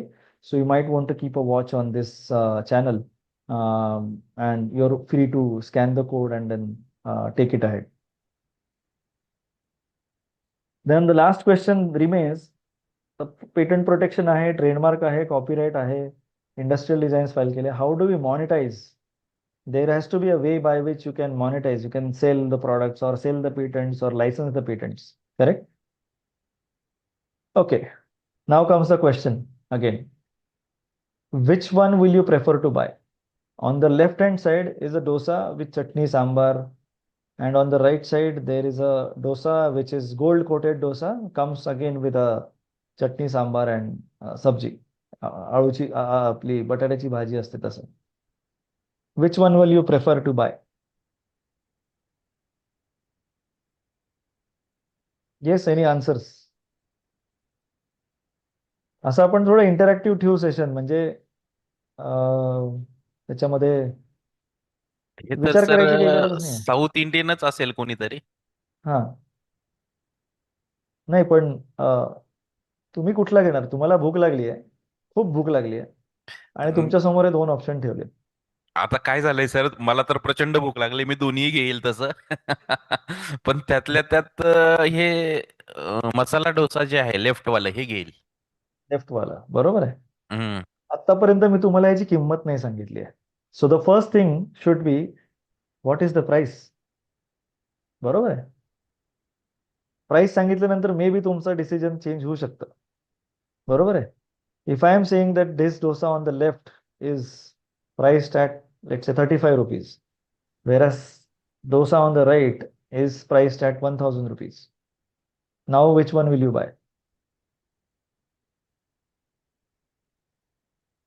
On top of that, if I tell you that this dosa will not have so much of nutrient contents, but त्याच्यामध्ये the gold आहे, gold is essential for the body and all of those things, जे की mostly advertisers करतात, है ना. The point that I want to highlight is what is the value that these two products are offering to me. I can eat this and still satisfy my hunger, and I can eat this and still satisfy my hunger. My main problem is that I am hungry. Okay. So how do you arrive at a value? Is this more valuable than this? या दोन्हीमध्ये which one is more valuable? Tell me. हा valuable आहे का हा valuable आहे जास्त? 35 left वाला. Correct. Now when I say value, it has got multiple factors associated with it. If you are really hungry and if I offer you this, you will take this. But if I say that only this dosa is available, which is gold coated, which is priced at 1000 rupees, okay, you will say भाई मेरा भूख मिटाना है मुझे, तू दे दे, मुझे और कुछ नहीं है खाने के लिए. The value might not be as great, okay, because the cost is very high. Correct. So when we are talking about inventions, we need to understand what is the value of the invention that I have developed. Okay, let's look at this particular example. Okay. Now, if I am offering this portable water purifier, okay, and I have a patent, maybe a couple of patents on this, the value must go up. It has nothing to do with the price. Please understand, there is a difference between the price of the patent and the value of the patent. Value is for the future, price is for the current. So I can sell the portable water purifier, okay, at a price of, let's say, 1500 rupees, because the normal water purifiers that you get at your home are somewhere in the range of, I don't know, 5,000, 25,000, whatever. Okay. But if I can sell it as a 1500 portable, na current, I have made it portable because my customers wants it. Okay. And I have a method patent also for the purification. So I can offer it. Okay. I can offer it, the method patent, I can offer for the bigger water purifier also. I can implement the same method in the portable water purifier and still offer it at a 1500 rupees. Whereas this method patent, I can license it to bigger water purifier companies and say that you give me royalty for the every water purifier which you are selling at, let's say, 20,000 rupees. Right? That's how my strategy should be for the commercialization. And for that, you need to know the value of the patent that you have filed. Okay. Now, how will you arrive at the value? I will arrive at the value by three ways. One is the cost method. How much cost did I incur to develop the product, also to file the patent, maintain it, all of those things. So that's the cost part of things. Okay. Second thing is the income method. How much money I am making, as an income by selling these products. That's one way of finding out the value of the patent. But for that, you need to sell the products for which you have filed the patents. You need to sell the products, only then you can do it. And the third way of doing it is the market approach. So माझ्या arm's length transactions काय होतात आहेत? If I am selling this product, okay? हाच product समजा मी 85 रुपयाला विकला मार्केटमध्ये. तर बाकीचे डोसावाले in the range of 30 to 40 rupees विकतात आणि मी 85 रुपयाला विकतोय. That is not something which I should sell at if I want to offer a competitive pricing. Okay. Same goes with the patents. If the water purifier patent तर licence value जी आहे ती एका particular रेंजमध्ये आहे समजा. तर I cannot say that I want to sell it at, let's say, 80 lakh rupees. No, that should not be the case. For that, you need to do surveys, go out, understand काय मार्केटमध्ये सध्या rate चालू आहे. हे आपण घर घेतानाही करतोच ना, बरोबर आहे. सो समजा अहिल्यानगर मधला एखादा पार्ट आहे जो इसेन्शियली खूप ओव्हर डेव्हलप्ड आहे. आता तिथे डेव्हलपमेंटला चान्सच नाही आहे काही. अशा ठिकाणी मी जर तुम्हाला म्हटलं की मी तिथे तुम्हाला नवीन प्रॉपर्टी घ्यायला सांगतोय, तर तुम्ही घेणार का जो आता डेव्हलप होणार आहे, मे बी जो हायवेला लागून आहे, तिथे जरा अजून जास्त जागा आहे, उद्या उठून तिथे अजून कमर्शियल डेव्हलपमेंट होणार आहे किंवा MIDC येणार आहे, अशा ठिकाणी घेणार तुम्ही? कुठे घेणार? जो ओव्हर घेणार डेव्हलप का? एरिया आहे हा. सो पेटंट्स मध्ये पण असंच असं की जिथे एरिया आता डेव्हलप होणार आहे अशा ठिकाणी आपले पेटंट्स फाईल झाले पाहिजे, ना की खूप जास्त क्राउडेड एरियामध्ये. So while you are designing a curriculum for the engineering students, this should be the part of your curriculum, how to identify these white spots in the technology development, and then accordingly the project should be given to students. आपल्याकडे थोडासा approach कसा घेतला जातो की जे आधीपासून चालेल आलेले projects आहेत त्यालाच आपण थोडीशी एक इन्क्रिमेंटल लेअर देऊन मुलांना सांगतो की हा तुमचा PhD चा प्रोजेक्ट आहे किंवा हा तुमचा MTech चा प्रोजेक्ट असायला पाहिजे. Okay, and then those projects kind of end up in the dilemma of की इन्व्हेंटिव्ह नाहीये, पेटंटेबल नाहीये, मग त्याच्यामुळे पेटंट फायलिंग आणि इनोव्हेशनला थोडासा आपल्याला बूस्ट करताना प्रॉब्लेम्स येतात. आणि सगळ्यात जास्त प्रॉब्लेम्स येतात जेव्हा त्याचं कमर्शियलायझेशन आपण बघत असतो. सो हे सगळं आपल्याला करिक्युलमचा पार्ट म्हणूनच मुलांना सांगितलं गेलं पाहिजे आपल्याकडनं, की तुम्ही जे काही काम करताय त्याचा पहिले मार्केट आहे का, मार्केट स्टडी कसा केला गेला पाहिजे, त्याच्यासाठी डिमांड जे आपल्याला प्रोजेक्ट करायची ती कशी असणार आहे, त्या पद्धतीनं त्यांना स्टुडंटना प्रोजेक्ट दिले गेले पाहिजे, त्याच्यावर पेटंट्स फाईल झाले पाहिजे. मग त्या प्रोजेक्टची तो नुसता प्रोजेक्ट लिमिटेड न राहता it becomes a product offering because you have done so much of survey, you have gone through rigorous technology development protocols, त्याच्यावर तुम्ही पेटंट्स फाईल केले, मग तुम्हाला कमर्शियलायझेशन ऑपॉर्च्युनिटीज ओपन अप होतात. Okay, so the only point of highlighting this is that I have some statistics from Stanford University. Now you see, त्यांनी एका वर्षामध्ये 541 new technology evaluation केलेलं आहे in a year. This is needs something what needs to happen. आणि आता हे आपल्या ecosystem मध्ये आरामात होऊ शकतं. There are mechanisms, there are people who can help you, there are pathways which we can build to develop these kind of scenarios. आपल्याकडे पण बऱ्याचशा वेळेला एवढे टेक्नॉलॉजीज, एवढे इन्व्हेन्शन जनरेट होतात, पण ते कॅप्चर केले जात नाहीत. आणि ते कॅप्चर केले जात नाही म्हणून त्याच्यातल्या ऑपॉर्च्युनिटीज आपल्याला दिसत नाही. So what did they do, they evaluated 541 technologies आणि त्यातनं 23 अशा नवीन स्टार्टअप्स त्यांनी सुरू केलेले आहेत. आणि त्या पूर्ण त्यांचं इन्कम बघा तुम्ही, equity income plus royalty income किती आहे, 68.6 मिलियन. आणि 114 अग्रीमेंट साईन झालेत त्याच्यामध्ये. म्हणजे ह्या टेक्नॉलॉजीज अग्रीमेंट करून 23 स्टार्टअप तर तयार झाल्याच, ह्यांच्यामध्येच पण अग्रीमेंट्स आहेत. तर इथे तुम्ही जर बघितलं तर royalty distribution to inventors, departments and schools and third parties बघा. इन्व्हेंटर्सलाच किती रॉयल्टी मिळते, 16 million out of 68 million. 12.2 million, 12.8 million जाते डिपार्टमेंट्सला, तुमच्याकडे पण जे काही डिपार्टमेंट्स असतात ते. स्कूल्सला किती जाते, जॉईंट IP ओनर्स आणि स्पॉन्सर्सला किती जाते. आणि अशा पूर्ण अशा 210 कंपनीजमध्ये त्यांची इक्विटी आहे या युनिव्हर्सिटीची. करेक्ट आहे. सो हा सिनारिओ आपल्याकडे पण होऊ शकतो, फक्त आपल्याला त्याला एक इंडियन वेनी अप्रोच करावा लागतं. ठीक आहे. So the whole point of generating intellectual property and protecting it is not to show की माझ्याकडे पेटंट्स आहेत आणि असं आहे तसं आहे. It needs to have an impact. The technology should generate income for you. म्हणून मी पहिली स्लाइड आपली जी दाखवली होती त्याच्यामध्ये म्हटलं होतं की it should generate income for you and should have positive impact and it should have some value.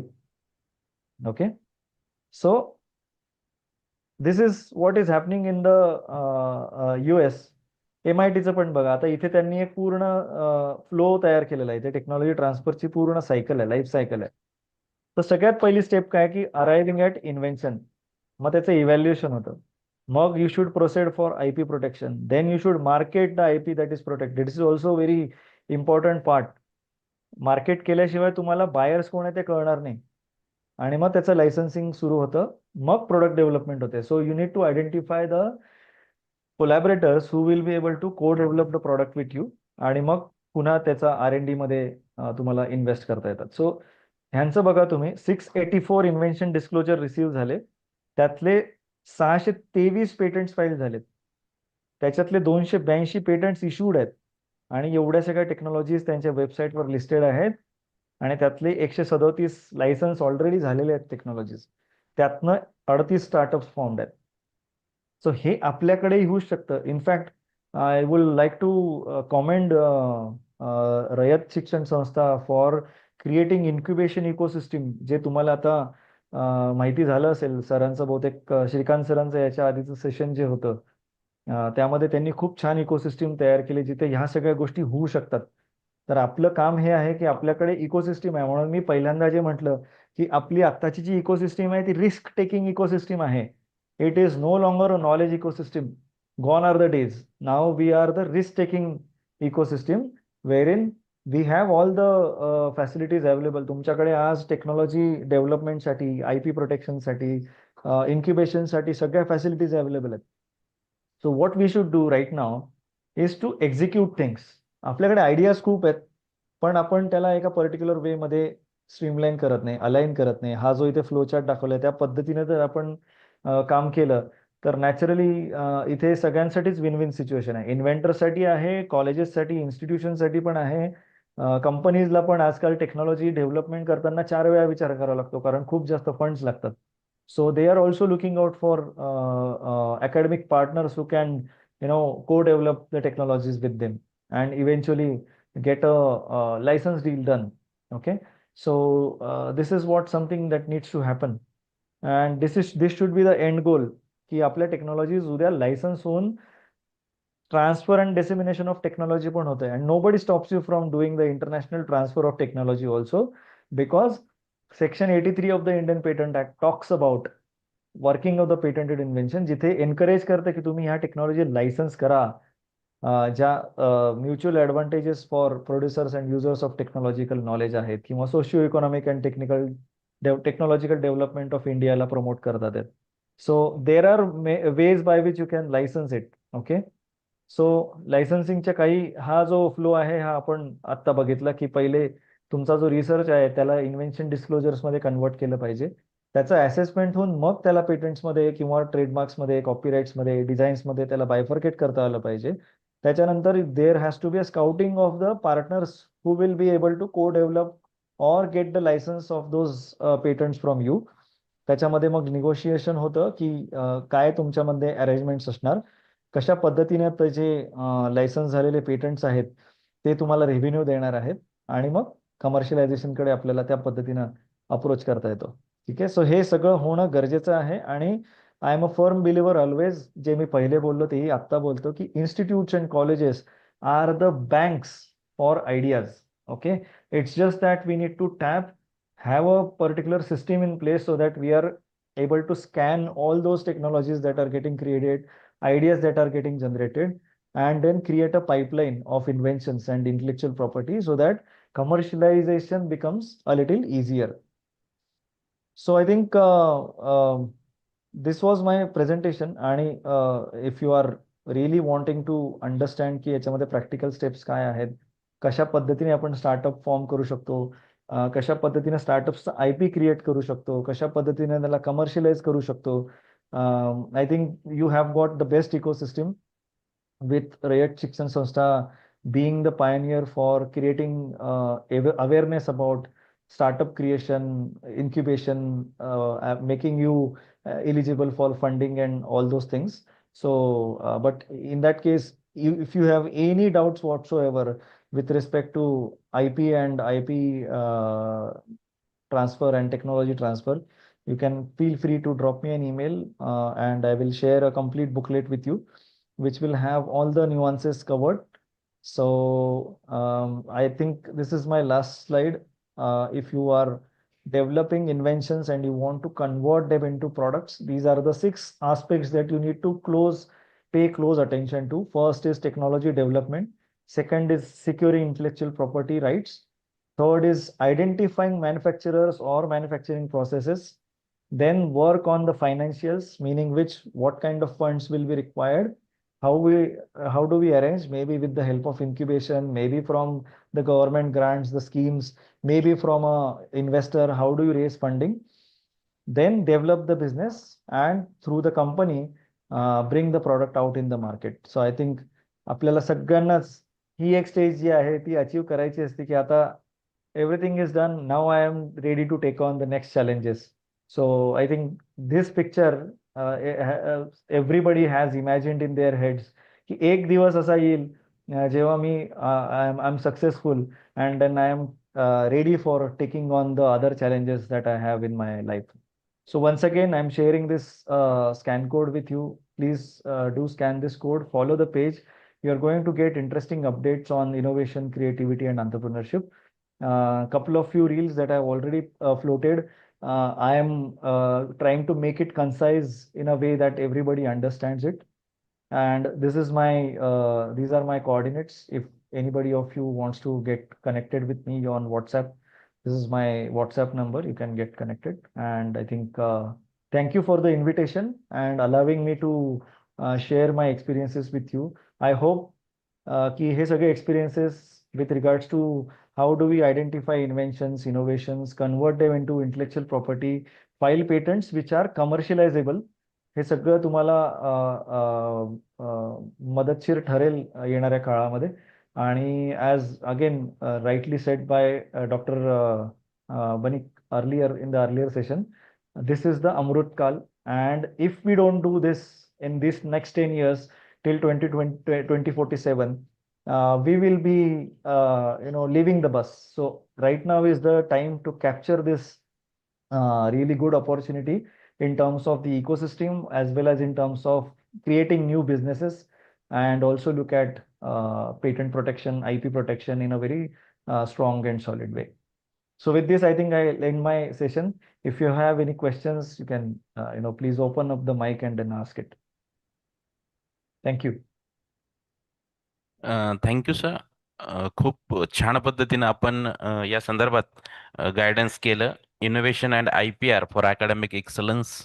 Actually sir आता हे ॲक्च्युली ऑनलाईन सेशन आहे, पण एकदा तुम्ही निश्चित पद्धतीनं आमच्या महाविद्यालयामध्ये आमच्या स्टाफसाठी ऑफलाईन सेशन आणि आमच्या विद्यार्थ्यांसाठी PGच्या, तर डेफिनेटली आम्ही तुम्हाला इन फ्युचर इन्व्हाइट करू सर ऑफलाईन सेशनसाठी. खूप छान वाटलं सर. खूप म्हणजे नॉलेजफुल इन्फॉर्मेशन तुम्ही आम्हाला दिलीत सर.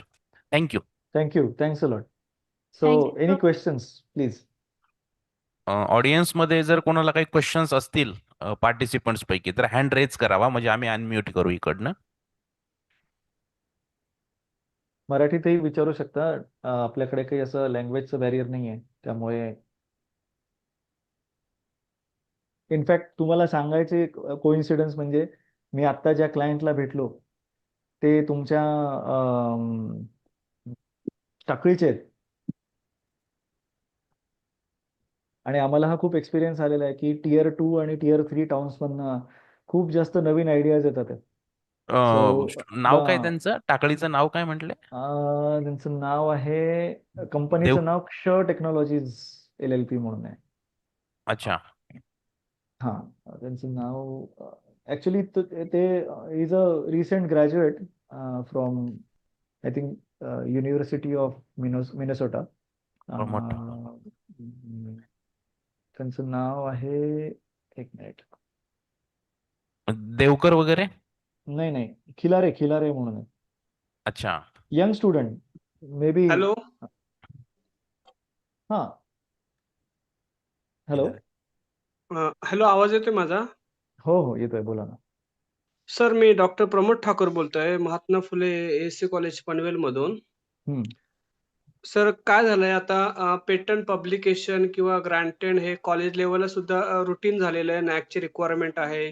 त्याच्यामध्ये आता सर्व अवेअरनेस झालेला आहे IPR बद्दल, पण जी त्याची नेक्स्ट स्टेज जी आहे मॉनिटायझेशनसाठी, त्यासाठी आम्हाला प्रॉपर गाईडन्स किंवा प्रॉपर मेंटॉरिंग तरी सध्या मिळत नाही. आम्ही बरेच असे लेक्चर ऐकतो मेंटॉरिंगसाठी की जे पेटंट मॉनिटायझेशनसाठी हेल्प करतील, पण at the end of the session त्यातनं असं काही खरोखर रिअल असं काय मिळतं असं काही वाटत नाही, की खरोखर एक सिम्प्लिफाईड वे ज्या थ्रू आपण पेटंट मॉनिटाईज करू शकतो किंवा काय स्टेप त्याच्यामध्ये फॉलो करू शकतो. तर याच्याबद्दल बऱ्याच ठिकाणी मिळत नाही माहिती किंवा मे बी जाणीवपूर्वक लोकं ते हाईड करून ठेवतात की कळत नाही. पण खरंच सिम्प्लिफाईड वेमध्ये सांगत नाही, की तुमचं पेटंट जर मॉनिटाईज करायचं असेल, तर तुम्ही कोणत्या प्रकारे गेलं पाहिजे किंवा कुठल्या स्टेजेस आहेत त्याच्यामध्ये. तर त्याबद्दल माहिती नसल्यामुळे हे पेटंट नुसते कागदावर राहिलेले आहेत. आता कॉलेजेसकडं 50-50 पेटंट झालेले आहेत. पण तसं आउटपुट किंवा मॉनिटायझेशनच्या बाबतीत काही यश नसल्यामुळे तसं सॅटिस्फॅक्शन त्या इन्व्हेंटरला सुद्धा नाहीये ॲज अ पर्सनल इन्व्हेंटर म्हणून. सो बरोबर. त्याच्याबद्दल आपण एक थोडक्यात म्हणजे मॉनिटायझेशनबद्दल आपण दाखवलं स्लाईड, आपण ईमेल पण दिलाय, की काही कॉन्टॅक्ट असेल तर करा. पण तरी सुद्धा एक आपण थोडक्यात जर 1-2 मिनिटं सांगितलं, की एक्झॅक्ट काय केलं पाहिजे मॉनिटायझेशन, कुठे गेलं पाहिजे तर बरं होईल. बरं. तुम्हाला माझ्या स्लाइडमध्ये एक स्काउटिंग नावाचा एक आस्पेक्ट दिसला असेल. त्या पूर्ण फ्लोचार्टमध्ये एक स्काउटिंग नावाचा प्रकार असतो. आता स्काउटिंगमध्ये काय करायचं असतं, की तुम्ही जी टेक्नॉलॉजी किंवा इन्व्हेन्शन्स डेव्हलप केलेले आहेत किंवा पेटंट्स फाईल केलेले आहेत, त्या प्रकारच्या टेक्नॉलॉजीज कुठल्या कंपनीजला हव्या आहेत, हे पहिले फाइंड आउट करणं आपलं काम असतं. तर ते तुम्हालाच करावं लागतं किंवा आमच्यासारख्या प्रोफेशनल्सची तुम्ही मदत घेऊ शकता. ठीक आहे. आता राहतो प्रश्न, हा खूप जास्त अभ्यास करून केलेला एक कन्क्लुजन आहे, की आपल्याकडे ज्या टेक्नॉलॉजीज ज्यावर पेटंट फाईल होतं, ओके, त्या टेक्नॉलॉजीज खरंच इंडस्ट्रीला रिक्वायर्ड आहेत का? हा सगळ्यात पहिला प्रश्न आपण विचारला गेला पाहिजे. ठीक आहे. आता मी तुम्हाला जर एखादं प्रॉडक्ट दिलं, ठीक आहे, वापरायला, ठाकूर सर, तुम्हाला हां, सर. माझ्यासोबत थोडंसं इंटरॅक्शन ठेवावं लागेल. हो, सर. येस, हां. सर. सो आता मी जर तुम्हाला एखादं प्रॉडक्ट दिलं, की ज्याची ॲब्सोल्युटली तुम्हाला गरज नाहीये ओके. आणि मी तुमच्या मागे लागून राहिलो, की नाही घ्या, घ्या, घ्या म्हणून खूप छान प्रॉडक्ट आहे. कधीतरी तुम्हाला त्याचा वापर करता येईल किंवा तो ॲब्सोल्युटली ऑब्सोल्यूट प्रॉडक्ट आहे. ठीक आहे. असा ओके. प्रॉडक्ट आहे जे मागच्या 15 वर्षापूर्वी जर तुम्हाला दिलं असतं, तर कदाचित तुम्ही ते घेतलं असतं. पण आता त्याची ॲब्सोल्युटली गरज नाहीये. येस. आपल्या ज्या टेक्नॉलॉजीज आपण ज्या बनवतोय, ज्यावर पेटंट फाईल होतात, पेटंट ग्रांट होतात आहेत. ओके. हां. त्याला थोडं रेट्रोस्पेक्टिव्ह मध्ये आपण बघितलं पाहिजे, की आपण काय प्रॉब्लेम स्टेटमेंट्स आयडेंटिफाय करून सोल्युशन्स तयार केलेत. Are those the problem statement which industry is also facing? तर त्याला डिमांड आहे. That is point number 1. Second point, आपण काय पेटंट्स फाईल करतोय, कशावर पेटंट्स फाईल करतोय, आपले क्लेम्स किती स्ट्रॉंग आहेत. That is point number 2. ठीक आहे. जर ते टेक्नॉलॉजी लायसन्स करून जर त्या कंपनीला किंवा कुठल्याही स्टार्टअपला जर लॉंग रन मध्ये काही बेनिफिट मिळत नसेल, कारण त्या टेक्नॉलॉजी असं आहे ज्या इन्क्रिमेंटल आहेत, बरोबर आहे, की हो. सुपरफिशियल प्रॉब्लेम आयडेंटिफाय करून त्याला सुपरफिशियल सोल्युशन्स जर दिले गेलेले असतील, तर अशा टेक्नॉलॉजी सर्कमव्हेन्शनला लायबल असतात. म्हणजे काय, की उद्या त्याच्यापेक्षा बेटर टेक्नॉलॉजी कोणी पण तयार करू शकतं. बरोबर आहे. सो अशा स्टेजमध्ये जेव्हा आपण कंपनीला बोलतो, की आमच्याकडे हे 5 पेटंट्स आहेत, कंपनी म्हणते की ठीक आहे, आम्हाला ते 5 ते पण स्टडी करणार. त्यांच्याकडे ड्यू डिलिजन्सचे मेकॅनिझम्स असतात. जो ड्यू डिलिजन्स आपण पण केलं पाहिजे, की आपण जे पेटंट्स डेव्हलप केलेले आहेत त्याला खरंच मार्केटमध्ये डिमांड आहे का? Point number 1. आपण जे पेटंट्स ड्राफ्ट केलेले आहेत, फाईल केलेले आहेत, जे ग्रांटेड आहेत, त्याच्या क्लेम्सची व्हॅल्यू काय आहे? आज ते कुठला प्रेसिंग प्रॉब्लेम सॉल्व्ह करू शकतात? आणि जर आता करत नसतील तर आपल्याला त्याला तसं एक रिप्रेझेंटेशन द्यावं लागतं. And then you have to convince की आमच्याकडे अजून पण असे बरेच सोल्युशन्स याच्या पुढे येऊ शकणार आहेत, ज्याच्यावर पण पेटंट फायलिंग चालू आहे. बरोबर आहे. तर मी तुम्हाला, समजा तुम्ही Amazonवर गेलात कधी, म्हणजे काहीतरी शॉपिंग करतच असाल तुम्ही Amazonवर, येस. हां, येस सर. बरोबर आहे. तुम्ही फोन घेतला समजा Amazonवरनं कुठला पण, किंवा तुम्ही कॅमेरा घेतला किंवा कुठलंही प्रॉडक्ट घेतलं, तर त्याच्या खाली लगेच तुम्हाला people frequently bought this together म्हणून येतं का? Yes sir. येस. रेकमेंडेशन तिथे. हो, हो. तर तुम्ही जर फोन घेतला तर तो म्हणतो तुम्ही बॅटरी बँकही घ्या, फोनचं कव्हरही घ्या, चार्जिंग केबलही घ्या आणि हो. अजून बाकी पण काही गोष्टी घ्या. हे तुम्हाला क्लब करून एवढ्या किमतीला पडेल. येस. बरोबर. बरोबर आहे. So same analogy goes for patents also. You need to have a bouquet of offering. एक पेटंट, 2 पेटंट घेऊन मार्केटमध्ये आजपर्यंत कोणाला सक्सेस मिळालेलं नाही. Okay. Okay, unless it is a company and wanting to develop a further portfolio of patents. जसं आम्ही आमच्या क्लायंट सोबत काम करताना बऱ्याच वेळेला कंपनीचा पोर्टफोलिओ कसा आहे हे आम्हाला we have to make sure. पेटंटचा पोर्टफोलिओ किती आहे, काय टेक्नॉलॉजीज डेव्हलप करतात आहेत, पुढच्या 5 वर्षांनंतर ह्या टेक्नॉलॉजीमध्ये काय मॉडिफिकेशन्स होऊ शकतात, त्याचं अँटिसिपेशन आपण आत्ता घेतलेलं आहे का, आणि त्याच्या पद्धतीने आपलं काम चालू आहे का आपण फक्त जी जी आत्ताची करंट सिच्युएशन आहे, करंट प्रॉब्लेम करंट सोल्युशन यावर पेटंट फाईल करतोय. तर करंट प्रॉब्लेम करंट सिच्युएशनवर पेटंट फाईल करून पेटंट ग्रांट होतीलच, त्याच्यात काही वादच नाहीये. But are those patent having the longevity, हा पण प्रश्न खूप महत्वाचा आहे. का ते पेटंट 5 वर्षानंतर ऑब्सोल्यूट होणार आहेत, हाही विचार करणं आपल्याला खूप गरजेचं आहे. सो माझं असं रेकमेंडेशन राहील की आपण जेव्हा पेटंट्स फाईल करतो आहोत त्याच वेळेला हे बघणं गरजेचं आहे की आपण हे मार्केट रिलेव्हंट आणि इंडस्ट्री रिलेव्हंट पेटंट्स फाईल करतोय का. ओके. तर पेटंटसाठी म्हणून माझ्या स्लाइडमध्ये एक स्टेटमेंट होतं की do not file large number of patents. Okay, file selective patents, पण ते खूप स्ट्रॉंग असले पाहिजे आणि असे असले पाहिजे की तुमचं टार्गेट ओरिएंटेड असलं पाहिजे. काही काही ठिकाणी तुम्ही म्हणजे जसं UK आणि ऑस्ट्रेलिया किंवा बाकी ठिकाणी पण गव्हर्नमेंट सांगते शेतकऱ्यांना की तुम्ही काय उगवलं पाहिजे. गव्हर्नमेंट सांगते इन्व्हेंटर्सला, युनिव्हर्सिटीजला की तुम्ही कशावर रिसर्च केला पाहिजे. तर आपल्याला बेनिफिट आहे, कारण this is all linked with economic aspect. Yes sir. तर पण त्याच दृष्टीने आहे ना सर, म्हणजे मला असं माहिती करून घ्यायचं की असं काय पोर्टल आहे का की जिथे इंडस्ट्रियल प्रॉब्लेम्स दिलेले असतील नाही की सर, बाबा. नाही. आता मी तेच सांगतोय की हा आपल्याकडनं टाकलेला एफर्ट असला पाहिजे. ओके. इंडस्ट्री प्रॉब्लेम्स काय आहेत, तुम्ही चॅलेंजेस किंवा हॅकेथॉन्स मध्ये जे प्रॉब्लेम स्टेटमेंट असतात ते बघू शकता. इनफॅक्ट मी तुम्हाला काही चॅलेंजेसची लिंक पण पाठवेल थ्रू अर्जुन सर. मी तुम्हाला काही लिंक्स पण शेअर करेल आपलं सेशन झाल्यानंतर, ज्याचं तुम्ही बघू शकता, जिथे इंडस्ट्रीला काय रिक्वायरमेंट आहे ते तुम्हाला लक्षात येईल. आणि ते चॅलेंजेस मध्ये तुम्ही पार्टिसिपेट करून त्यांना सोल्युशन देऊ शकता. तिथे पण प्राइज मनी असतं. पण the problem is, are we concerned about the winning the prize or creating a portfolio of solutions which can be later on licensed, है ना.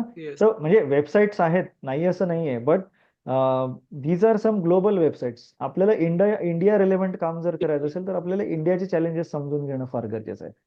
आणि तिथं प्रॉडक्ट ऑफरिंग असणं आपलं किंवा पेटंट पोर्टफोलिओ असणं फार गरजेचं आहे. सो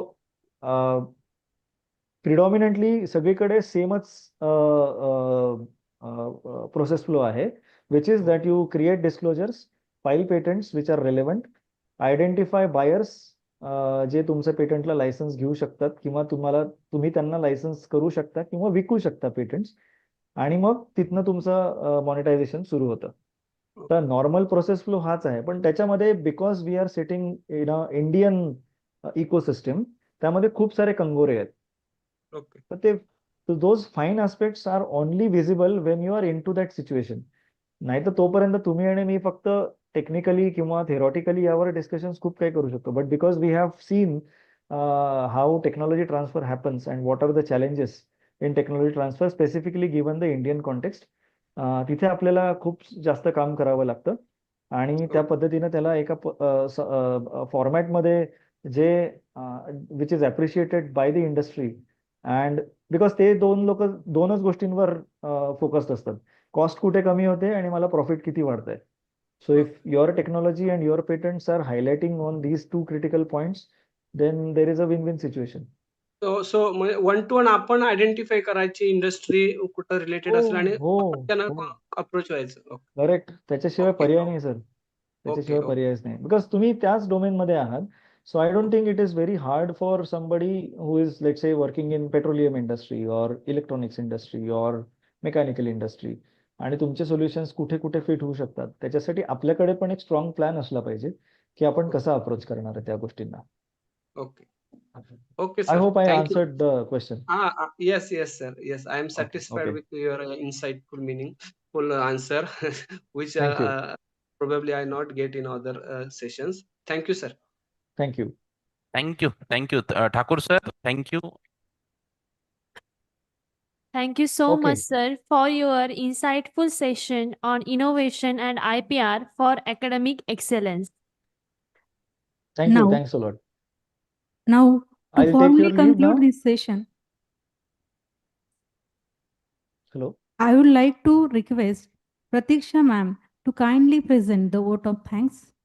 On behalf of everyone present here, I would like to express my heartfelt gratitude to Honorable Ashutosh Prachand sir for your valuable guidance and inspiring words. Your insightful thoughts on innovations and academic excellence have truly motivated us and give us a new direction to think and grow. Your presence has added great value to this session. We are truly thankful for your precious time and for sharing your knowledge with us. Thank you once again, sir. Thanks Thank a you so lot. much, Thank you madam. very much. Thank you so much, madam, for the expressing gratitude so beautifully. Now I request to Professor M.B. Gaware sir, please introduce next guest of honor. Prachanda sir, thank you. Ashutosh Prachanda sir. Thanks a lot. I will take your leave and Uh, best of luck for the rest of the sessions. Yes sir yes sir मी phone करतो तुम्हाला 4:30 वाजता sir 100%. Okay. See you. Okay Thank you. Okay Bye sir bye. Thank you Thanks a thank you lot. Thanks everyone. Rajshekhar Nillalu sir captain doctor Rajshekhar Nillalu sir आपण join झालेला आहात आपलं स्वागत आहे सर तुम्हाला को होस्ट केलंय आम्ही ओके ओके सर थँक्यू अच्छा स्टार्ट कर Good afternoon, everyone. Now we are moving forward to our next session, which is research paper presentation. For this session, we are honored to have with us our respected chairperson, Captain Dr. Rajshekhar K. Nilonu. He is currently serving as an associate professor in economics at Dhananjay Rao Gadgil College of Commerce, Satara, with over 16 years of rich teaching experience. Dr. Nilolu has an impressive academic background, including PhD in political economy and Ambedkarit ideology, along with qualification like BA in English, economics, and sociology, MA in economics, MPhil in social science. Also, he is qualified state eligibility test, also diploma in mass communication and journalism, and post-graduation diploma in rural development. He has made a significant contribution to academic through 14 research publication, 2 books, and 3 minor research projects. He has presented 7 research papers and has been invited to deliver 37 lectures on various academic platforms. He is highly respected personality who has received notable recognition for his contribution. He was awarded the Group Commander Commendation by Kolhapur NCC Group Commander in 2018. Defense Secretary Commendation Card National Award by Ministry of Defense Government of India in 2019. He is actively involved in various academic bodies and play an important role in contributing to academic development and research activities. Member, Managing Council, Karmavir Bhaurao Patil University, Satara. Chair Professor Dr. C.D. Deshmukh Chair for Financial Inclusion, KBP University, Satara. Research Guide, Business Economics and Economics. Chairman Board of Studies, Banking and Finance. Member Board of Studies, NCC and Military Science. Member Board of Studies, Business Economics. Member NSS Advisory Committee, KBP University, Satara. Member Board of Studies, NCC Studies, KBP Mahavidyalay, Pandharpur. Member Subcommittee, MCOM Part 1st, Cooperation and Rural Development, Shivaji University, Kolhapur. He has successfully conducted 12 training courses and program and has actively contributed to 19 academic and other activities. We warmly welcome you, sir, and thank you for your presence. Now, I request you to Honorable Chairperson, please observe all the research paper presentation and provide your expert guidance and constructive feedback to the participants after the session. Welcome, sir. Now, I will call first participants. Patil Shreya Atul, Yashoda Technical Campus Satara. Design and development of real-time Power BI dashboard for tracker sales, competitor analysis and market trend prediction. Yes. हाँ.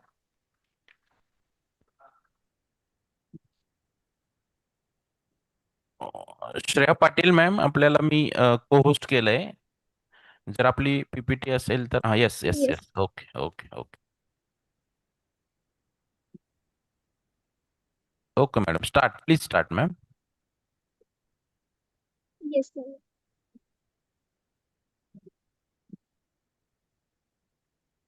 Good afternoon. I'm Ms. Shreya Patil from Yeshua Technical Campus, Satara. First of all, thank you for giving me this opportunity to present my research paper. The title of my research paper is Design and Develop of a Real-Time Power BI Dashboard for Tractor Sales, Competitor Analysis, and Market Trend Prediction. This research was conducted to know about the tractors and how it has its sales. This study develops a real-time dashboard by using Microsoft Power BI tool. This is an AI tool which is used for developing dashboards. This helps in analyzing tractor sales, competitors' performance, and it uses both primary and secondary data to generate meaningful insights through interactive visualization. And with the help of predictive analysis applied in this research, it is to forecast the future trends and support the data-driven decision making to the company of other tractor owners. The results and highlight sales variations, competitor dynamics, and the importance of dashboard in improving business performances.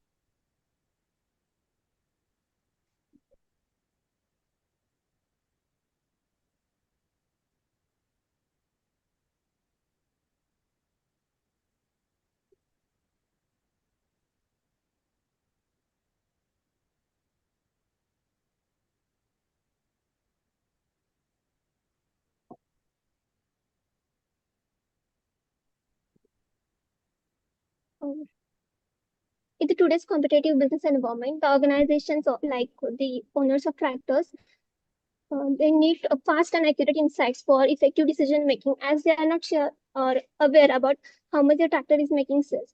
So, for sales analysis and competitors tracking are essential for business growth, but traditional methods are lacking real-time capabilities. This study uses Microsoft Power BI to develop an interactive dashboard, which is helping in analyzing the sales data. Means with the help of visualizations, the sales data is being tracked, and it is helping in understanding the proper insights of how much the sales has been made and what areas of improvements are required. And it also helps in monitor the competitors and predict future trends. It is helping organizations in making smarter and faster strategy decisions by analyzing the insights.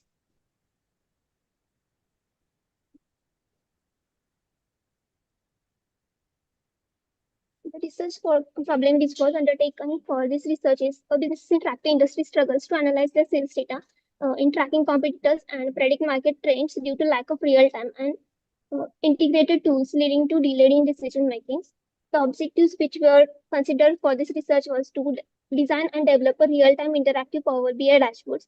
Second is to analyze the sales trend, to build a predictive model using Power BI dashboard, and to demonstrate the role of business intelligence in supporting data-driven strategic decisions in marketing and sales management. For conducting this research, I had considered primary data of 50 tractor owners from the local areas, and secondary data was collected from the reports, websites, Tractor Junction, Tractor Guru. These are some websites where I got access to tractor data. Tools used were Excel and Power BI, and approach data collection. Second, the data was processed, and then the dashboard was created. This is a simple model which I had used for making a dashboard. A customer database and dealers database were merged to get the feedback from customers and dealers, and competitive analysis of competitors, which was made by analyzing different websites of competitors, and then by merging this data, the real-time dashboard was created by using the tool like Microsoft Power BI. This is the first dashboard which I had created. This is sales metric dashboard. So primarily I had considered the Cooper Corporation, which is here in Satara district. This tractor was launched newly in February 2025, and this data is from February to September. This shows sale. This is showing the sales of the tractors from in the duration of 6 to 7 months, and how the company is improving and how much the customers had got access to their tractors. Second is competitors comparison analysis. For doing this analysis, I had considered multiple competitors like John Deere, Cooper, Sonalika, Scott Kubato, and Mahindra. These are some top competitors of Cooper tractors, and so this data was being collected and studied to analyze the Cooper sales. And customer feedback for the Cooper means not only just Cooper, but for other competitors too, so that the Cooper company will get to understand about what improvement is required. So by analyzing all three dashboards,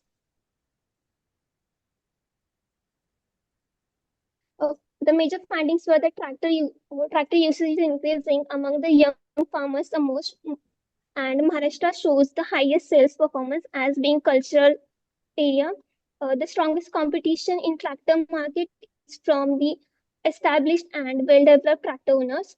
Dealer network majorly plays a key role in the sales of tractors, and customer issues affects the brand loyalty. After conducting this research, the major suggestions was to improve after-sales services as it affects on the sales of tractors, and focuses on the young and medium-scale farmers as they are mostly attracted to take these tractors in and being techno-friendly. Next was to enhance product reliability so that most of the customers can rely on the product. Low performance regions and improve fuel efficiency and technology. The study shows that the Power BI dashboard improves the sales monitoring, competitors analysis, and decision making for the companies. While Cooper has strong market potential, improvements in services, technology, and regional performance are needed. The use of predictive analytics helps in anticipating the market trends. Overall, the data-driven tools like Power BI supports better planning and business growth. For this overall research, the Cooper was able to form their strategy and to improve their sales of market.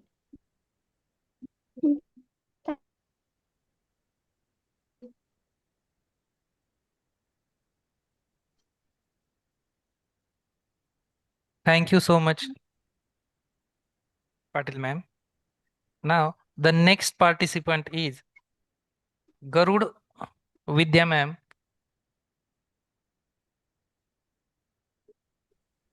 Hello.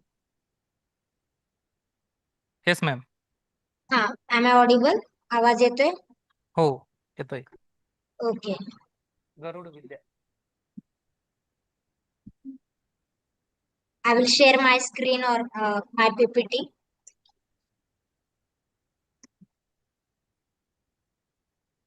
Good afternoon, everyone. Today's my presentation topic is spices in a foreign plate from India. I will introduce myself. I am Vidya Garud, research scholar from Savitribai Phule Pune University Economics Department. Coming to research topic introduction. So India is the largest producer, consumer, and exporter of spices in the world. Around 75 out of 109 spices listed by ISO are produced in India. The major states who are producing the spices like are Kerala, Karnataka, Tamil Nadu, Andhra Pradesh, Telangana, Rajasthan, Gujarat, and Madhya Pradesh. Also, we are producing a large number of spices like chili, cumin, turmeric, cardamom, pepper spices, oils, and all origins. There are why we are whatever this production we are taking, we are consumed in India. Also, we are exporting to other countries. We are one of the major exporter of these spices. So we are exporting to the countries like USA, China, Vietnam, Bangladesh, UAE, Malaysia, and UK. These are the major countries who are where we are exporting our spices. Now, as a trend or as a data shows that Spice Board India data shows that the India exported 1.8 million tons of spices and spice related items in 2010 in the year of 2020 to 2021. So the if we cost them if we take in the money the 4,178.80 million US dollar we have getting from this export of spices. So India accounts around 45 to 50% of the global spices trade, and in terms of volume, and if we taken into the prices or value, 10.3% we are getting it from. So over the past 20 years, there have been notable shifts in the pattern of spices exports India has shown. With black pepper, we are get revenues getting falling to less than 5%, and chilies and cumin emerging as the main export. India is chili and the cumin seeds we are exporting. We are like emerging these two spices among all these other spices. So during the 2020, when the COVID pandemic situation, as we all knows that in that time period also, demand for the ginger, turmeric, and these are the if we see that these are the Ayurvedic based spices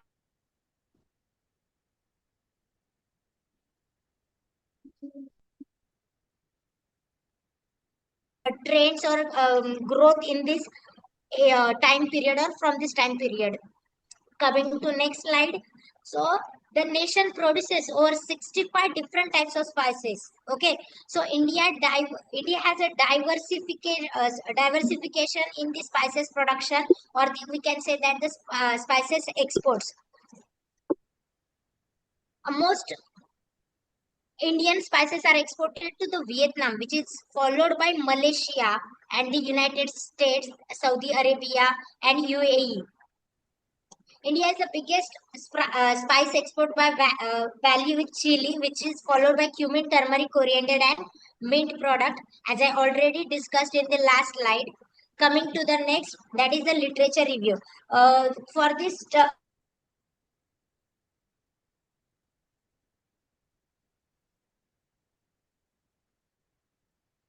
art research papers here or review here.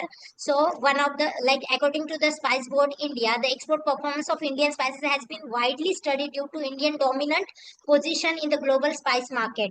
India is one of the largest producer and exporters of spice, contributing significantly to foreign exchange earning. We are like India's foreign exchange earning coming from this spice exports has shown the study Kumar and Rai highlight that the spices like chili, turmeric, cumin, and pepper account major share of export.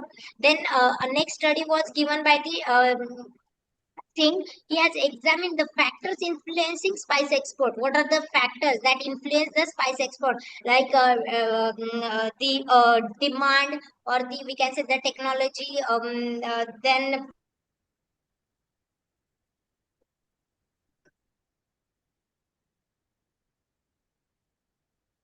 increasing global demand, health benefits, due to pandemic situation, we are seeing that most of the countries are demanding for these spices. Then FAO study additionally global demand patterns, changing consumer preferences toward organic and processed spices, and trade agreements also play crucial role in this uh, spices exports. There are also some studies. So area under cultivation of spices in India has shown variability over the years due to climatic conditions, price fluctuations, and government policies, according to the National Horticulture Board report. Then next study shown that cultivation has generally increased with significant contributions from states like Kerala, Andhra Pradesh, Rajasthan, and Gujarat. Research given by the Reddy. So he suggests that the improved farming practices, irrigation facilities, and government support schemes have contributed to increase the productivity along the challenges such as the climate change and pest attacks Overall, the literature indicates that while India has strong potential in the spice export, sustained growth depends on improving quality standards, adopting modern technology, and ensuring stable cultivation practices. So, research gap, or I can say that there are lots of study has done on this topic. I am not saying that I am only doing this. So there are the relatively, I am saying relatively there are several studies have been done on the export of Indian spices, but that study will give a recent analysis of the major spices of the area under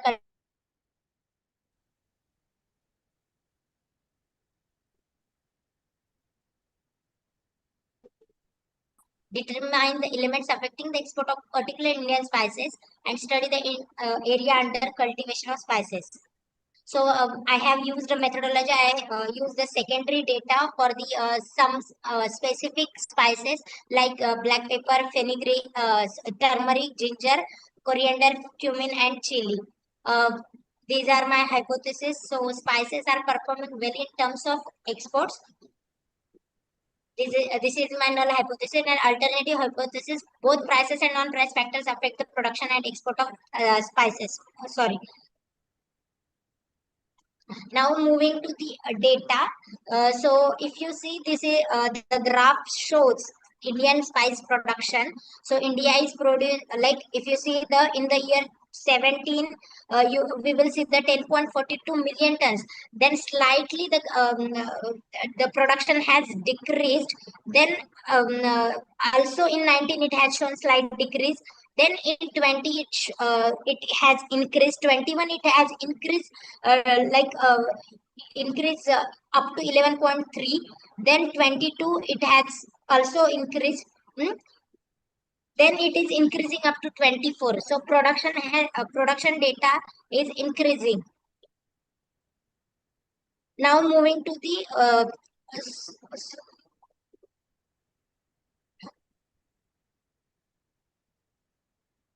next. During the years 2021 to 2025, India's spice sector showed stable growth, while cultivated area growing 4.41 to about 44.7 million hectares, which is very, we can say the growth was there, but it was very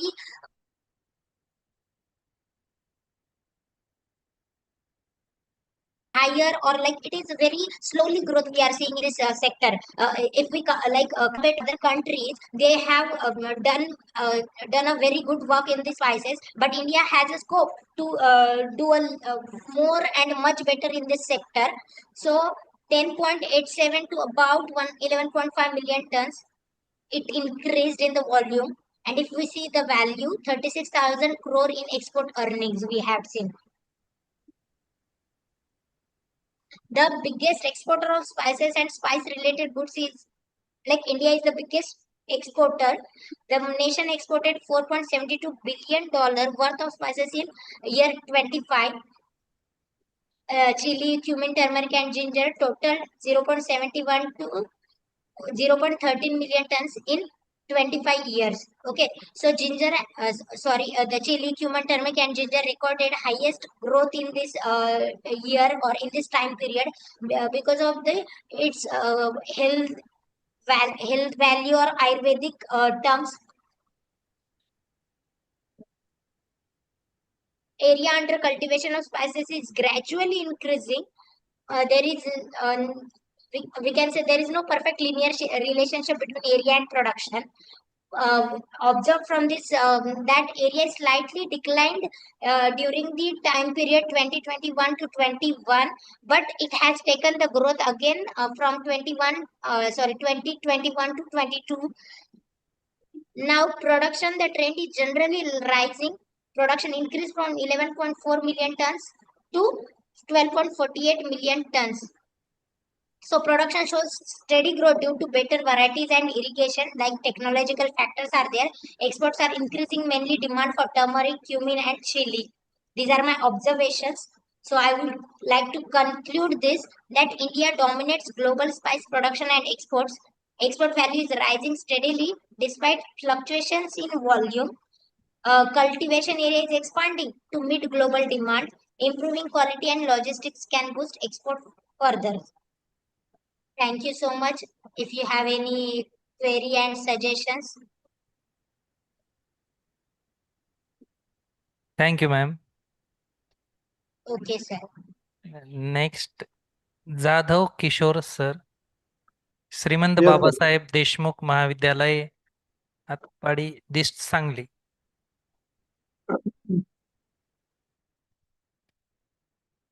Baburao Jadhav. Our paper title Profitability Analysis of Bank of Maharashtra.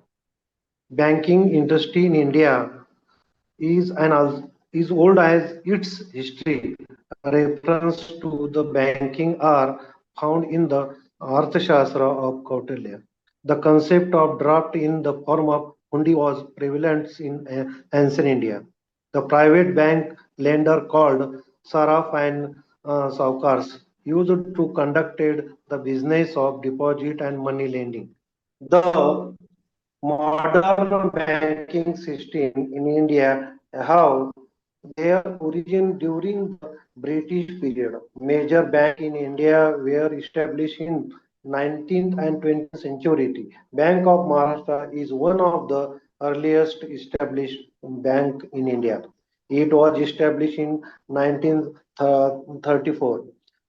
Since then, he has working successfully. The bank was nationalized in 1969 under the impact of socialistic pattern of society accepted in direction the principles of state policy in the Constitution of India. The Indian banking industry have passed through two radical changes. Firstly, major bank in public sector were nationalized and with the guiding the principle of social responsibility, they were in required lend money to the drawn traden class as will the priority sector like agriculture. These had a negative impact on the profitability of the bank. In the 1918s, the new trend of the free trade showed the departure from the socialistic point of view. All the banks were required to adopt prudential norm whereby it's become necessary to book income on the basis of actual earning and receipt and not on the basis of accrual income. Objectives of the study. The objectives of paper is present analysis of profitability position of the Bank of Maharashtra for period of 5 years from 2021 and 2025. The hypothesis of research paper is that the total income of Bank of Maharashtra show the increasing land trend during the period under study. The operating and total expenditure of Bank of Maharashtra show and the increasing trend during the period under study. The net profit of Bank of Maharashtra show an increasing trend during the period under study. Limitation. This paper is limitation to the analysis interpretation of profitability of Bank of Maharashtra. The paper is periodically limited for the period of 5 financial years. Research method. The research methodology. The profit and loss of the Bank of Maharashtra has been analyzed for the period under study considering major head. The researcher here has used the statistical method of the time series analysis for analyzing moments in the selected head. Conclusions are drawn on the basis of trend analysis, statement and significance of study. Indian financial market consists of three sectors, namely banking, insurance, and share market of these banking sector act as the statistical agent of economic growth and development. Finance is life blood of business. The movement of the source of energy of the economy channeled as the banking system. Banking system functions on the concept of mobilization of deposit and development of fund in the profitably settled. Accepting deposit and lending is major business of banking industry along with its conducts many other business of financial services uh, such as the remittance, bills collection and other major income of the bank come from the interest received and advance. Other incomes comes from the commission and exchange. Uh, Main part of the profitability analysis of Bank of Maharashtra. Total income, total operating expenditure, net profit. The total income and table number show table showing table in income analysis. Secondly, table number 2, total operating expense analysis of Bank of Maharashtra. Total expenditure, table number total expenditure analysis of Bank of Maharashtra. The net profit and finally conclusion. This it is the conclude that the total income of Bank of Maharashtra is increasing year in year. 2021 to 25, highest total income was recorded in the year 25. The average total income of Bank of Maharashtra was rupees 2071 crores during the period under study. It is included the operating expenditure of Bank of Maharashtra is increasing year the 2021 to 20. Thank you. Thank you, sir. Now the next participant is Bane Bhimashankar Balasaheb, Rayat Shikshan संस्था, SM Joshi college, Hadapsar, Pune.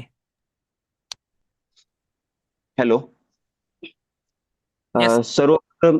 सर्वप्रथम मी माझ्या आदरणीय शिक्षकांना आणि उपस्थित सर्व research scholar यांना, संशोधकांना नमस्कार करतो आणि माझी ओळख करून देतो. माझं नाव भीमाशंकर बाळासाहेब बने, SM जोशी कॉलेज, हडपसर, पुणे, अर्थशास्त्र विभाग. तर मी आज जो विषय सादर करणार आहे त्याचं नाव आहे किंवा organic farming and sustainable agriculture, a study of farmer in Maharashtra. तर म्हणजे मला स्क्रीन शेअर करता येत नाही, तसं मी ग्रुपला टाकलेला आहे. तर माझा विषय आहे किंवा सेंद्रिय शेती. सेंद्रिय शेती म्हणजे आता भारत हा कृषीप्रधान देश आहे, आपण हे मान्य करतो. आणि आजही भारताच्या लोकसंख्येपैकी जवळजवळ 46% म्हणजे 25-26 ची आकडेवारी आहे किंवा 46% लोकसंख्या आजही आपण कृषी क्षेत्रावर अवलंबून आहे. आणि भारताच्या GDP चा विचार केला गेला तर 50% पेक्षा जास्त GDP उत्पन्न हे कृषी क्षेत्रावर आधारित आहे. आता शेतीचं खूप महत्व आहे, कारण की आपल्याला जगण्यासाठी जे म्हणजे अन्न म्हणजे लागतं आणि ते सगळं शेतीतूनच आपल्याला मिळतं. आता शेतीचं प्रकार सांगायला गेले तर 2 प्रकारामध्ये शेती आहे, म्हणजे एक तर पारंपरिक शेती आणि एक आधुनिक शेती. म्हणजे आता पारंपरिक शेती म्हणजे काय तर पारंपरिक शेतीमध्ये जे आपण पूर्वीपासून किंवा आजोबा पणजोबा यांनी शेती केली ज्या पद्धतीनं, त्याच पद्धतीनं आजही त्या शेतीचा पुढे तसाच वापर करत आहेत. आणि आधुनिक शेती म्हणजे नवीन संशोधन, म्हणजे नवीन संशोधन करून किंवा शेती करणे. आता ह्याच्यामध्ये आपण स्वातंत्र्यापूर्वी जास्ती करून पारंपरिक शेतीचा आपण पारंपरिक शेती केली जात असे. पण जेव्हा 1960 म्हणजे जेव्हा आर्थिक महामंदी झाली आणि आपल्या देशामध्ये म्हणा किंवा अन्नधान्यांचा तुटवडा कमी पडू लागला, तेव्हा 1960च्या काळामध्ये आपण जे म्हणतो किंवा ग्रीन रिव्हॉल्युशन म्हणजे हरित क्रांतीची निर्मिती झाली. आणि हरित क्रांतीमध्ये आता हरित क्रांती करणे ही काळाची गरज होती. पण हरित क्रांतीमध्ये असं झालं किंवा सुरुवातीच्या काळामध्ये 5-6 वर्षामध्ये चांगलं शेतीमध्ये उत्पन्न होऊ लागलं. पण कालांतराने म्हणजे 1960 ते 1980च्या कालावधीमध्ये हरित क्रांतीचा चांगला डंका वाजत होता. पण नंतर असं झालं किंवा हरित क्रांतीमध्ये जे वापरलेले रासायनिक पदार्थ होते, रासायनिक खते होते, त्याच्यामध्ये त्यांचा जास्त अतिवापर केल्यामुळं किंवा मग हरित क्रांतीमध्ये जे नवीन जाती प्रजातींचा पिकं तयार केली होती आणि त्यांचं पीक उत्पादन घेत होते. यामुळं असं झालं की ते रासायनिक खतं वापरल्यामुळं जी जमिनीची सुपीकता होती ना तिथे कमी होण्यास म्हणजे कमी होत होत गेली. म्हणजे जमिनीची सुपीकता कमी झाली आणि जास्त कीटकनाशक वापरल्यामुळं ते जे जमिनीचं प्रोडक्टिव्हिटी होती ती कमी झाली. कारण की पूर्वी जे एका हेक्टरमध्ये जेवढं जास्त उत्पादन होत होतं तर ते त्याचं प्रमाण हे कमी कमी होत गेलं. मग आता हे झालं किंवा शेतीची म्हणजे समस्या झाली. कारण की आणि ह्याला नंतर मग 1980च्या नंतर मग आपण ऑर्गॅनिक फार्मिंग कडे वळलो. म्हणजे इथं बघा म्हणजे प्रवास कसा सुरू झाला किंवा शेतीचा प्रवास असा झाला किंवा आता आपण जास्त करून ऑर्गॅनिक फार्मिंग कडे म्हणजे वळलेलो आहे. मग आता मला इथं सांगायचे किंवा मी ह्या रिसर्च पेपरमध्ये ह्या संशोधन पेपरमध्ये प्रायमरी डाटांचा वापर केलेला आहे. म्हणजे मी एक स्टँडर्ड क्वेशनरी तयार केलेली आहे आणि त्या क्वेशनरीचा वापर करून शेतकऱ्यांचे जे ग्राउंड लेवलला शेतकरी असतात त्या शेतकऱ्यांचा इंटरव्ह्यू घेतलेला आहे. आणि त्या इंटरव्ह्यू मध्ये मला असं निदर्शनास आलं की सर ते दुसरी एक स्लाइड पाठवलं होतं मी म्हणजे क्वेशनरीचे ते पण ओपन केलं तरी चालेल. तर ते क्वेशनरी मध्ये मी सुरुवातीला असं हे केलं किंवा सुरुवातीला शेतकऱ्यांची बेसिक माहिती घ्यावं म्हणलं.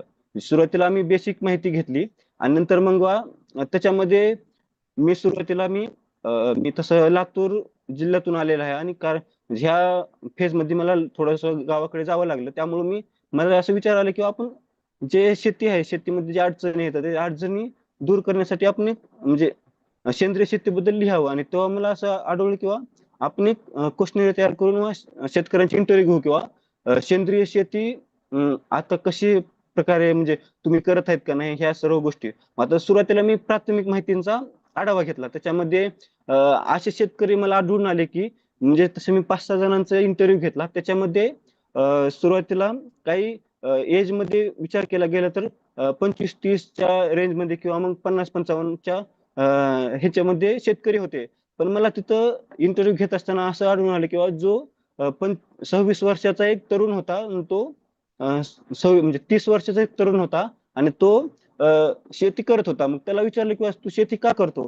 तर त्यानं म्हणलं किंवा मी ऍग्रिकल्चर केलेलं आहे. ऍग्रिकल्चर मध्ये डिग्री केली आणि त्याचा वापर मी आज म्हणजे शेती करत असताना वापर करत आहे. आणि मला हे ऐकून खूप चांगलं वाटलं. आणि मी सांगू इच्छितो किंवा जे आपलं विषयाचं नाव आहे किंवा रोल ऑफ हायर एज्युकेशन त्याच्यामध्ये आपण जे सेंद्रिय शेती बद्दल जे एज्युकेशन देणार आहे. मी कृषी विद्यापीठ जे आहेत ना आपले ऍग्रिकल्चर युनिव्हर्सिटीज यांना सांगतो की आपण जरी टेक्नॉलॉजीकडे जास्त प्रमाणात जात असलो तरी किंवा आपण आजही शेतावर अवलंबून असल्यामुळं सेंद्रिय शेतीकडे जास्त वळण्याचा प्रयत्न करायला पाहिजे. कारण की सेंद्रिय शेतीतले जे उत्पन्न आहे ना ते जे उत्पादन आहे ना त्याच्यामुळं आपले जे पर्यावरणीय हानी किंवा मग जे आपलं आरोग्य आहे ना तर आरोग्य आणखी चांगलं राहू शकतं. कारण की जे रासायनिक खतांचा आजही आपण रासायनिक खतांचा वापर करतो.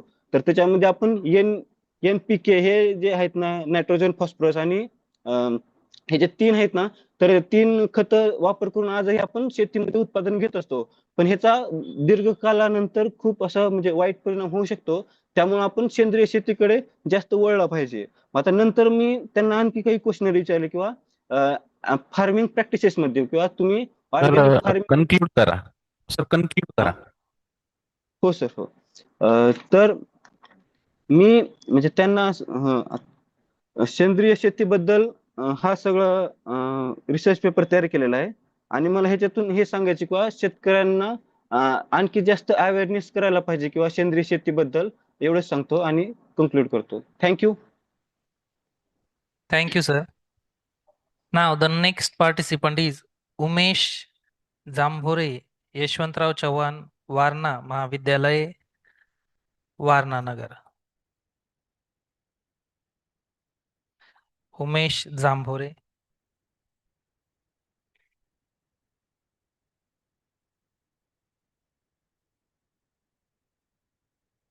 Umesh Zambhore.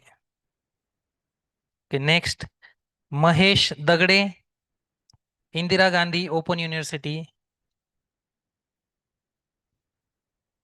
सर अनम्यूट करा स्वतःला. Dagade sir.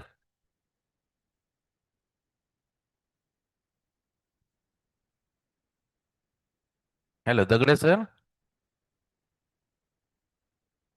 Okay. The next, Vishal Santosh Chandan Khede, KTHM College, Nashik, Savitribai Phule, Pune University, Pune. Vishal sir. Yes, sir. Is I visible, sir? Yes, sir. Yes, sir. You are visible and you are audible, sir. Okay, thank you, sir.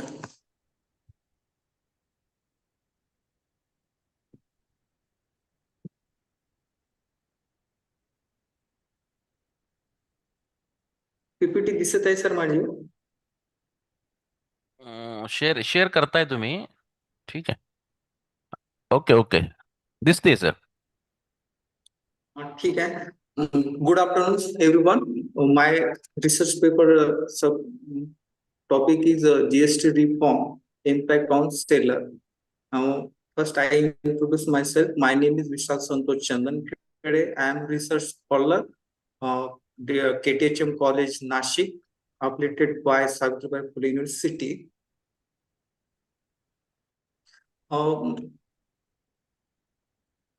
Background is that we know that GST reform is implemented by 22 September 2025.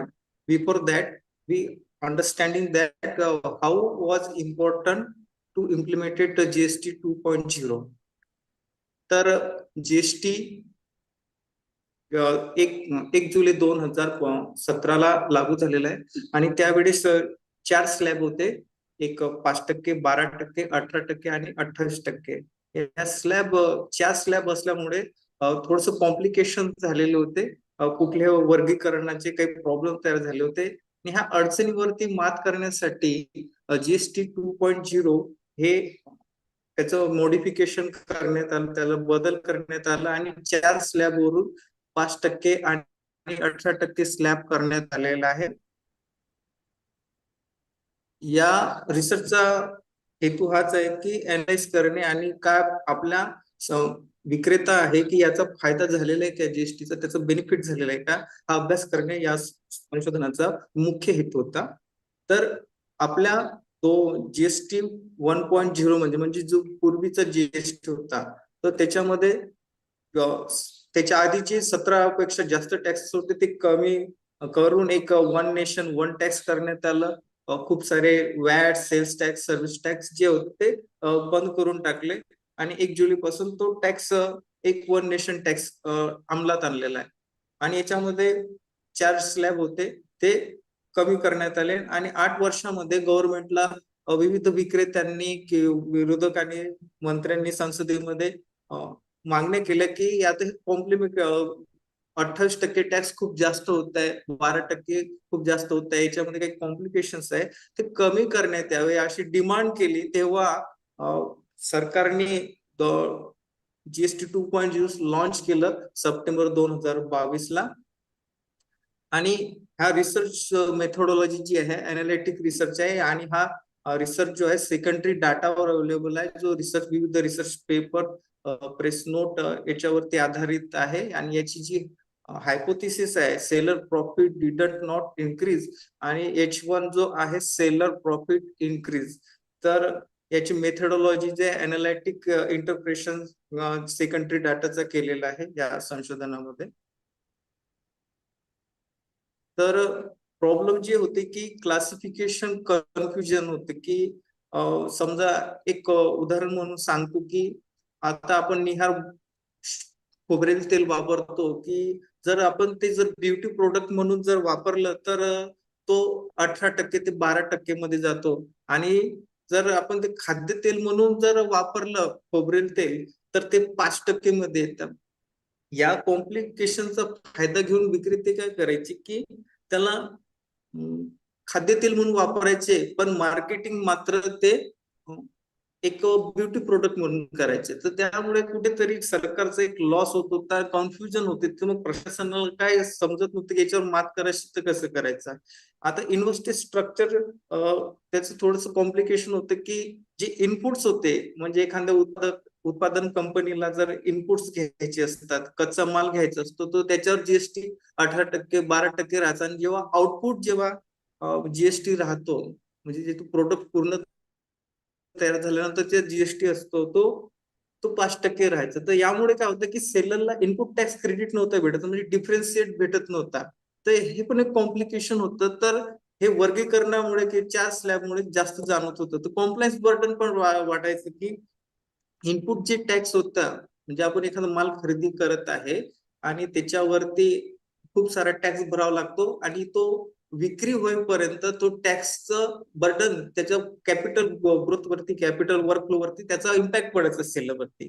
तर ह्या tax आणि ह्या सगळे impact त्याच्या प्रॉफिटवर पडायचं. तर म्हणून आणि पूर्वी जे त्याच्यासाठी सरकारने रिडक्शन केलेलं आहे टॅक्सचे स्लॅब, आणि ते केले डेली इसेन्शियल वरती 18 आणि 12 वरून डायरेक्ट पास केलेलं आहे. हेल्थ केअर वरती 18 काही नील केलेले आहे.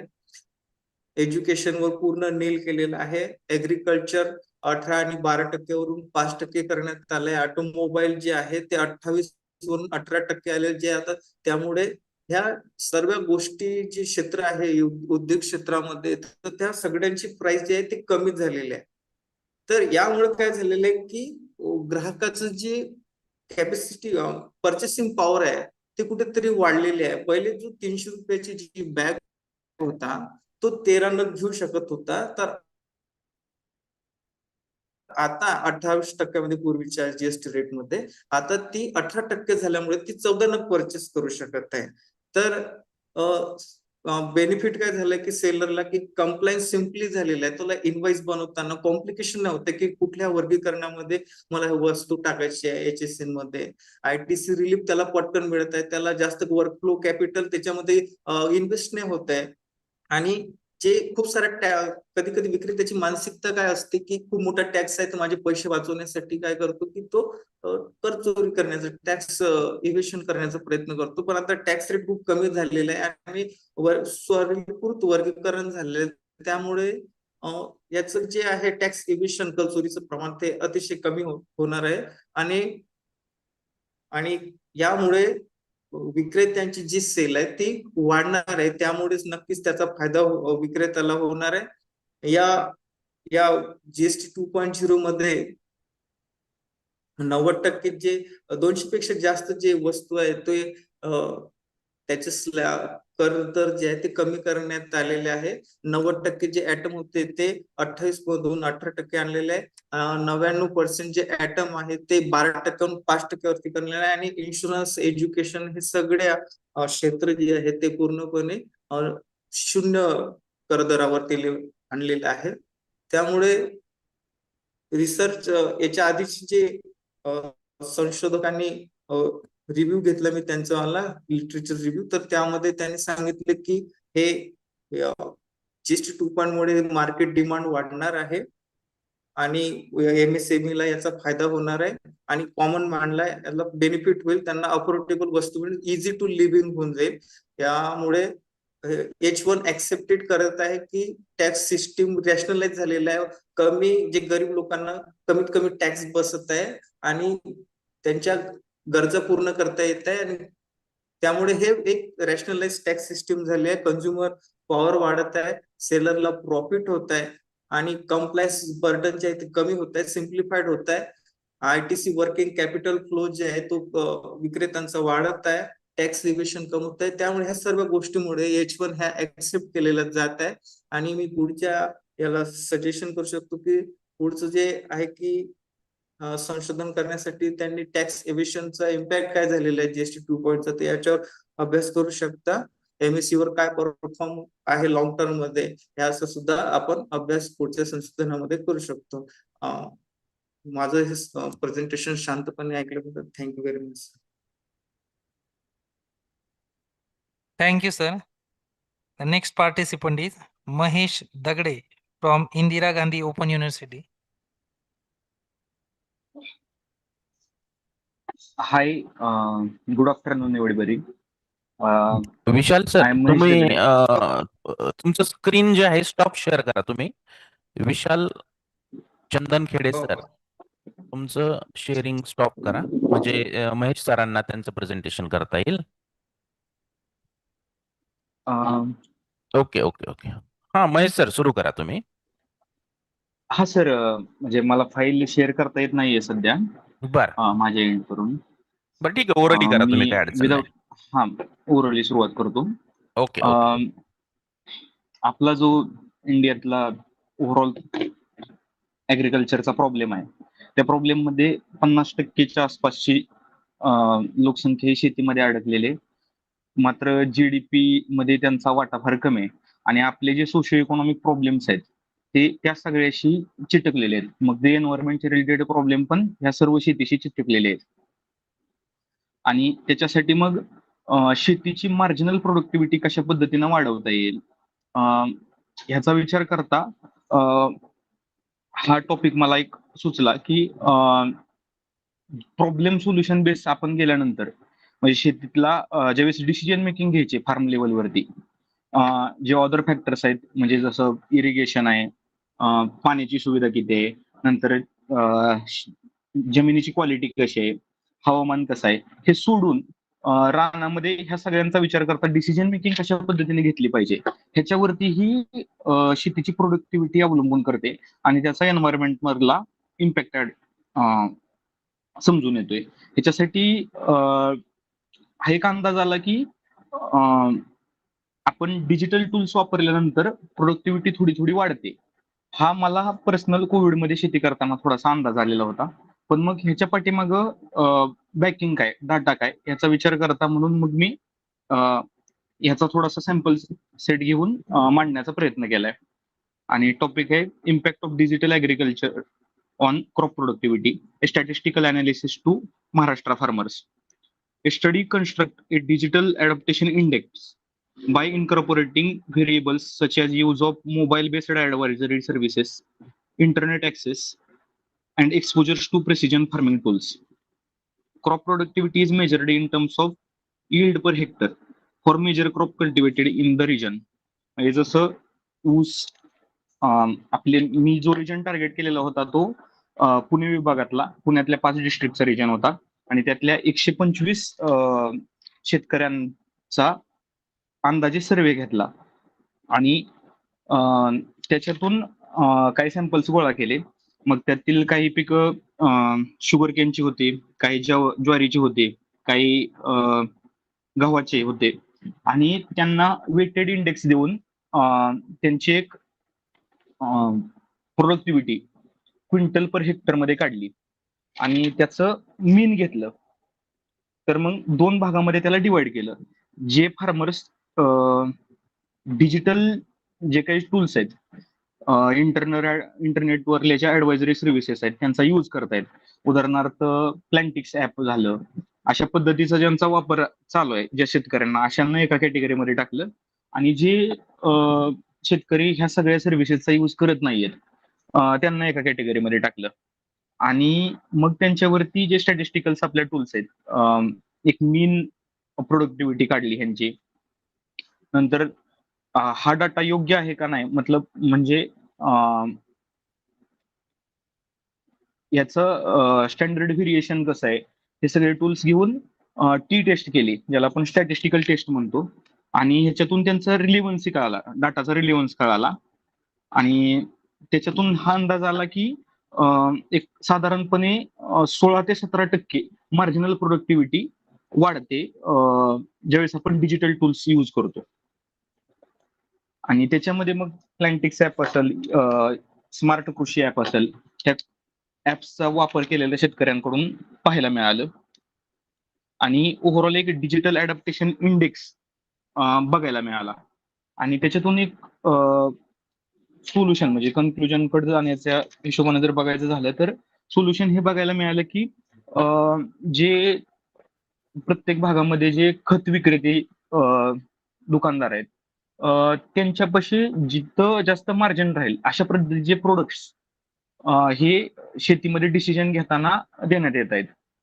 उदाहरणार्थ बुरशी लागली तर एका पद्धतीचा प्रोडक्ट ज्याच्यामध्ये जास्त मार्जिन राहील मिडल मॅनला, अशा पद्धतीचे प्रोडक्ट्स देण्यात येत आहेत. त्याचा तोटा हा होतोय की एकतर प्रोडक्टिव्हिटीमध्ये त्याला हंपर होते, जी प्रोडक्टिव्हिटी पिकाची यायला पाहिजे. आणि दुसरी गोष्ट जमिनीचं संतुलन बिघडते, कडचे एन्व्हायरमेंटचं संतुलन बिघडते आणि पोल्युशन जास्त प्रमाणात होते. आणि त्याच्या उलट जो स्पेसिफिक प्रॉब्लेम आहे त्याचं जर आपण व्यवस्थित हे केलं, फोटो वगैरे घेतले आणि ते वेगवेगळ्या ऍप्सला वगैरे टाकले, तर अॅक्युरेट सोल्युशन मिळते की हे पद्धतीचं रसायन फवारल्यानंतर ही पद्धतीची बुरशी जाईल. आणि मग त्यातून बराचसा फायदा मिळतोय आणि तो आपल्याला डेटामधून दिसतोय की साधारणपणे एक 16 ते 17% प्रोडक्टिव्हिटी वाढलेली दिसते. आणि हे वेगवेगळ्या भागात वेगवेगळ्या पिकाबद्दल थोडासा व्हेरिएबल डाटा आहे. जर हे अशा पद्धतीनं आपल्याला सोल्युशन बेस जाता येऊ शकतं जर डिजिटल जे टूल्स आहेत त्यांना आपण शेतीमध्ये अडॉप्ट केल्यानंतर. Thanks. Okay, thank you, sir. Now, I request you to Honorable Chairperson, Captain Dr. Rajshekhar K. Nilonu, provide your expert guidance and constructive feedback to the participants. Please, sir. Thank you very much. First of all, I would like to congratulate the SSGM College Kopargaon for organizing one day. Am I audible, sir? Yes, sir. Yes, sir. You are audible, sir. For organizing a one-day national level e-conference on the role of higher education in research, innovation, startups, and IPR. A very relevant subject they have been chosen for this one-day national level e-conference. And all the participants, they have been presented the papers over here. Very relevant topics they have been selected for their paper presentation. I think since more than half an hour I am listening, the research papers who have been presented by 6 researchers over here, and college might have received more than 6 research papers, but only 6 papers as a sample they have been presented in this conference, which are related with the different subjects, different topics. I think one paper is related with the design and development. One is related with the foreign trade of spices or different products, or import export of different products, and one is related with the profitability of the banking sector, and 2 topics, and one is related with the GST reforms, and 2 more topics which are related with the problems which are related with the agricultural sector. So all these paper presenter, first of all, I would like to congratulate, and I would like to extend my thanks towards all these paper presenters who have presented their views by the way of their research papers. In the light of new education policy 2020, if we look towards the scenario of higher education in all over the India, apart from academics, various areas have been focused, like employability, skill enhancement, skill development, ability enhancement, value added, multidisciplinary and interdisciplinary approaches in the higher education system. These new ideas, these new concepts, not new, already we used to implement all these things in the higher education, but a lot of focus has been given in the light of new education policy 2020. A lot of focus have been given on these all things, and apart from this, much more emphasis has been given on the innovation research in this new education policy systems. Mostly nowadays, the researchers who are mostly engaged in using digital tools, like using of artificial intelligence and different digital tools for performing their research. So we should be very keen, we should be very alert about using these digital tools which have been available, like artificial intelligence, how to implement in our research, how to use these tools in our research. We should be very keen about these all tools which we are utilizing. In the light of this new education policy 2020, for the overall development of the nation, and in order to increase the global competitiveness of our academics, it should be very important to be engage the faculty as well as the students into the research projects and undertaking various research activities. At the college level, at the higher education institutions, it should be very important to motivate the students by different ways to their creative thinking, and we should be motivate the students for undertaking the research projects and the research topics. Therefore, we can create a research environment into the higher education institutions. Nowadays, a new program in the light of this all discussion, the UGC University Grants Commission and in the area of higher education, they have been suggesting to increasing the collaborations with the industry. They have been encouraged to create a entrepreneurship ecosystem into the higher education institutions. So we should be think of these all things. One type of program which the UGC is emphasizing now to implement in the higher education institutions, that is embedded degree programs, embedded based degree programs. It is very essential to make experiment in implementing these programs like embedded degree program, how to increase our collaboration with industries, how to increase our linkages with the outside world. That should be think in order to enhance our research and development. And I think most of the research in this in one day international conference is expected to conduct, or is expected to, most of the researchers, they are expected to present their research paper over these themes. But no doubt, all the researchers, they have been given relevant topics in their research. And I once again, I I congratulate, I extend my gratitude towards the college principal, coordinator of the SSGM College Kopergaon for conducting this national level e-conference on the role of higher education in research, innovation, and startup. Thank you, and thank you very much.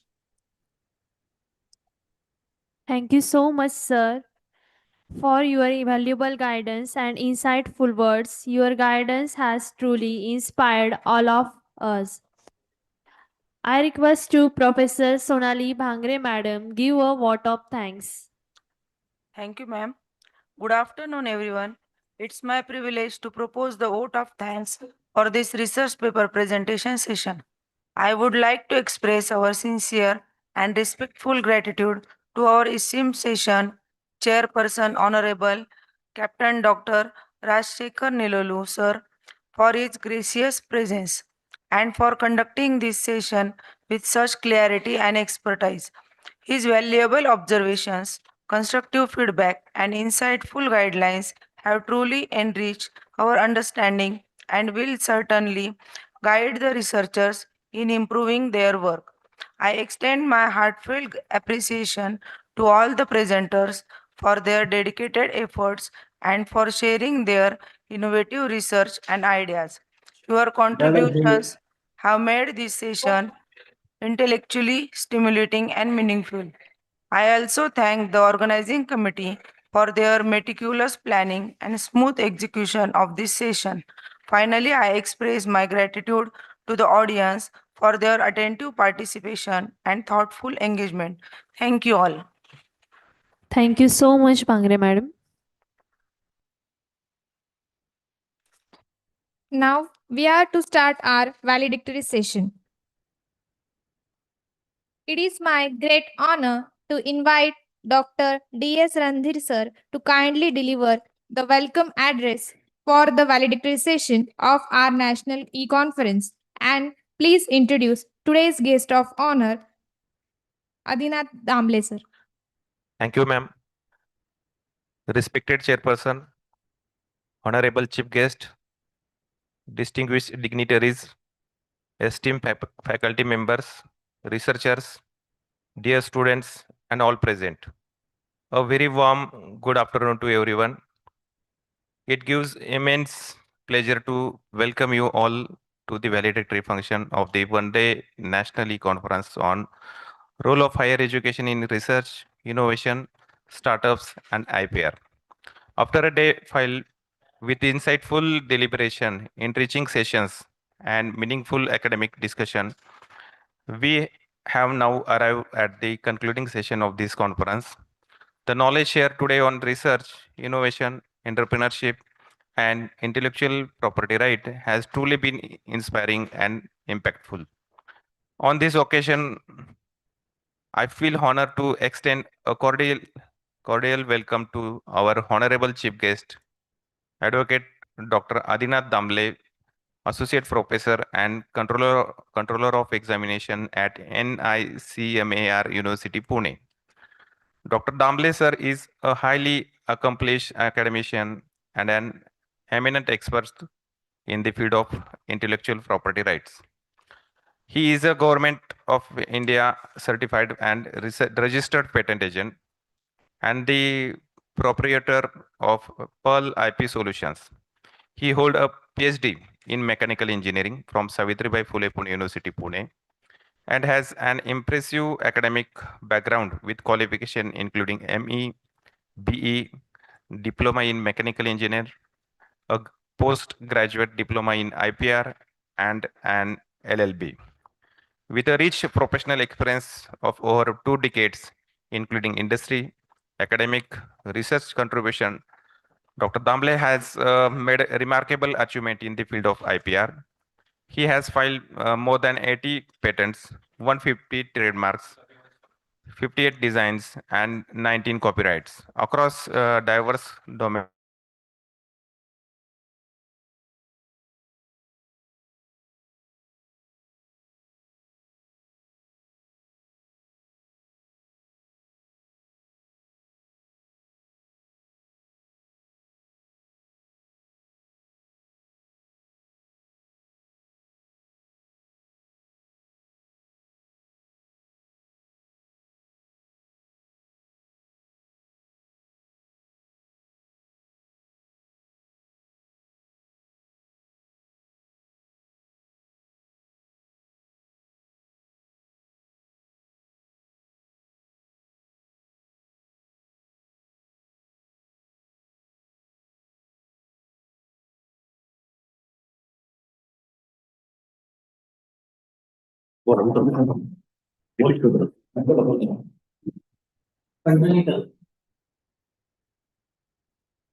Dr. Damle has contributed significantly to research with several publications in international journals and conferences.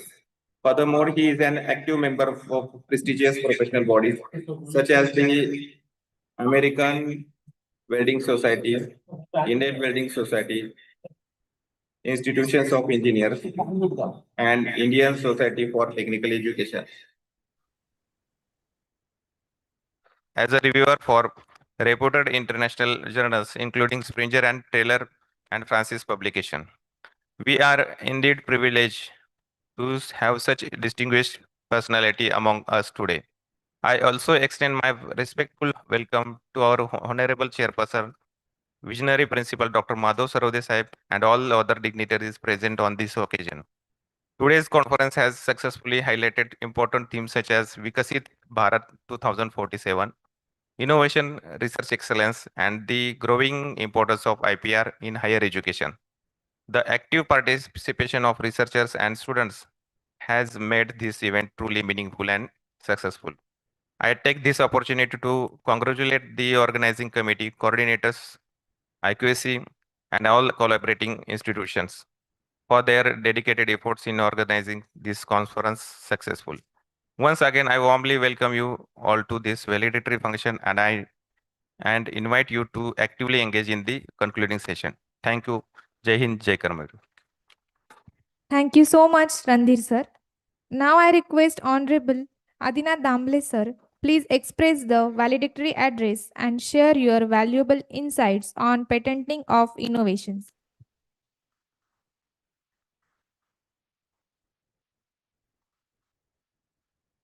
Damle sir तुम्हाला को host केलंय.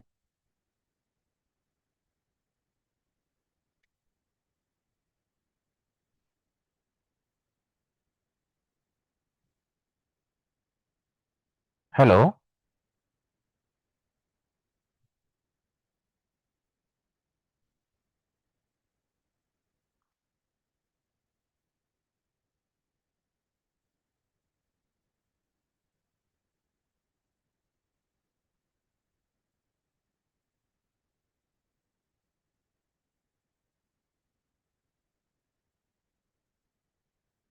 नाही ते फोनवर बोलताय. Hello. हा sir, तुम्हाला को होस्ट केलंय. आपण Yes, sir. Slide. Okay okay sir. Audible? Yes sir, yes sir. Sorry, actually, during I just start the session, I got one call and I failed to on time. Okay, sir. So shall I share my screen? Yes, sir.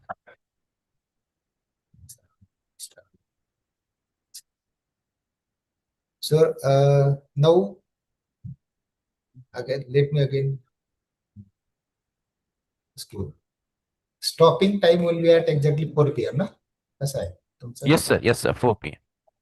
हा ठीक आहे. Means I have only 45 minutes only. काही slide मी थोडशा fast घेईल, important आहे. आणि 45 minutes मध्ये जो मला वेळ मिळाला आहे तो मी कव्हर करण्याचा प्रयत्न करतो. Yes, yes, sir. Yes, sir. हा Bhagu sir, you can give me individually miss call when we are about to end the time, please.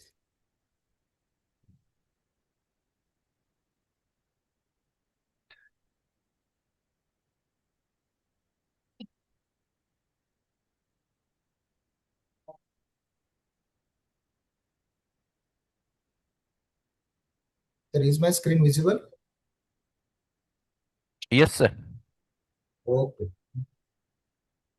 Good afternoon to all. Before I proceed, this is my just topic, today's topic for presenting my details, innovations and patent filing in India.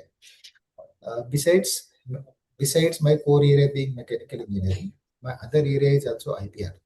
So from last near about 7 to 8 years, I'm completely, I mean, with full focus, I'm working in IPR.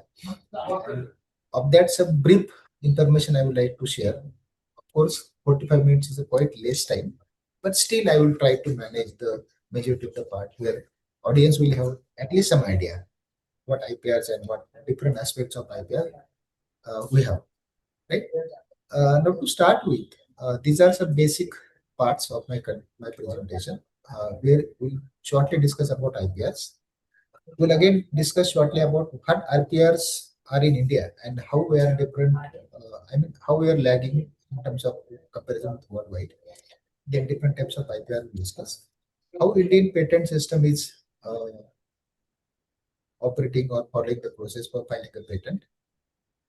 Non-patentable inventions right now will not discuss because it's a very big topic, so it may take time. But there are some certain exceptions for inventions which cannot be patentable or which are not patentable as per the Patent Act 1970.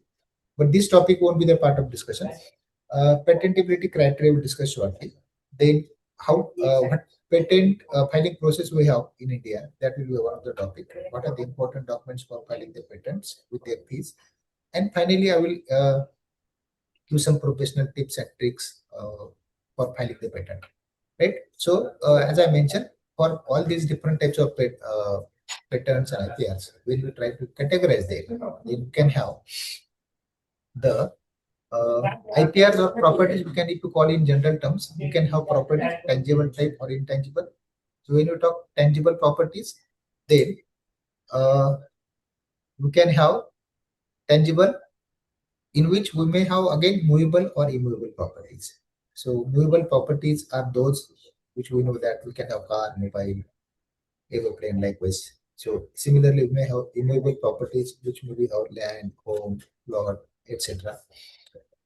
In similar category, or if you take both of these category of tangible properties, we as a person claim the ownership of that property, because we are the owner by the exclusive owner with the exclusive rights, owner by the legal rights what we have got. Okay. Now, in similar category of tangible property, we have intangible property also. So intangible properties are those in which we go with the IPRs. So IPR is having the same definitions and same rights like our tangible properties, lands, homes, and all that. It means if anyone is owner of a land, and what rights he is having as a landowner, similar rights the person may have with the IP rights. So IP, we call this as intangible properties. Now, about properties, particularly IPs, there are various two aspects are coming, because when people are saying that intellectual properties should be protected or not, so if we say that no, there should not be any protection to the properties, so this will give free ideas to all. It means everyone can use the free ideas, and it will be benefit to the most of the peoples. But in other way, if there is a protection to the ideas, it motivates the motivators to create new and new things. Example, if I take that, around 3 years back, we all were suffering by the COVID. And if you take the Indian scenario only, so we have been given various vaccines. One of the vaccine was also created by the Indian company, Serum Institute of India. So Serum Institutes of India with Oxford University have developed this vaccine because they have registered or they got the patent of their all vaccines, and then they commercialize it. So of course, after commercialization, there will be profit and all that part is there. But when we talk about these profits, so that profits they have earned by the patents. So all vaccines developed by the Serum Institute of India are patented, and that's why they can only produce it. No other pharmaceutical company till their patent is getting expired. So my point is, if IPs are protected, then it gives the motivation to the creators. They can invest, they can put efforts, and new IPs will generate. That's why all over the world, IPs are protected and rights are given to the IP holders. So when you talk about in general IP, so what IP means for us? Of course, it's a mind of a intellectual. It's output of an intellectual mind or creative output. And for this intellectual mind, persons are given right. And these rights are for particular period of time and in a given jurisdiction. Particular period of time means what? Patent is given for 20 years, and these 20 years is given for jurisdiction. These 20 years are applied for jurisdiction in India. Means patents offered are provided countrywide, and in that country they are given the legal rights. Of course, there is some certain category of patents which can be taken multiple country protection. They are called as patent cooperation treaty, in which we can have more than 100 countries for the protection. That is a separate topic, but my timing point is that we are getting protection for a particular period and in a defined jurisdiction. So Indian patent means protection in India only for a period of 20 years. Then with this IP, the owner is getting exclusive rights. Exclusive rights, it means IP holders can use it, he can read or she can read, it can sell, or it can use for his own purpose. So that exclusive rights are given to the IP holders. So when we talk about IPs or IPRs, so there are basically different types of IPRs. So first of all, in that category, important one is a patent. Then we are having design, which is about the appearance, look, shape, color combination. Third is a trademark, which is a commercial entity regarding to the respected, related to the various types of commercial names or brand names. Similarly, we can have copyrights. And one more IP possible is geographical indications. Shortly, we call them GI. All these IPs 1, 2, 3, and 4, they may be taken by individuals or organizations. They may be taken by individuals or organizations. So they will be owned by the organizations or individuals. But for the fifth one, the ownership cannot be individual. It can be with some zone of area. Particularly, if you talk example of mango in Konkan, Alfonso mango is a very famous, and it comes in a very specific area of Ratnagiri, Raigad, and in that district. So Konkan or GI given for that Alfonso mango is for that specific, means peoples of that area, they own the IP rights. So Darjeeling tea is our first Indian GI, which was which is at that time granted for the uniqueness in the Darjeeling tea. So point to conclude, GI cannot be individually owned; it can be owned by the peoples of that area or geography. Similarly, when you talk about copyrights, these are all different parts which can be taken as a copyrights. So pictures is itself is clear. What can be? It can be music, dance, drama, literary work, motion, architectural works. All these are the parts of copyrights. Now, when you talk about trademarks, of course, they are related to the products, and the products can be in any form or any shape. So particularly if we try to see what can be the part of trademark, or when we try for a trademark, how this can be composed, it may have the various combinations. Trademark may have a specific shape, it may have a specific name. Again, trademark may have a specific symbol also with some slogan, or it may have some specific color combination marked in some specific shape, or it can be the logo. So any of these combination is possible when we try for the trademarks. And we know that trademark is related to the commercial entities.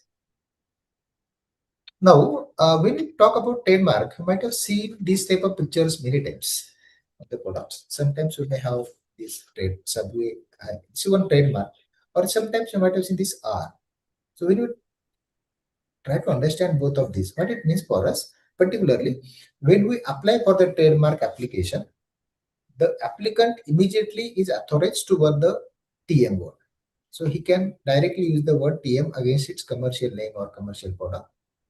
And during the process of trademark granting, it may remain in a process, and after some certain 1 year or 2 year or 3 years, it will be registered trademark. So after registration, you can write R, means it's a registered trademark. After registration, user is also permitted to use the TM. So it is up to user after registration to use TM or R. However, before registration, only TM can be used.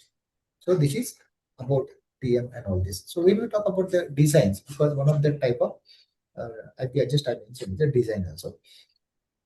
So if you see on the screen, this picture, so we have multiple types of shapes and combination of the products.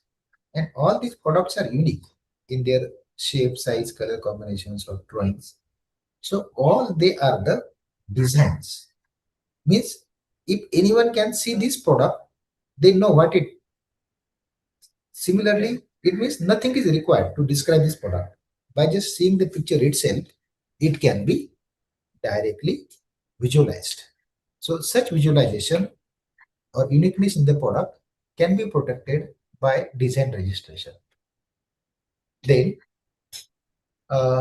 any IP can be taken, or any idea can be taken in the form of IP if that idea is related to expression, then you can go for copyright. If that idea is related to innovation or invention, you can file a patent. If idea is related to quality and identity, then you can go for trademark. If idea is related to appearance, then you can have design. And if idea is there, but you don't want to make it, don't want to disclose it, then you can keep it as a confidential and need not to disclose. So that's called as a trade secret. The trade secrets, some of the trade secrets in the businesses are also kept because all these IPs are getting public before they grant. Because all the IP rights, IP acts and its legal aspects are also mentioning. Any IP will be only granted if it is made public, rather than keeping it a secret. Then only we are getting the IP rights if it is satisfying its granting criteria. But whereas in case of trade secrets, no need to register with anyone. You have to keep your business secret, and you can maintain the secrecy of the business for the purpose of your earning profit. The biggest trade secret in the world is the formula of the Coca-Cola. What exactly Coca-Cola contains, it is not known to more than 2%. It means there are of course 2% in the world which know the exact formula of the Coca-Cola. Though Coca-Cola is a multinational company, it has multiple plants in the world, but still exact contents of the Coca-Cola is only known to the 2%. That is the case of the biggest trade secrets in the world. Similarly, I mean, if you just come all these ideas, we can have different types of IPs and we can express the respective IPs also. So why again question coming? Why again these IPs are required? These 2-3 slides I intentionally discuss with audiences when I go for anywhere for putting thoughts about the IPs. To put my point, I am referring one of the report which is published by a committee which was formed on the intellectual property rights regime in India, and that committee report has made public in 2021, and it is available on the website of the Rajya Sabha, report number 161. What this report is mentioning? This report is mentioning that any country, I mean that if FDI is taken as a part of development, or FDI is taken as a source of investment in a country, then it is always taken that more the FDI to any country, that country grows. So if a country is making rise 1%, I mean 1% rise in trademark, then it attracts more FDI of 3.8%. If 1% rise in FDI is taken, rise in trademark is taking, patent filing is taking place, then it attracts FDI by 2%, 2.8%. And if copyrights are getting increased by 1%, then FDI is getting increased by 6.8%. It means all IPs are directly connected to the FDI, and in other way, the countries develop. To remember this, my point. In next few slides, I have again more statistics.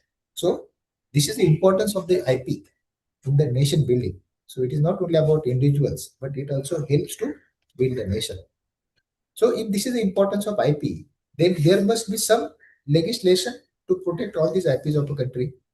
So if you go for Indian scenario, we have different these acts and rules established by the parliament to protect the various IPs. To start with, we have patent acts for the protecting the patents. We have trademarks act for protecting the trademarks. Similarly, we have designs act. We have copyright acts. Again, geographical indication acts are protected by the separate act. In similar line, semiconductor related inventions are also possible to protect, and farmers related inventions are also protected by the separate act which is called as the Protection of Plant Varieties and Farmers Act under a special category. So all these are the different legislations available to protect the various types of IPs. That's why just I was mentioning IPs are, though they are the intangible properties, but they have the all protection or exclusive rights like the typical tangible properties for any user. Now, just I was mentioning about various types of IP rights. So sometimes when you talk about patents, trademarks, copyrights, or design, so we may have a unique product where that unique product may have multiple IPs. For example, if I say my trademark, or in particularly current picture, if we say Nokia is a trademark, I'm just using for understanding, not promoting any brand. Nokia is a trademark. Then something written on this battery, it is a part of copyright. Something is written, I mean, this battery is made for with some technology. So that technology may be patented. And if you see overall this arrangement of the batteries, so this battery is having some specific shape, color combination, text written, and that is a registered design of Nokia. So one product which has trademark, copyright, design, registered design, and patent. So all in a single product. Now, again, while discussing about the patent and design, I mean, when I'm coming across in market, these IPs, So many times people are getting confused. So these are the two separate. I mean, if you can read from this content, what I want to show. So both these design as well as patent, both are issued by the same office. The name of that office is Patent Office of Government of India. The Patent Office, Government of India. This office is issuing the both. But if you again see carefully, Certificate of Registration of Design and Patent Certificate. But many times, what how people are, I mean, using word, they call that I have registered my design patent. So there is no word called as a design patent. Design is separate and patent is separate. So whatever registered, that is design. Even if you again say what is written here, design number, and here it is written patent number. So it is not written design patent. It is only patent, only design or only patent. So whoever anyone is talking that I have filed design patent and likewise, so that though it is looking coming from the same office, that's why people are getting confused. But patent is different and design is different. That is my point, right? So when you talk about brief about the, I mean, after this, just brief idea. When we talk about the patents happening, how patents started in India, then that history goes to 1856. We know that till 1947 there was a British era. So in the British era, from 1856 onwards, the journey of patent has started.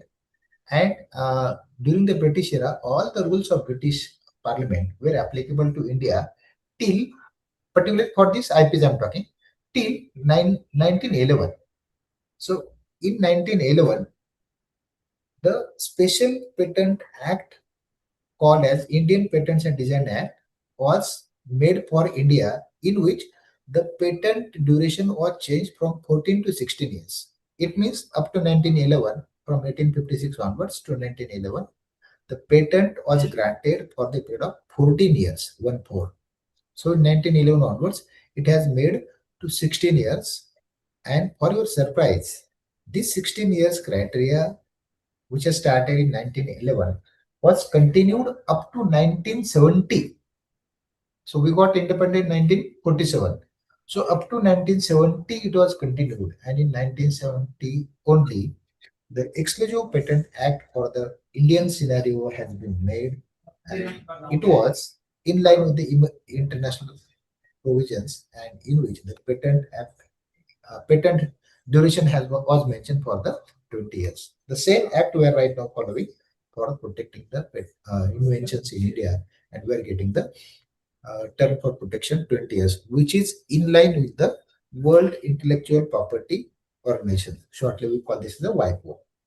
Okay. In WIPO, WIPO also gives the patent duration for 20 years, similar to the other countries.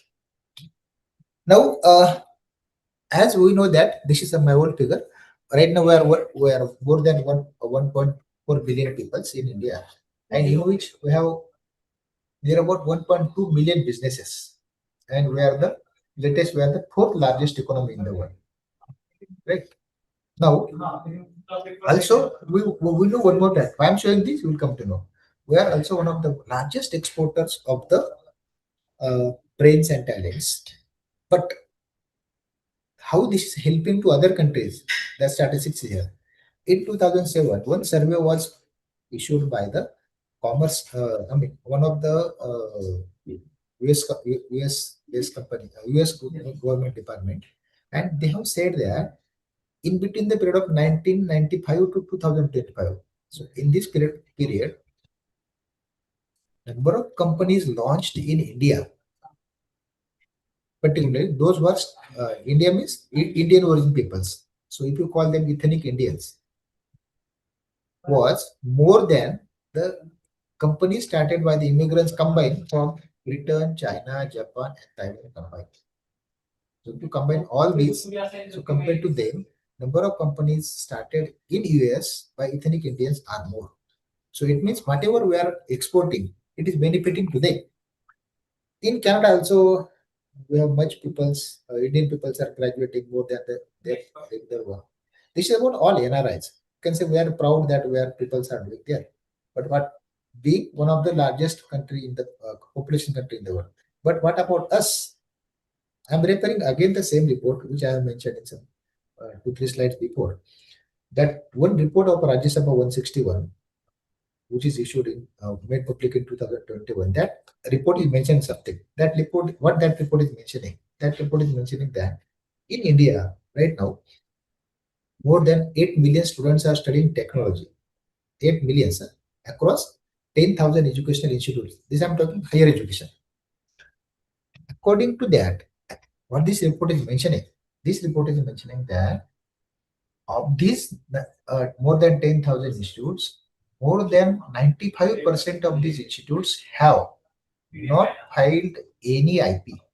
It means these institutes have not filed any IP, not copyright, not design, as an institute. And the remaining means remaining 5%.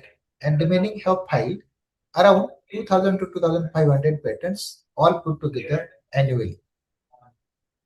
The remaining 5% institutes of this 10,000 are doing something that is contributing around 2,000 to 3,000 patents.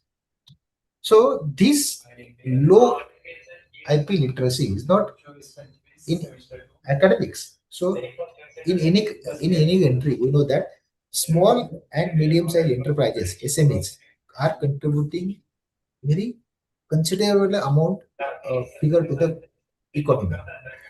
Students which are students. So due to this low IP literacy, how these SMEs are missing. So this report is mentioning that if SMEs have used their concept to protect IPs, concept means what? These small scale industries are doing so many jugards. Now jugad, though we call it the Indian scenario, jugad word, but we know that jugad word is now included in the Oxford University, Oxford Dictionary. So jugaad means solution obtained with the low resources. And so all the jugads developed by these SMEs are not patented because these people don't know about the IPs. They don't register any IP. They make some jugad and bring that jugad in market as a part of product or as a part of some their attachment to machines. And it is directly open. So those who can see this, they directly copy, and again that is getting percolated to others without any royalty, without any rights to the owners. So what this report is mentioning, if these SMEs would have registered that jugaad as a part of IP, that might have generated to them billions of rupees of revenues. So this report mentioned that they are losing these millions of rupees of revenues due to lack of awareness about the IPRs. And one of the key aspects there, in today's scenario also, in colleges, we do not learn the seriously the courses about IPRs. Whereas in Japan, during one of my study or one of my research study about these IPRs, I found in Japan, IPR is taught from the 7th class. Class 7th onwards, students are getting awareness about at least what is patent, what is trademark, what is copyright. And as they grow to the 9th, 10th, 11th, 12th onwards, so they are much aware about that. That's why they are much ahead than us, Japanese. Though they are very small in terms of our population, but in terms of IPs, they are much higher than us. What statistics I have, just you can see. If you compare, forget about the populations and all that. If you compare some base of 1 million people, and based on that, if you compare based on 1 million people, number of patents filed in India and in other countries, then we can have that picture something. One WIPO report is released. World Intellectual Property Organization, WIPO, it's a world central body which regulates all the IP policies in the world. So according to this report, in 1 million people, Japan is filing 2,053 IPs. Then US 904, China 899, Germany 887, and India just 11. Just 11. And those who are aware about this, If you take our neighbor China, China and India has become independent near about in a similar line, 4 or 5 years plus minus. Not much difference, but still see the growth of China. And that's why China is much ahead in today's scenario with us. So this is a comparison with population wise. Now I was mentioning about the China and all this. So when we talk about these IPs, so in one scenario, there is a group. That group is called as IP5.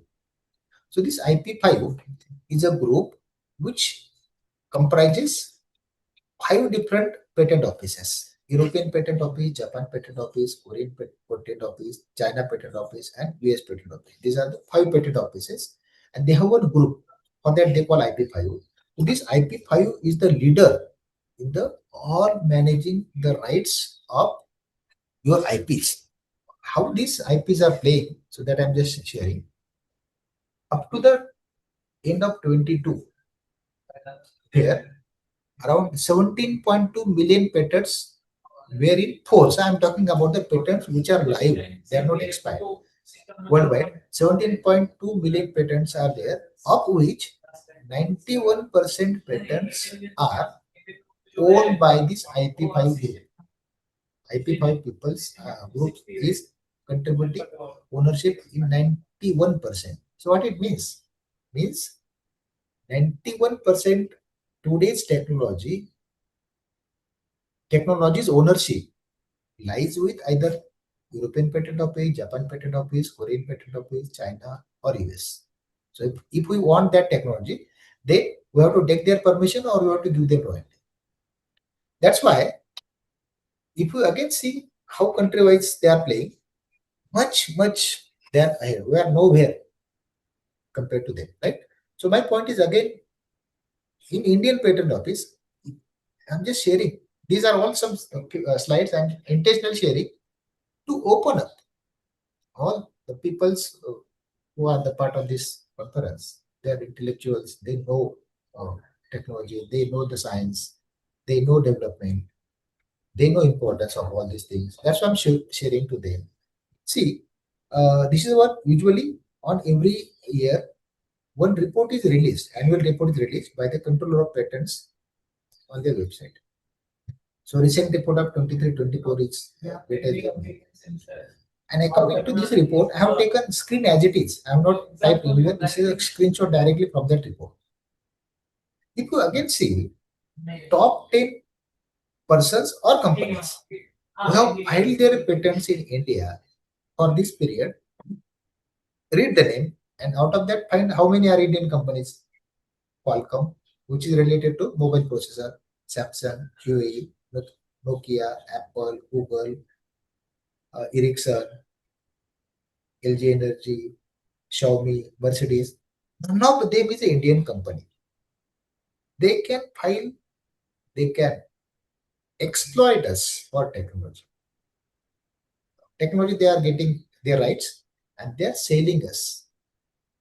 We are not there, though we are number 1 in population. So one of the reasons of this is that we have very low IP literacy. We don't know much about the patents and all that, and even we don't try. Don't try means subject is not taught at school, not at college itself. All this IP knowledge I got after my PhD. As a part of curiosity, I started studying more and more and more and more. Then I got somewhat more detail. But we know that no knowledge is always 100%. Still, I'm learning in 7-8 years. After spending 7-8 years, still I'm learning in this. So this is a very poor picture as far as Indians are concerned. Not good. So how this can be changed? Of course, people have to come out and all. Just this one example I was mentioning about what happens in Japan. It's on screenshot. This is a student who has got patented in her 5th class. When she was in 5th, she has got this patent. And now she is a CEO of one of the company. Read her story if possible on the internet. So this happens in Japan because they are teaching this subject from 7th onwards.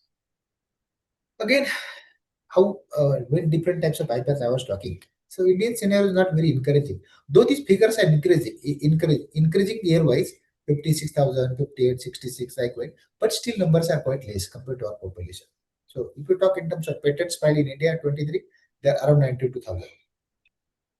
And if you compare for at least one at least one aspect of patent, India and China, because in many times we compare ourselves with China, that we are doing like better than all that. So see what happens. In 2020, China filed around 1.5 million patents, and in India it is around 58,000. Likewise, their figure is increasing in terms of millions every year, and our increasing in terms of thousand. So if you compare, this is the statistics available on the Indian Patent Office.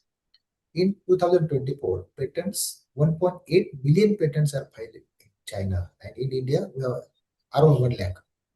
So nowhere it is a comparison. So why this is? Because they are world leader.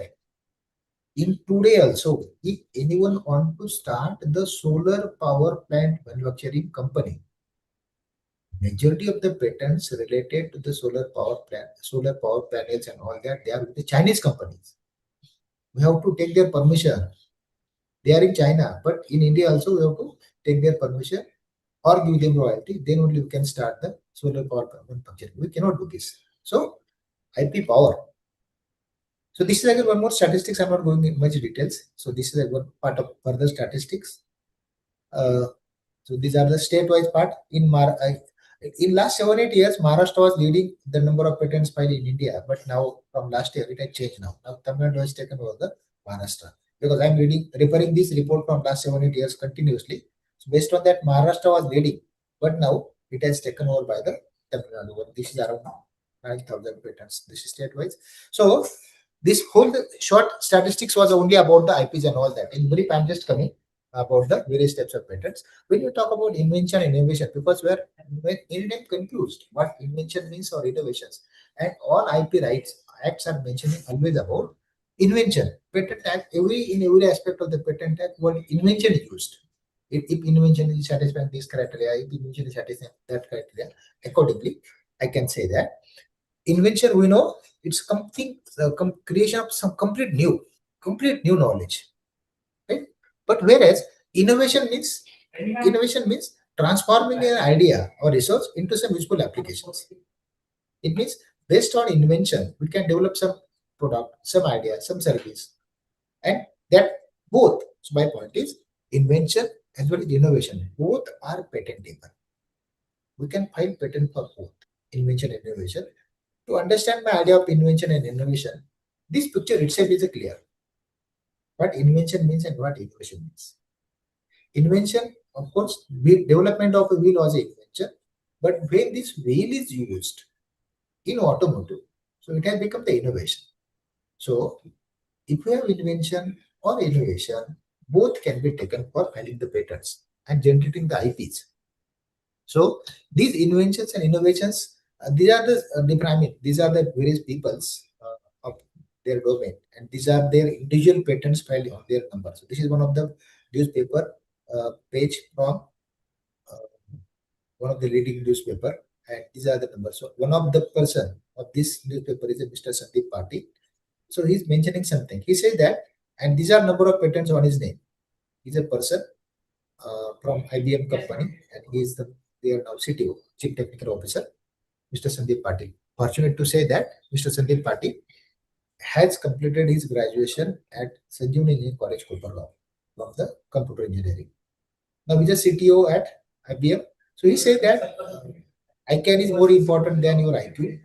If your IQ, and more than that, if you are using your ICANN, then I can transform many of your ideas into IPs. So like this, you can have various types of IPs. Again, question comes after all these statistics: why want to file why want to patent an idea? If you patent an idea, you can rate it, you can sell it, you can stop others from using it without your permission, and you can use it for your purpose. I mean, if your IP, any of this can be possible. Now, how this is happening? For that, I have an example with me. So this is what news from source, or you can say various news agencies. So at Solapur. It's a Solapur incident and happened something in 2023. Yes, it's a 23 news. Mr. Rahul is one of the mechanic in Solapur who was doing his two-wheeler mechanic activity and all that. But by doing that, he has developed one device which can be used for reducing the pollutions in a vehicle. So that patent, of course, he filed patent, his patent also get granted, and later he sold that patent to Tata Motors for 13.5 crores. So Tata Motors has taken that patent for 13.5 crores, means he has transferred the technology to Tata Motors. What he has did, you can sell it. So he sold directly. And just imagine a mechanic who has earned 13.5 crores. So his lifetime earning has happened in only one patent. No need to take any workshop or all that. So it's a power of intangible properties, IPs, right? So to go with, I have some simple pictures. By that, it will just ignite you how simple ideas can be patented. So this is one of the very commonly used product in our day-to-day life. But first time it was a patent. It was a US patent. Pencil. In earlier days, pencil was only this. So later it has attached with eraser. So pencil with eraser was, now it is expired. It was a patent at that time, US patent. Soap case, day-to-day example, but it was US patent in 1970. After that, in present world, it is expired. So, yes, swap, this we know in day-to-day life. So this, for your surprise, again, product is looking like very simple. For one of the patent when I was filing, and for any patent filing process, searching the prior art or making prior art robust search helps us to understand what are the different inventions in this domain. So during that patentability search, I found that there are more than 2,000 patents on only this ear swab in the world. Example, if we say how this can be possible, so again you can say that it's a joke. How ear swab can be of more than 2,000 types. There are 2,000 patents, means of course there are 2,000 variations in ear swab only. Normally called it buds, but their correct name is ear swab. So see this ear swab. It's a patent, Japanese patent filed in 2017. It's a live patent. This is a figure which I have taken from direct live patent. See the patent, expired one, ear swab of this type. Again, ear swab of this type, US patent. Ear swab of this type, US patent. Ear swab of this type, again one more US patent. So likewise, there are more than 2,000. If anyone try to search patents, so they can get this idea. So my point is that whenever we try to find the patent, from this what we understand that if you again see, particularly here, this swab. So ear swab. So sometimes there is an idea in our mind, and by just something reference, we come to that, isko XYZ person has filed the patent, and then we give up. So instead of giving up, let us note it down. Take help of experts. Try to correlate. Now, if you again see, all these are the different types of ear swabs. Objective of the ear swab is same, but method is different. So my point is, if your idea have common objective like someone has already did, but if your method is different of doing the same thing, that concept can be patented. Its patent can be filed if it is different in terms of its method, though objective may have similar. Okay. So how idea develops? So these are some of the examples that what maximum can be possible from the shoes. So like this, it was studied by a student. I'm taking this slide somewhat fast. So this student has studied what can be more about the shoes, and according to see work out that she has developed a shoes which will give us a time spent on physical activity. You need not to use any standard your gadgets. Your shoes will only tell that how much energy are used, how much calorie you burn likewise. So that shoes. So this is one picture, famous dancer. We know that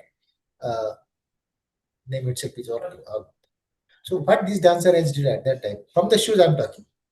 So a normal person can dance up to 20 degree, but these people's and this famous dancer, Michael Jackson, he was dancing at the age of 44 degree, right, by inclining. So this was only possible by the patented shoes. His shoes, all his shoes is these people were using, they were patented shoes, and that shoes were called as anti-gravity leg. Accordingly, shoes can also have more. Similarly, staple pins, it's a common example, mathematical notebook. Again, if you see, in short, I'm thinking, it's a mathematical notebook, it's a US patent with vertical lines, and they have proved that by using this type of notebook, your mathematical calculations will be errors will be minimized by putting the value in a correct column. So there won't be the mistakes of misplacing the digits and errors. According to the one patent. There is one more which is filed by me for my one of the client. So again, if you see, this is notebook for right to left, notebook for right to left writing. Or present notebook what we are having, we are using this type of notebook. If you say text, so where we start left and move, start left writing and move rights, and then if you are from, and in this case what happens, we are in the right. I mean, when we start writing, particularly for some of the language, if you say Urdu, for Urdu we are starting right and then move left. But though there is a process of writing from right to left, but there is no notebook in market. So markets are having these notebooks. So this notebook is the process of patent and soon it will be granted. So one of my client will have the owner of this type of ownership of the. Accordingly, we have made the changes in that notebook and it is in the market. So non-patentable inventions, I will not discuss much more. I will directly skip it because it will take more time. So coming about the patents, when we talk about only 5 minutes, Bhagwat sir, I will control. When we talk about the patent, again question, patent is only granted if your invention or innovation is satisfying the 3 criteria. Criteria number 1, your invention must be novel. It means it should be completely new. It should not known to anyone. People should not be known about that idea. Novel. Third is, it should be non-obvious. Non-obvious means, I will discuss again in short. Next slide. Non-obvious means those who are expert in that area. For example, I'm talking about a computer program. So the experts in the computer programming, if they feel that this is a non-obvious, ऐसा कैसे हो सकता है? Then it should satisfy that non-obviousness. This is also called as inventive step. And third is the industrial applicability. Usually, all inventions are coming in the industrial applicability. So criteria third is easily satisfied by the invention, but always issue comes with one end: novelty and non-obviousness. When we talk about the novel, so it means what? It will be only novel if it distinguishes itself from the state of the art, that is prior art. It distinguishes from the state of the art or prior art.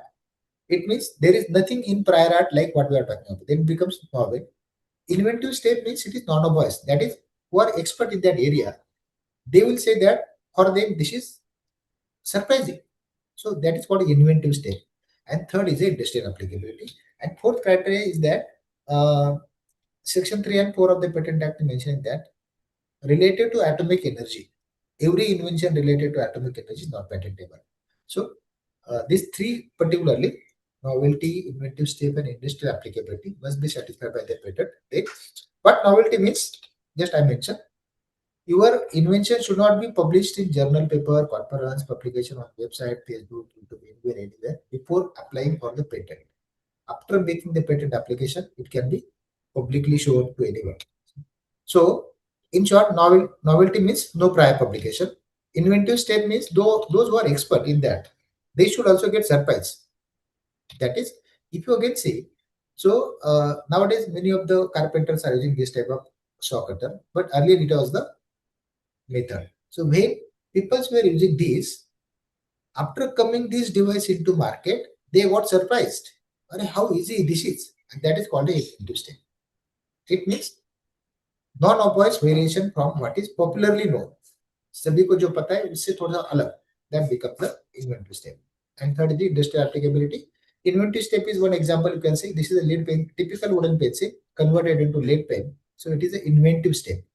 People who were using this type of pencil also got surprised when this new product came. That is inventive step. Capable of industrial application, that is okay. So these are some of the common objective papers. I'm not going for in that. So design of patent is that. So coming to the stages of patent filing. So when we come for the filing of patent, So basically, it is going through the various stage. Stage number 1, it is going through complete, or we can file a patent in 2 ways: complete or provisional. Means what? Suppose anyone is working on some research and his research outcome is yet to come out. There is still chances that some trials are going on, result is expected later stage. So there you can go with initial topic registration, title registration, so that claim on that invention will remain there. So that type of arrangement filing is called a provisional filing, and within 1 year, that provisional filing is to be completed to the complete filing with the required set of claims and all that. So that can be possible provisional filing, or if everything is ready, then you can directly file the all claims and all the details by filing the complete application. So stage 1 is a patent filing. Stage 2, after filing the patent, it is getting published by the patent office. A patent office is having its own patent journal, which is published on every Friday. So that patent filed patent application is getting published in the patent journal, and in normal way, when there is no any special arrangement done, this patent file application in stage number 1 will get published in the patent journal office after 18 months of the filing. If we want expedite, if we want to speed up the process, then that speed up we can obtain by paying special fee of online mode. This becomes 2500. So by paying the fees of 2500, our patent application will get early published. We need not wait for the 18 month. And examination is the third step for patent.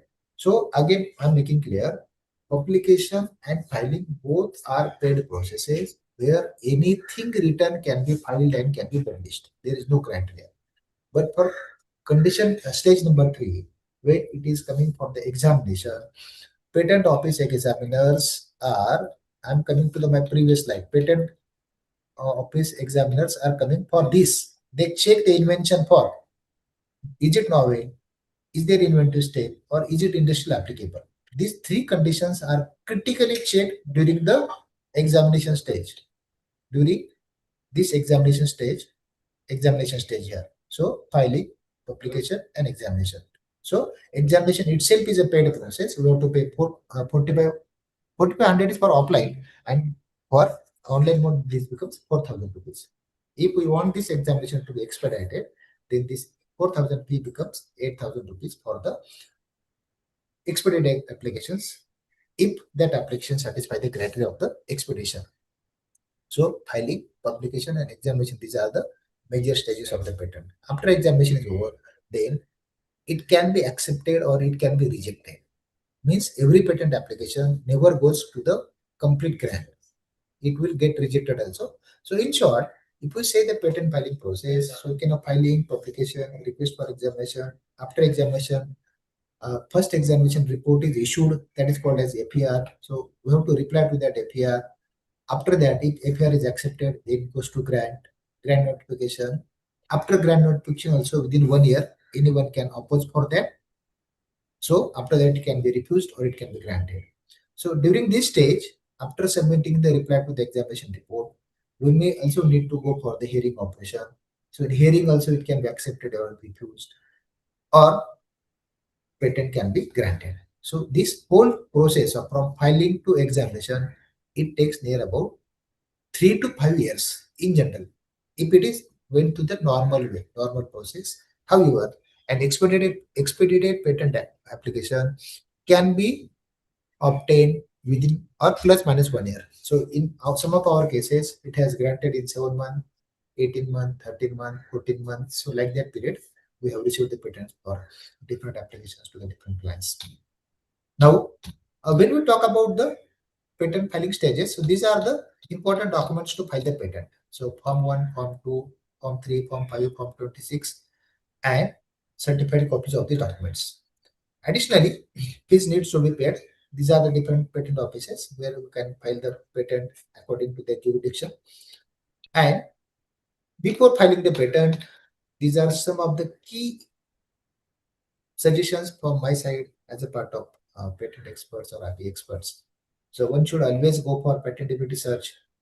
There should be proper drawings, patent drafts, claim preparation of various forms, and as patent itself is a techno-legal document, we want technology to be explained in such a way that it will get the legal protection. That's why it is called a techno-legal document. And for filing the patent, it is always suggested that one should file first patent and then go for publication. Usually people publish for first paper, conference journal something, and then they come for the filing the patent. So instead first file the patent and then go for the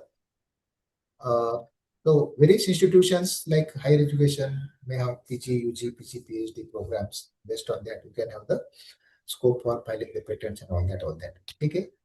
So this is very brief and very expedited presentation from my side. Now I can take questions from the audience before completing my point.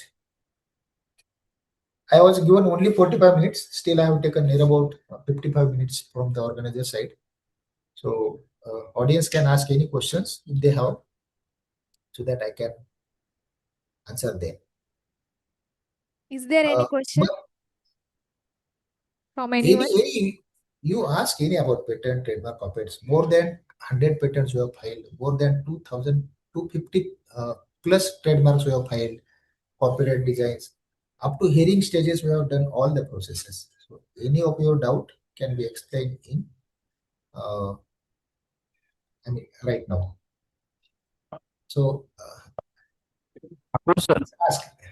Hello, sir. Yes, sir, please.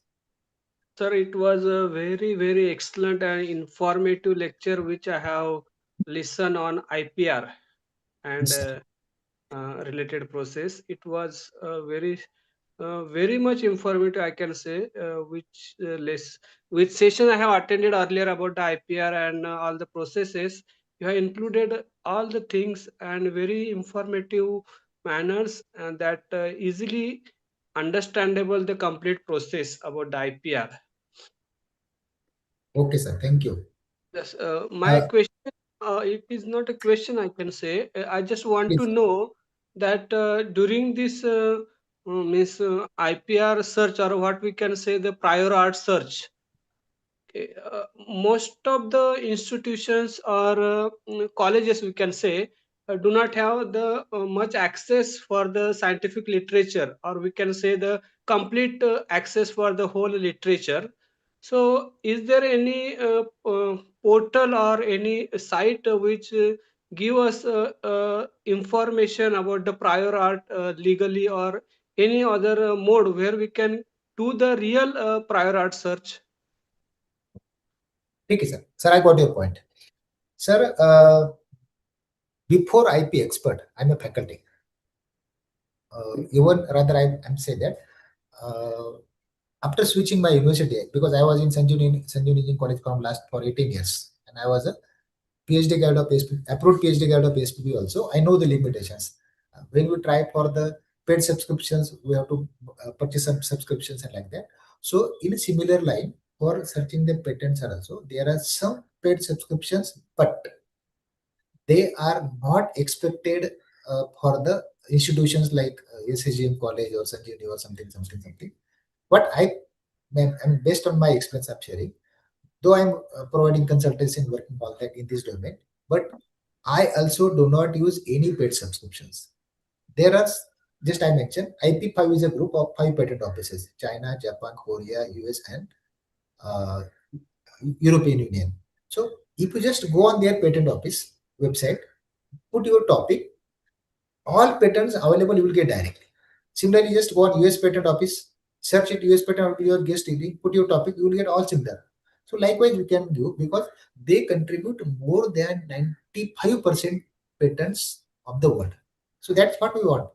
So there are of course some AI based tools and all that, but they are paid. So searching on your Google patents is sufficient. Normally you are using patent Google, na? So patents On Google, on Google patent we get all the all patent information. Sufficient. Yes. Okay. There is one more. You can try for espacenet.net. Espace.net. You will get directly one website where you can search them. Okay, espace.net. Okay. Espace is directly linked to the IP5.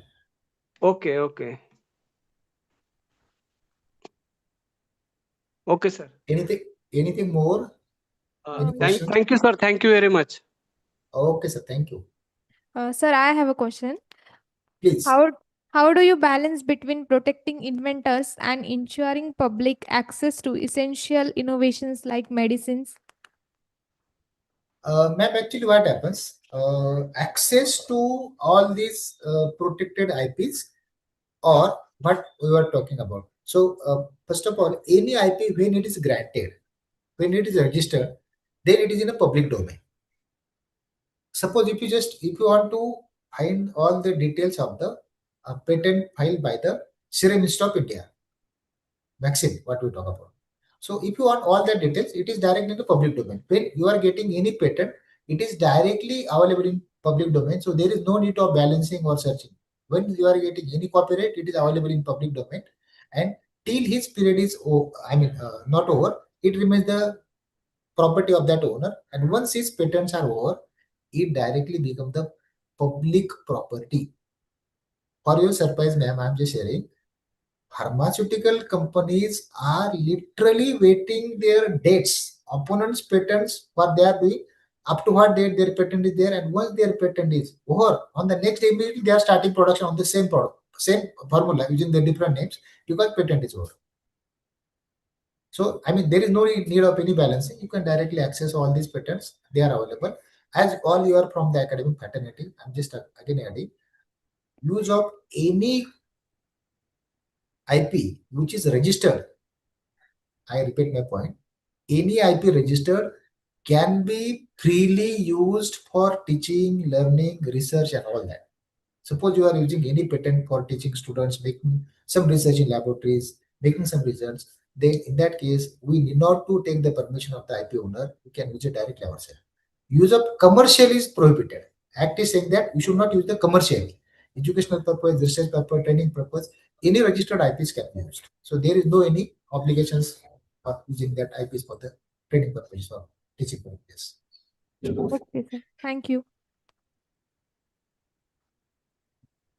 Any more question from audience? If there, I will be happy. Else, rest of the thing can be decided by the organizers.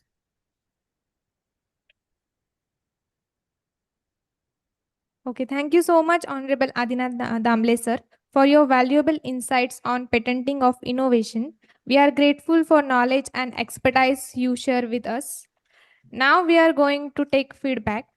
I request to Dr. Pradeep Yadav, sir, please give your feedback. Thank you, madam. Respected dignitaries, resource person, and all dear participants, good afternoon to all. I feel very honored to share my feedback on this one-day national level e-conference. The sessions were very informative and thought-provoking. The keynote address and also the last session of the validatory, Honorable Dr. Adinath Damle sir, who is giving informative information about the IPR and the detailed process of filing of IPR process.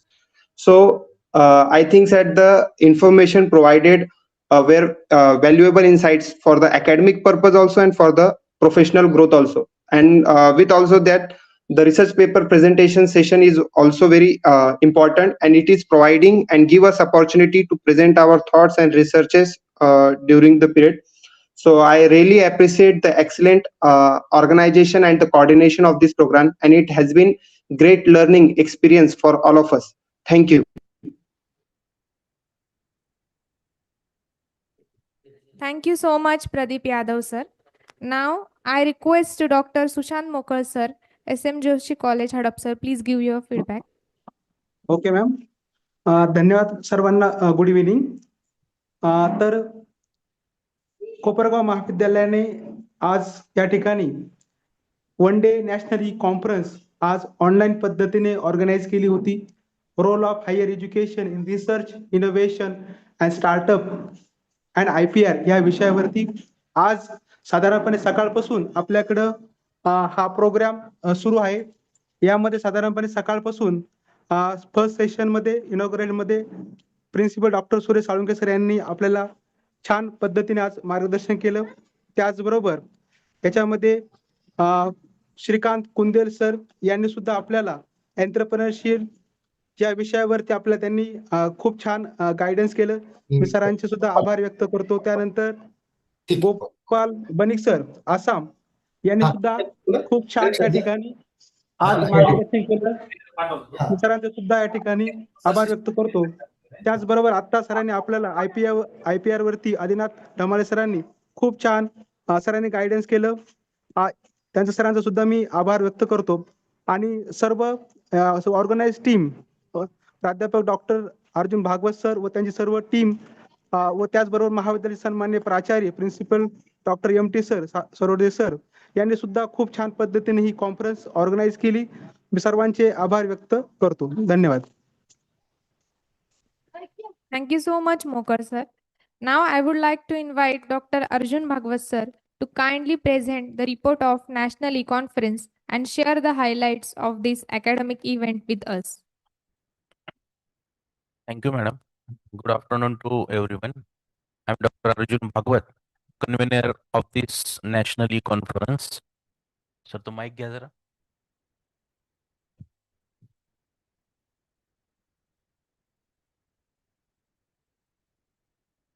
I am here to present a report of today's National E-Conference on role of higher education in research, innovation, startups, and IPR, which is jointly organized by Department of Commerce and Management, Geography, Political Science, BBA, and IQAC of our SSGM College, Kopargaon, in collaboration with Lakshmibai Bhaurao Patel Innovation Foundation Center for Invention, Innovation and Incubation, Hadapsar, Pune, and Chandrarup Rakle Jain College of Commerce, Shrirampur, on 24th March 2026.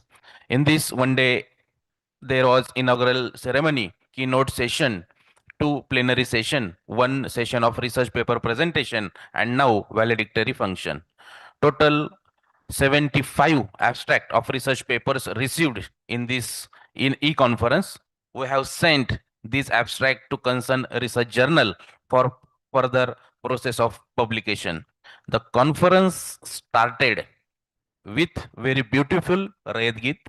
Total 101 academician and 120 research students from various states attended this e-conference carefully.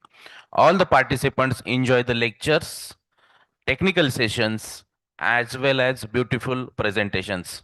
At the beginning, Honorable Principal Dr. Madhav Sarode Sahib welcomed and all the guests and dignitaries from different parts of the country. He briefly introduced the chief guest of honor to the audience.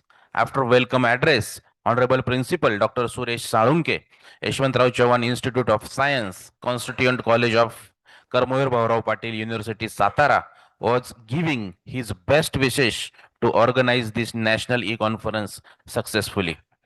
The conference was inaugurated by Chief Guest, Honorable Principal Dr. Suresh Salunke sir, and keynote speaker, Honorable Shrikant Kunden, CEO, Lakshmibai Bhaurao Patel Invention Foundation, Center for Invention, Innovation and Incubation, Hadapsar, Pune. During inauguration ceremony, Honorable Principal Dr. Suresh Salunke Sahib stimulated the audience with his very influent speech. He enlightened and sharing the valuable knowledge about role of higher education in the research, innovation, startups, and IPR. During inauguration ceremony, research journal was also released by the chief guest. The title of the online research journal is Bulletin of Nexus, ISSN number 30657865. This journal is monthly double-blind, peer-reviewed, referred research journal, international research journal published by Royal International Global LLC, USA. After inauguration ceremony, Honorable Shrikant Kunden sir, CEO of CIII Center, Hadapsar, Pune, delivered his keynote address on entrepreneurship decoded, maths, mindsets, and making it happen. His discussion about various trends related to entrepreneurship and startups.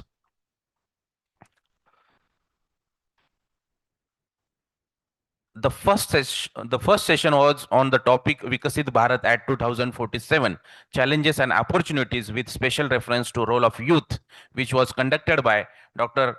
Gaur Gopal Banik, Dean and Professor of School of Management and Commerce, Giriganjwada Chaudhary University, Guwahati, Assam. Dr. Gaur Gopal Banik sir explained the concept Vikasit Bharat and at 2047 Also, he discussed about challenges and opportunities in Vikasit Bharat at 2047 with reference to the role of youth. After the first session, second session was on the topic of innovation and IPR for academic excellence, which was conducted by Honorable Ashutosh Prakash Prachanda sir, Director, Legend Front Innovation Private Limited, Pune. Honorable Ashutosh Prakash Prachanda discuss about various best practices related to innovation and IPR for academic excellence. The third session of the day was research paper presentation chaired by Honorable Captain Dr. Rajshekar Nilalu sir, Member Managing Council Karmavir Bhaurao Patil, University Satara. Total 8 research scholars were presented their research paper in the field of role of higher education in research, innovation, startups and IPR. The chairperson of the session, Honorable Captain Dr. Rajshekar Nilalu sir, described the role of higher education in research, innovation, startups and IPR.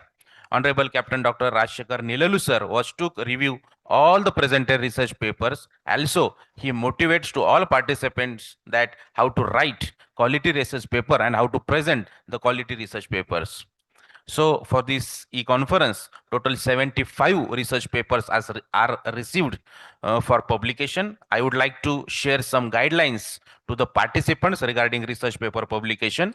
First, your research article are sent to the concerned research journal for a review process. After review process, you will get acceptance of your research article on your self mail. If any queries generated during this review process, then you will get intimation about your research article on your email. All the participants have to solve all queries generated during review process. After resolve all queries about the research article, then you will get online link of your article on your self mail within 1 month.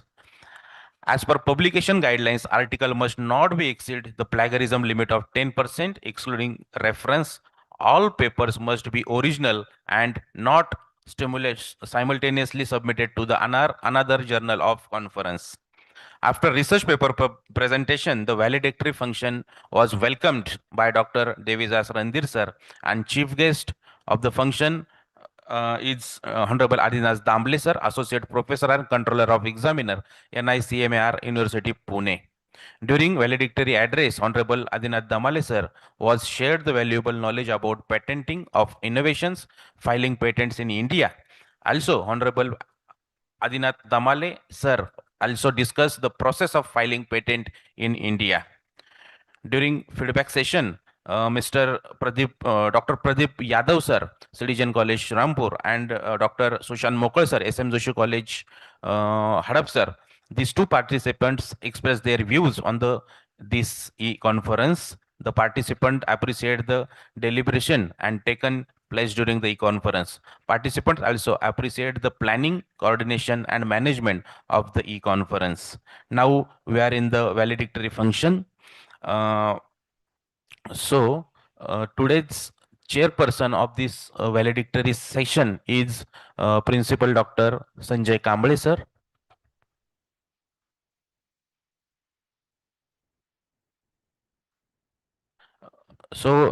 Today's president of this valedictory session is Principal Dr. Sanjay Kamble sir.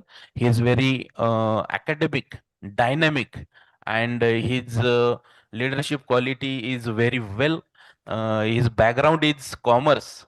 He qualified set examination in young period. Also, he completed his MCom in Shivaji University, Kolhapur. Also completed his PhD in the Shivaji University, Kolhapur. He's young principal in Rayat Shikshan संस्था that time. I think माझ्या माहितीप्रमाणे sir तुम्ही वयाच्या 36व्या वर्षी रयत शिक्षण संस्थेमधले पहिले प्राचार्य कॉमर्सचे झालेला होतात आणि ही खूप आनंदाची गोष्ट आहे आणि तुमचं काम हे जवळून आम्ही पाहिलेलं आहे. अतिशय शिस्तप्रिय आणि अभ्यासू अकॅडमिक मुलांना न्याय देणारे अकॅडमिक डिसिप्लिन, फिनान्शियल डिसिप्लिन, त्याचबरोबर अतिशय झोकून देणारे, वेळेला किंमत न देता कॉलेजसाठी काम करणारे असे हे प्राचार्य आहेत. त्यांच्या काळात त्यांनी सिटिजन कॉलेजला नॅकची चांगली ग्रेड त्या ठिकाणी मिळवली होती आणि आताही ते सिटिजन कॉलेजला आहेत. त्यांनी आनंदाची गोष्ट म्हणजे रयत शिक्षण संस्थेचं सेकंड MBA कॉलेज सरांच्या मार्गदर्शनाखाली उभं होतंय. ही खूप चांगली गोष्ट त्या निमित्तानं आहे. वेगवेगळ्या ॲक्टिव्हिटीज, वेगवेगळे स्टुडंट सेंट्रिक ॲक्टिव्हिटीज, वेगवेगळ्या कॉन्फरन्स सरांनी निश्चित पद्धतीनं त्या ठिकाणी उभ्या केलेल्या आहेत. अजूनही सांगायला आनंद होतो, आपल्या रयत शिक्षण संस्थेचा जो कर्मवीर विद्या प्रबोधिनी नावाचा जो प्रकल्प आहे, त्या प्रकल्पामध्ये सरांनी महिला कॉलेजला असताना खूप चांगलं त्यांचं योगदान हे संस्थेसाठी दिलेलं आहे सर. याचाही आम्हाला खूप सार्थ असा अभिमान आहे सर. आणि तुम्ही आजच्या या व्हॅलिडिक्टरी सेशनसाठी एक प्रेसिडेंट म्हणून, अध्यक्ष म्हणून या ठिकाणी उपस्थित आहात सर. तुमचं मनापासून महाविद्यालयाच्या वतीनं, प्राचार्यांच्या वतीनं आणि आपल्या सर्व टीमच्या वतीनं मी तुमचं मनपूर्वक या ठिकाणी स्वागत करतो. सर, स्वागत आहे तुमचं. नमस्कार.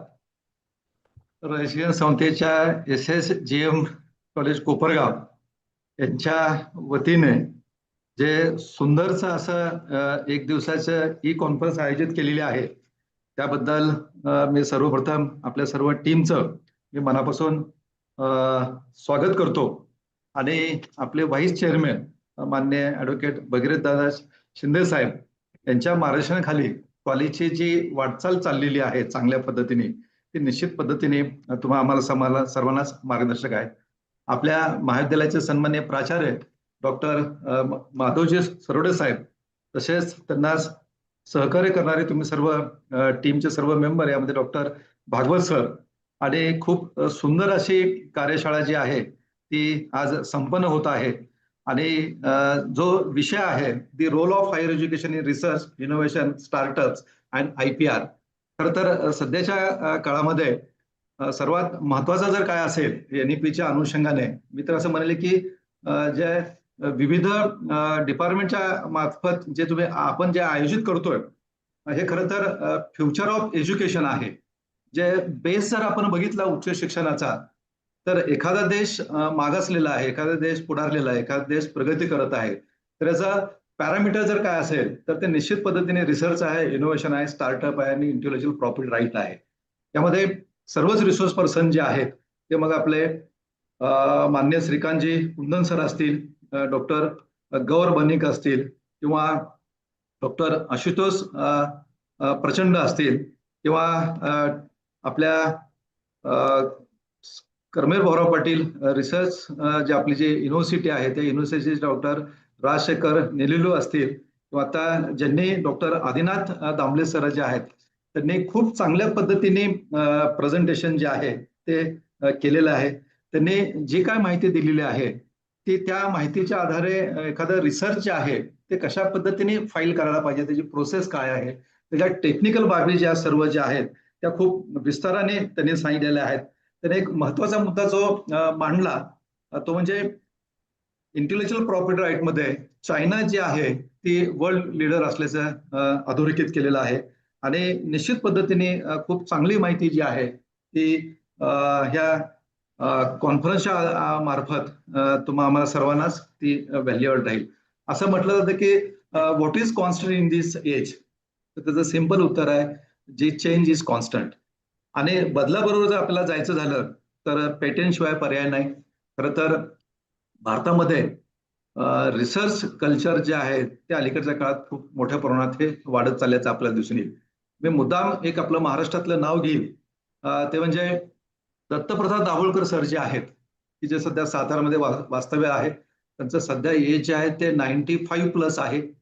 त्या एकमेव व्यक्ती आहेत की अशा संस्थेमध्ये त्यांनी काम केलेलं आहे, दिल्लीची सिराम इन्स्टिट्यूट, की पेटेंटच्या आधारे, रिसर्चच्या आधारे आपलं सॅलरी होणारी ती भारतातली एकमेव संस्था आहे.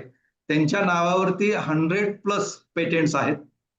आणि एक मोठं नाव ते असल्याचं आपल्याला दिसून येईल. खरं तर रिसर्च हा जो भाग आहे, मी खूप वेळ या अनुषंगाने मी घेणार नाही, परंतु मला जे काही महत्वाच्या गोष्टी ज्या वाटतात, साऊथ कोरियामध्ये 33 वर्षापूर्वी 17 मिनिटं त्या देशाची लाईट गेलेली होती. आणि त्या पार्श्वभूमीवरती आपण जर विचार केला तर त्या देशाने जाहीर केलं होतं की आमच्या देशातली 17 मिनिटाची लाईट गेलेली आहे, तर आमचा सर्वात मोठी समस्या आहे तो नॅशनल प्रॉब्लेम झाला आणि त्या दिवशी त्या देशाने ठरवलं की आमच्या देशामध्ये इलेक्ट्रिकच्या अनुषंगाने, सोलरच्या अनुषंगाने जे कोणी रिसर्च करणार आहे त्यांना आम्ही स्कॉलरशिप देऊ. आणि 33 वर्षापासून साऊथ कोरियामध्ये आज अखेर कधीही लाईट गेलेली नाही. म्हणजे रिसर्चचा भाग जो आहे तो प्रॉब्लेम सोडवण्याच्या अनुषंगाने हा भाग खूप महत्वाचा असल्याचं आपल्याला दिसून येईल. रिसर्चचा एक भाग आहे की रिसर्च एरिया हा निश्चित करायला पाहिजे आणि रिसर्च करत असताना कल्पकता हा भाग जो आहे तो खूप महत्वाचा असल्याचं आपल्याला दिसून येईल. आपल्याला इन्फॉर्मेशन जी आहे ती खूप मोठ्या प्रमाणात मिळत असते, परंतु रिसर्चचा मेन उद्देश असा आहे की इन्फॉर्मेशनचं रूपांतर जे आहे ते आपल्याला नॉलेजमध्ये करता यायला पाहिजे, नॉलेजचं रूपांतर जे आहे ते विजडम मध्ये करता यायला पाहिजे आणि शेवटी विजडमचं रूपांतर जे आहे ते ऍक्शन मध्ये करता यायला पाहिजे. कारण कुठलाही रिसर्च जे आहे की information must be converted into knowledge, knowledge must be converted into wisdom आणि wisdom must be converted into action. आणि या पार्श्वभूमीवरती रिसर्च होणं हा भाग खूप गरजेचा असल्याचं आपल्याला दिसून येईल. खरं तर सी व्ही रमन यांनी फिजिक्समध्ये पहिलं नोबेल जे आहे ते मिळाल्याचं आपल्याला दिसून येईल. परंतु बेसिकली सी व्ही रमन जे आहेत ते सेंट्रल गव्हर्नमेंटच्या त्या काळामध्ये स्वातंत्र्याच्या पूर्वी ऑडिट सेक्शनमध्ये क्लास 3 या पोस्टमध्ये ते कलकत्त्यामध्ये काम करत होते. विल पॉवर ही जी आहे ती असणं गरजेचं आहे. तर साधारण सी व्ही रमन जे आहेत ते कलकत्त्यामध्ये एक रिसर्च इन्स्टिट्यूट होती आणि त्या रिसर्च इन्स्टिट्यूटचं उद्घाटन होऊन बरेच दिवस झालं होतं आणि ही माहिती जी आहे ती सी व्ही रमन यांना समजली. सी व्ही रमन त्या ठिकाणी गेले आणि त्यांनी विचारलं की मी इथे रिसर्च करण्यासाठी मी येऊ शकतोय का. तर तिथला जो अटेंडंट होता त्याने सांगितलं की मी तुमची 16 वर्ष वाट पाहतोय. याचा अर्थ झाला की 16 वर्षापासून त्या रिसर्च इन्स्टिट्यूटमध्ये कोणीही सिन्सिअर विद्यार्थी आलेला नव्हता. खरं तर सी व्ही रमन हे त्यांचं ऑफिस सुरू होण्यापूर्वी 3 तास तिथे रिसर्च करायचे आणि आफ्टर ऑफिस आवर ते 4 ते 5 तास थांबायचे. जे रिसर्च करणे आणि त्यांचे खूप साधे विषय होते. खरं तर सी व्ही रमन यांना भारतीय वाद्य जे आहेत त्या वाद्यावरती एक त्यांचा जिव्हाळ्याचा रिसर्चचा विषय असल्याचा आपल्याला दिसून येईल. त्याच पद्धतीने जहाजातून जेव्हा ते जात असत तेव्हा पाण्याचा कलर निळा का दिसतो हा एक त्यांचा जिज्ञासेचा विषय असल्याचा आपल्याला दिसून येईल. आणि रिसर्चर करण्याला कल्पकता हा असणं भाग खूप महत्वाचा आहे. तुमची इमॅजिनरी पॉवर जी आहे ती उच्च प्रतीची असणं गरजेचं आहे. जेव्हा रमन इफेक्ट त्यांना शोध लागला त्यावेळेस त्यांनी पहिली गोष्ट जर काय केली असेल तर त्यांनी बघितलं की नोबेल पुरस्कार वितरित कुठं होतो, त्याचं जहाजाचं तिकीट काय आहे, ते कोणत्या तारखेला होतं ते बुकिंग केलं. आणि त्यांचे मित्र म्हणायला लागले की हे काय करता तुम्ही. नाही म्हणले मी जे रिसर्च केलेलं आहे त्या रिसर्चला नोबेल पुरस्कार मिळणार आहे म्हणजे. जे या अनुषंगाने हा जो भाग आहे तो खूप तो खूप बंद झाले सर. आवाज ऐकू येतो? Yes sir, yes sir, clear आवाज आहे. हा. तर सी व्ही रमन असे म्हटले की मी जे रिसर्च केलेलं आहे त्या रिसर्चला नोबेल पुरस्कार मिळणार आहे आणि त्यामुळे मी जर उशीर केला तर मला जहाजाचं तिकीट मिळणार नाही, मला तिथे वेळेत पोहोचता येणार नाही. म्हणजे यातून होतं काय की रिसर्च करताना तुमच्यामध्ये कॉन्फिडन्स असणं हा गरजेचा आहे आणि त्या अनुषंगाने रिसर्च हा भाग जो आहे तो खूप महत्वाचा असल्याचं आपल्याला निश्चित पद्धतीने दिसून येईल. परंतु सध्या भारतामध्ये रिसर्चच्या अनुषंगाने खूप पोषक वातावरण जे आहे ते होत असल्याचं आपल्याला दिसून येईल. ज्या देशाकडे इंटेलेक्चुअल प्रॉपर्टी राईट हे जास्त आहेत, ज्या देशाकडे पेटेंट जास्त आहेत, ज्या देशाकडे स्टार्टअप जास्त आहेत, तो देश जो आहे तो पूर्ण विकास झाल्याचं आपल्याला दिसून येईल. खरं तर रिसर्चमुळे प्रश्न सुटायला पाहिजे. एखादा रिसर्च जो आहे तो विषय जो असेल तर तो किमान 20 वर्ष त्या विषयाच्या अनुषंगाने संशोधन व्हायला पाहिजे. कारण एखाद्या रिसर्चला जर नोबेल पुरस्कार मिळायचा झाला तर कमीत कमी त्या रिसर्चचा 20 वर्ष इम्पॅक्ट जो आहे ते ह्युमन मानकाइंड जे आहे त्यांच्या वेलफेअरसाठी तो रिसर्च असणं गरजेचं आहे. मी काय खूप उदाहरणं देणार नाही, मी समारोहाच्या अनुषंगाने मी एवढंच म्हणेल की खरं तर जेवढ्या लवकर आपण रिसर्चला सुरुवात करू तेवढं रिसर्च जे आहे ते चांगल्या पद्धतीने होत असतं. एक व्यवस्थापन तज्ज्ञ आहेत, त्यांना एकदा प्रश्न असा विचारला होता की हाऊ यू लर्न, तर त्यांनी सांगितलं की फक्त मी शाळेमध्ये गेलो होतो आणि कॉलेजमध्ये गेलो होतो तेवढं मला ऑब्स्टेकल निर्माण झाला. Otherwise I whole life I learn. यामध्ये खूप महत्वाचं असलं आपल्याला दिसून येईल की शाळा आणि महाविद्यालयामध्येच मला तेवढा अडथळा आला शिकण्यासाठी किंवा नाहीतर इतर वेळेस मी पूर्ण आयुष्यभर शिकलेलो आहे. कारण प्रश्न जे रेस होतात त्या प्रश्नाचं उत्तर जे आहे ते समाधानकारक देता येणं हा भाग जो आहे तो खूप गरजेचा असल्याचं आपल्याला दिसून येईल. आणि रिसर्चच्या अनुषंगाने साधारण मी 2-3 गोष्टीचा आवर्जून इथं उल्लेख करेल. तो म्हणजे माध्यम सम्राट सुभाषचंद्र गोयल, की वय वर्ष 17 वर्षी त्यांच्या खिशामध्ये फक्त 17 रुपये होते आणि त्यांनी ठरवलं की आपल्याला नवीन काही गोष्टी करायच्यात, आपल्याला काही उद्योजक व्हायचं आहे, entrepreneur व्हायचं आहे. आणि त्या अनुषंगाने भारतामध्ये कुठलीही मीडियामध्ये सुविधा नसताना त्यांनी एसएल ग्रुप जो आहे तो त्या काळामध्ये स्थापन केल्याचं आपल्याला दिसून येईल. एसएल वर्ड म्हणजे E stand for education, S stand for sports, S stand for science, E stand for exhibition आणि एल स्टँड फॉर लँड. आणि या म्हणजे हे का सांगतो की शेवटी जी गोष्ट विकणार नाही ती तयार करता कामा नये. त्याच अनुषंगाने माध्यम सम्राट जे आपले सुभाषचंद्र गोयल आहेत तर त्यांनी स्टार एक म्हणून एक वाहिनी सुरू केली. त्यातलं S stand for satellite, T stand for television for Asian region. म्हणजे मला फक्त या उदाहरणाच्या आधारे एवढीच गोष्ट सांगायची आहे की रिसर्च जे आपण करणार आहोत ते रिसर्चच्या अनुषंगाने त्याचं अर्निंग जे आहे ते होत राहणं गरजेचं आहे. आणि कन्क्लूड करत असताना मी शेवटी एलन मस्क मी उदाहरण देईल. तर एलन मस्क हा जो व्यक्ती असा आहे की अशा त्यांनी संकल्पना मांडल्या की जगाने त्याच्यावरती कोणीही त्याच्यावरती विश्वास ठेवला नाही. त्यातलं एक कारण त्याने असं म्हटलं की मी अशी व्हेकल तयार करेल की त्याला डिझेल पेट्रोल लागणार नाही. सगळ्यांनी त्याला वेड्यात काढलं. अशी गोष्ट फक्त लहान मुलांच्या खेळण्यासाठी टॉय म्हणून होऊ शकेल. आज आपण बघतो की टेस्ला ही कंपनी जी आहे ती इलेक्ट्रिक कार तयार करण्यामध्ये सर्वात मोठी ही असली दिसून येईल. त्यानंतर स्पेस एक्स म्हणजे साधारण विजनरी रिसर्चर असणं हा भाग जो आहे तो खूप गरजेचा असल्याचं आपल्याला दिसून येईल. स्पेस एक्स मध्ये ते असं केलंय की अंतराळामध्ये वाहतूक माणसाची आणि माल वाहतुकाची करण्याचं माझं स्वप्न आहे. आणि जिथं नासाला यश मिळालं नाही, आपल्या ह्या सुनीता विल्यम ज्या आहेत त्या सुनीता विल्यमला स्पेस म्हणून खाली आणण्यासाठी हे नासाकडे यंत्रणा नव्हती. नासाला एलन मस्कची मदत घ्यावी लागली आणि आपण बघितलं की सुनीता विल्यम जे आहे ते 9 महिने 13 दिवसानंतर पृथ्वीमध्ये आणण्याचं त्यांना यश मिळालं. आणि त्या अनुषंगाने खरं तर हायपर लूप हा भाग आहे, न्यूरल लिंक हा एक भाग आहे की साधारण न्यूरल लिंक म्हणजे काय की मानवी मेंदूमध्ये चिप्स बसवता येते का आणि ती चिप्स जी आहे ती कॉम्प्युटरशी लिंक करता येते का. हा ड्रीम प्रोजेक्ट होता एलन मस्कचा. आणि त्या अनुषंगाने प्राण्यावरती हा प्रयोग जो आहे तो यशस्वी झालेला आहे की एका प्राण्याच्या मेंदूमध्ये चिप बसवणं आणि ते कनेक्ट जे आहे ते कॉम्प्युटरला करणं. म्हणजे साधारण एक दूरदृष्टीचं व्यक्तिमत्व जे आहे ते हे असल्याचं आपल्याला निश्चित पद्धतीने दिसून येईल. आणि आता त्यांचे जे पुढचे जे प्रोजेक्ट आहेत ते निश्चित पद्धतीने कोणीही जग त्यांच्यावरती विश्वास ठेवणार नाही. तर त्यांनी असं आता त्यांचं ध्येय आहे एलन मस्कचं की मंगळावरती मानवी वसाहत निर्माण करणं.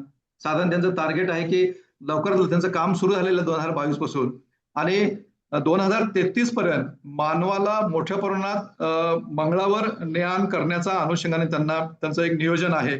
आणि त्याच पद्धतीने शिकागो आणि लॉस एंजेल्स येथे जमिनीखालून भुयारी बोगद्यातून अतिशय प्रचंड वेगाने वाहतूक करणारी त्यांना एक यंत्रणा उभा करायची आहे. साधारण आता वेग जो आहे एखाद्या याचा तर तो 700 मैल प्रति तास असं तंत्रज्ञानावरती आधारित त्यांचा करण्याचा एक विचार असल्याचं आपल्याला दिसून येईल. आणि 20 गेगा फॅक्टरीज त्यांचं बांधण्याचं एक हे आहे. मला मुद्दा हा फक्त सांगायचा आहे की संशोधन आपण जे करतोय त्या संशोधनाचा उपयोग जो आहे तो जगाची लोकसंख्या 800 कोटी आहे. म्हणजे मला असं वाटतं की हा जो SSGM कॉलेज कोपरगावने जो एक स्तुत्य एका नवीन विषयावरती जी कार्यशाळा घेतलेली आहे त्या कार्यशाळेच्या अनुषंगाने एखादा संशोधक एखादं स्टार्टअप असं व्हावं की त्याचा इम्पॅक्ट जो आहे तो जगभर राहायला पाहिजे. कारण एखादा शोध लागतो तर शोध लावत असताना जगाची लोकसंख्या साधारण 800 कोटी आहे. तर 800 कोटी लोकांपर्यंत ते कसं जाईल हा एक भाग बघणं जे आहे ते खूप मोठं असल्याचं आपल्याला दिसून येईल. आणि खरं तर आज युद्धजन्य परिस्थिती आहे. युद्धजन्य परिस्थितीमध्ये किती आपल्याला अडीअडचणीला सामोरं जावं लागतं आपण ते गोष्टी पाहतोय. आणि आता इस्रायलकडे जे काही त्यांचे पाणबुड्या आहेत त्या पाणबुड्यामध्ये त्यांनी जे सुरुंग लावलेले आहेत तर त्या सुरुंग निकामी करण्याची यंत्रणा जी आहे जी इराणकडे आहे त्याच्यापेक्षा पुढचं मॉडेल जे आहे ते जपानकडे असल्याचं आपल्याला दिसून येईल.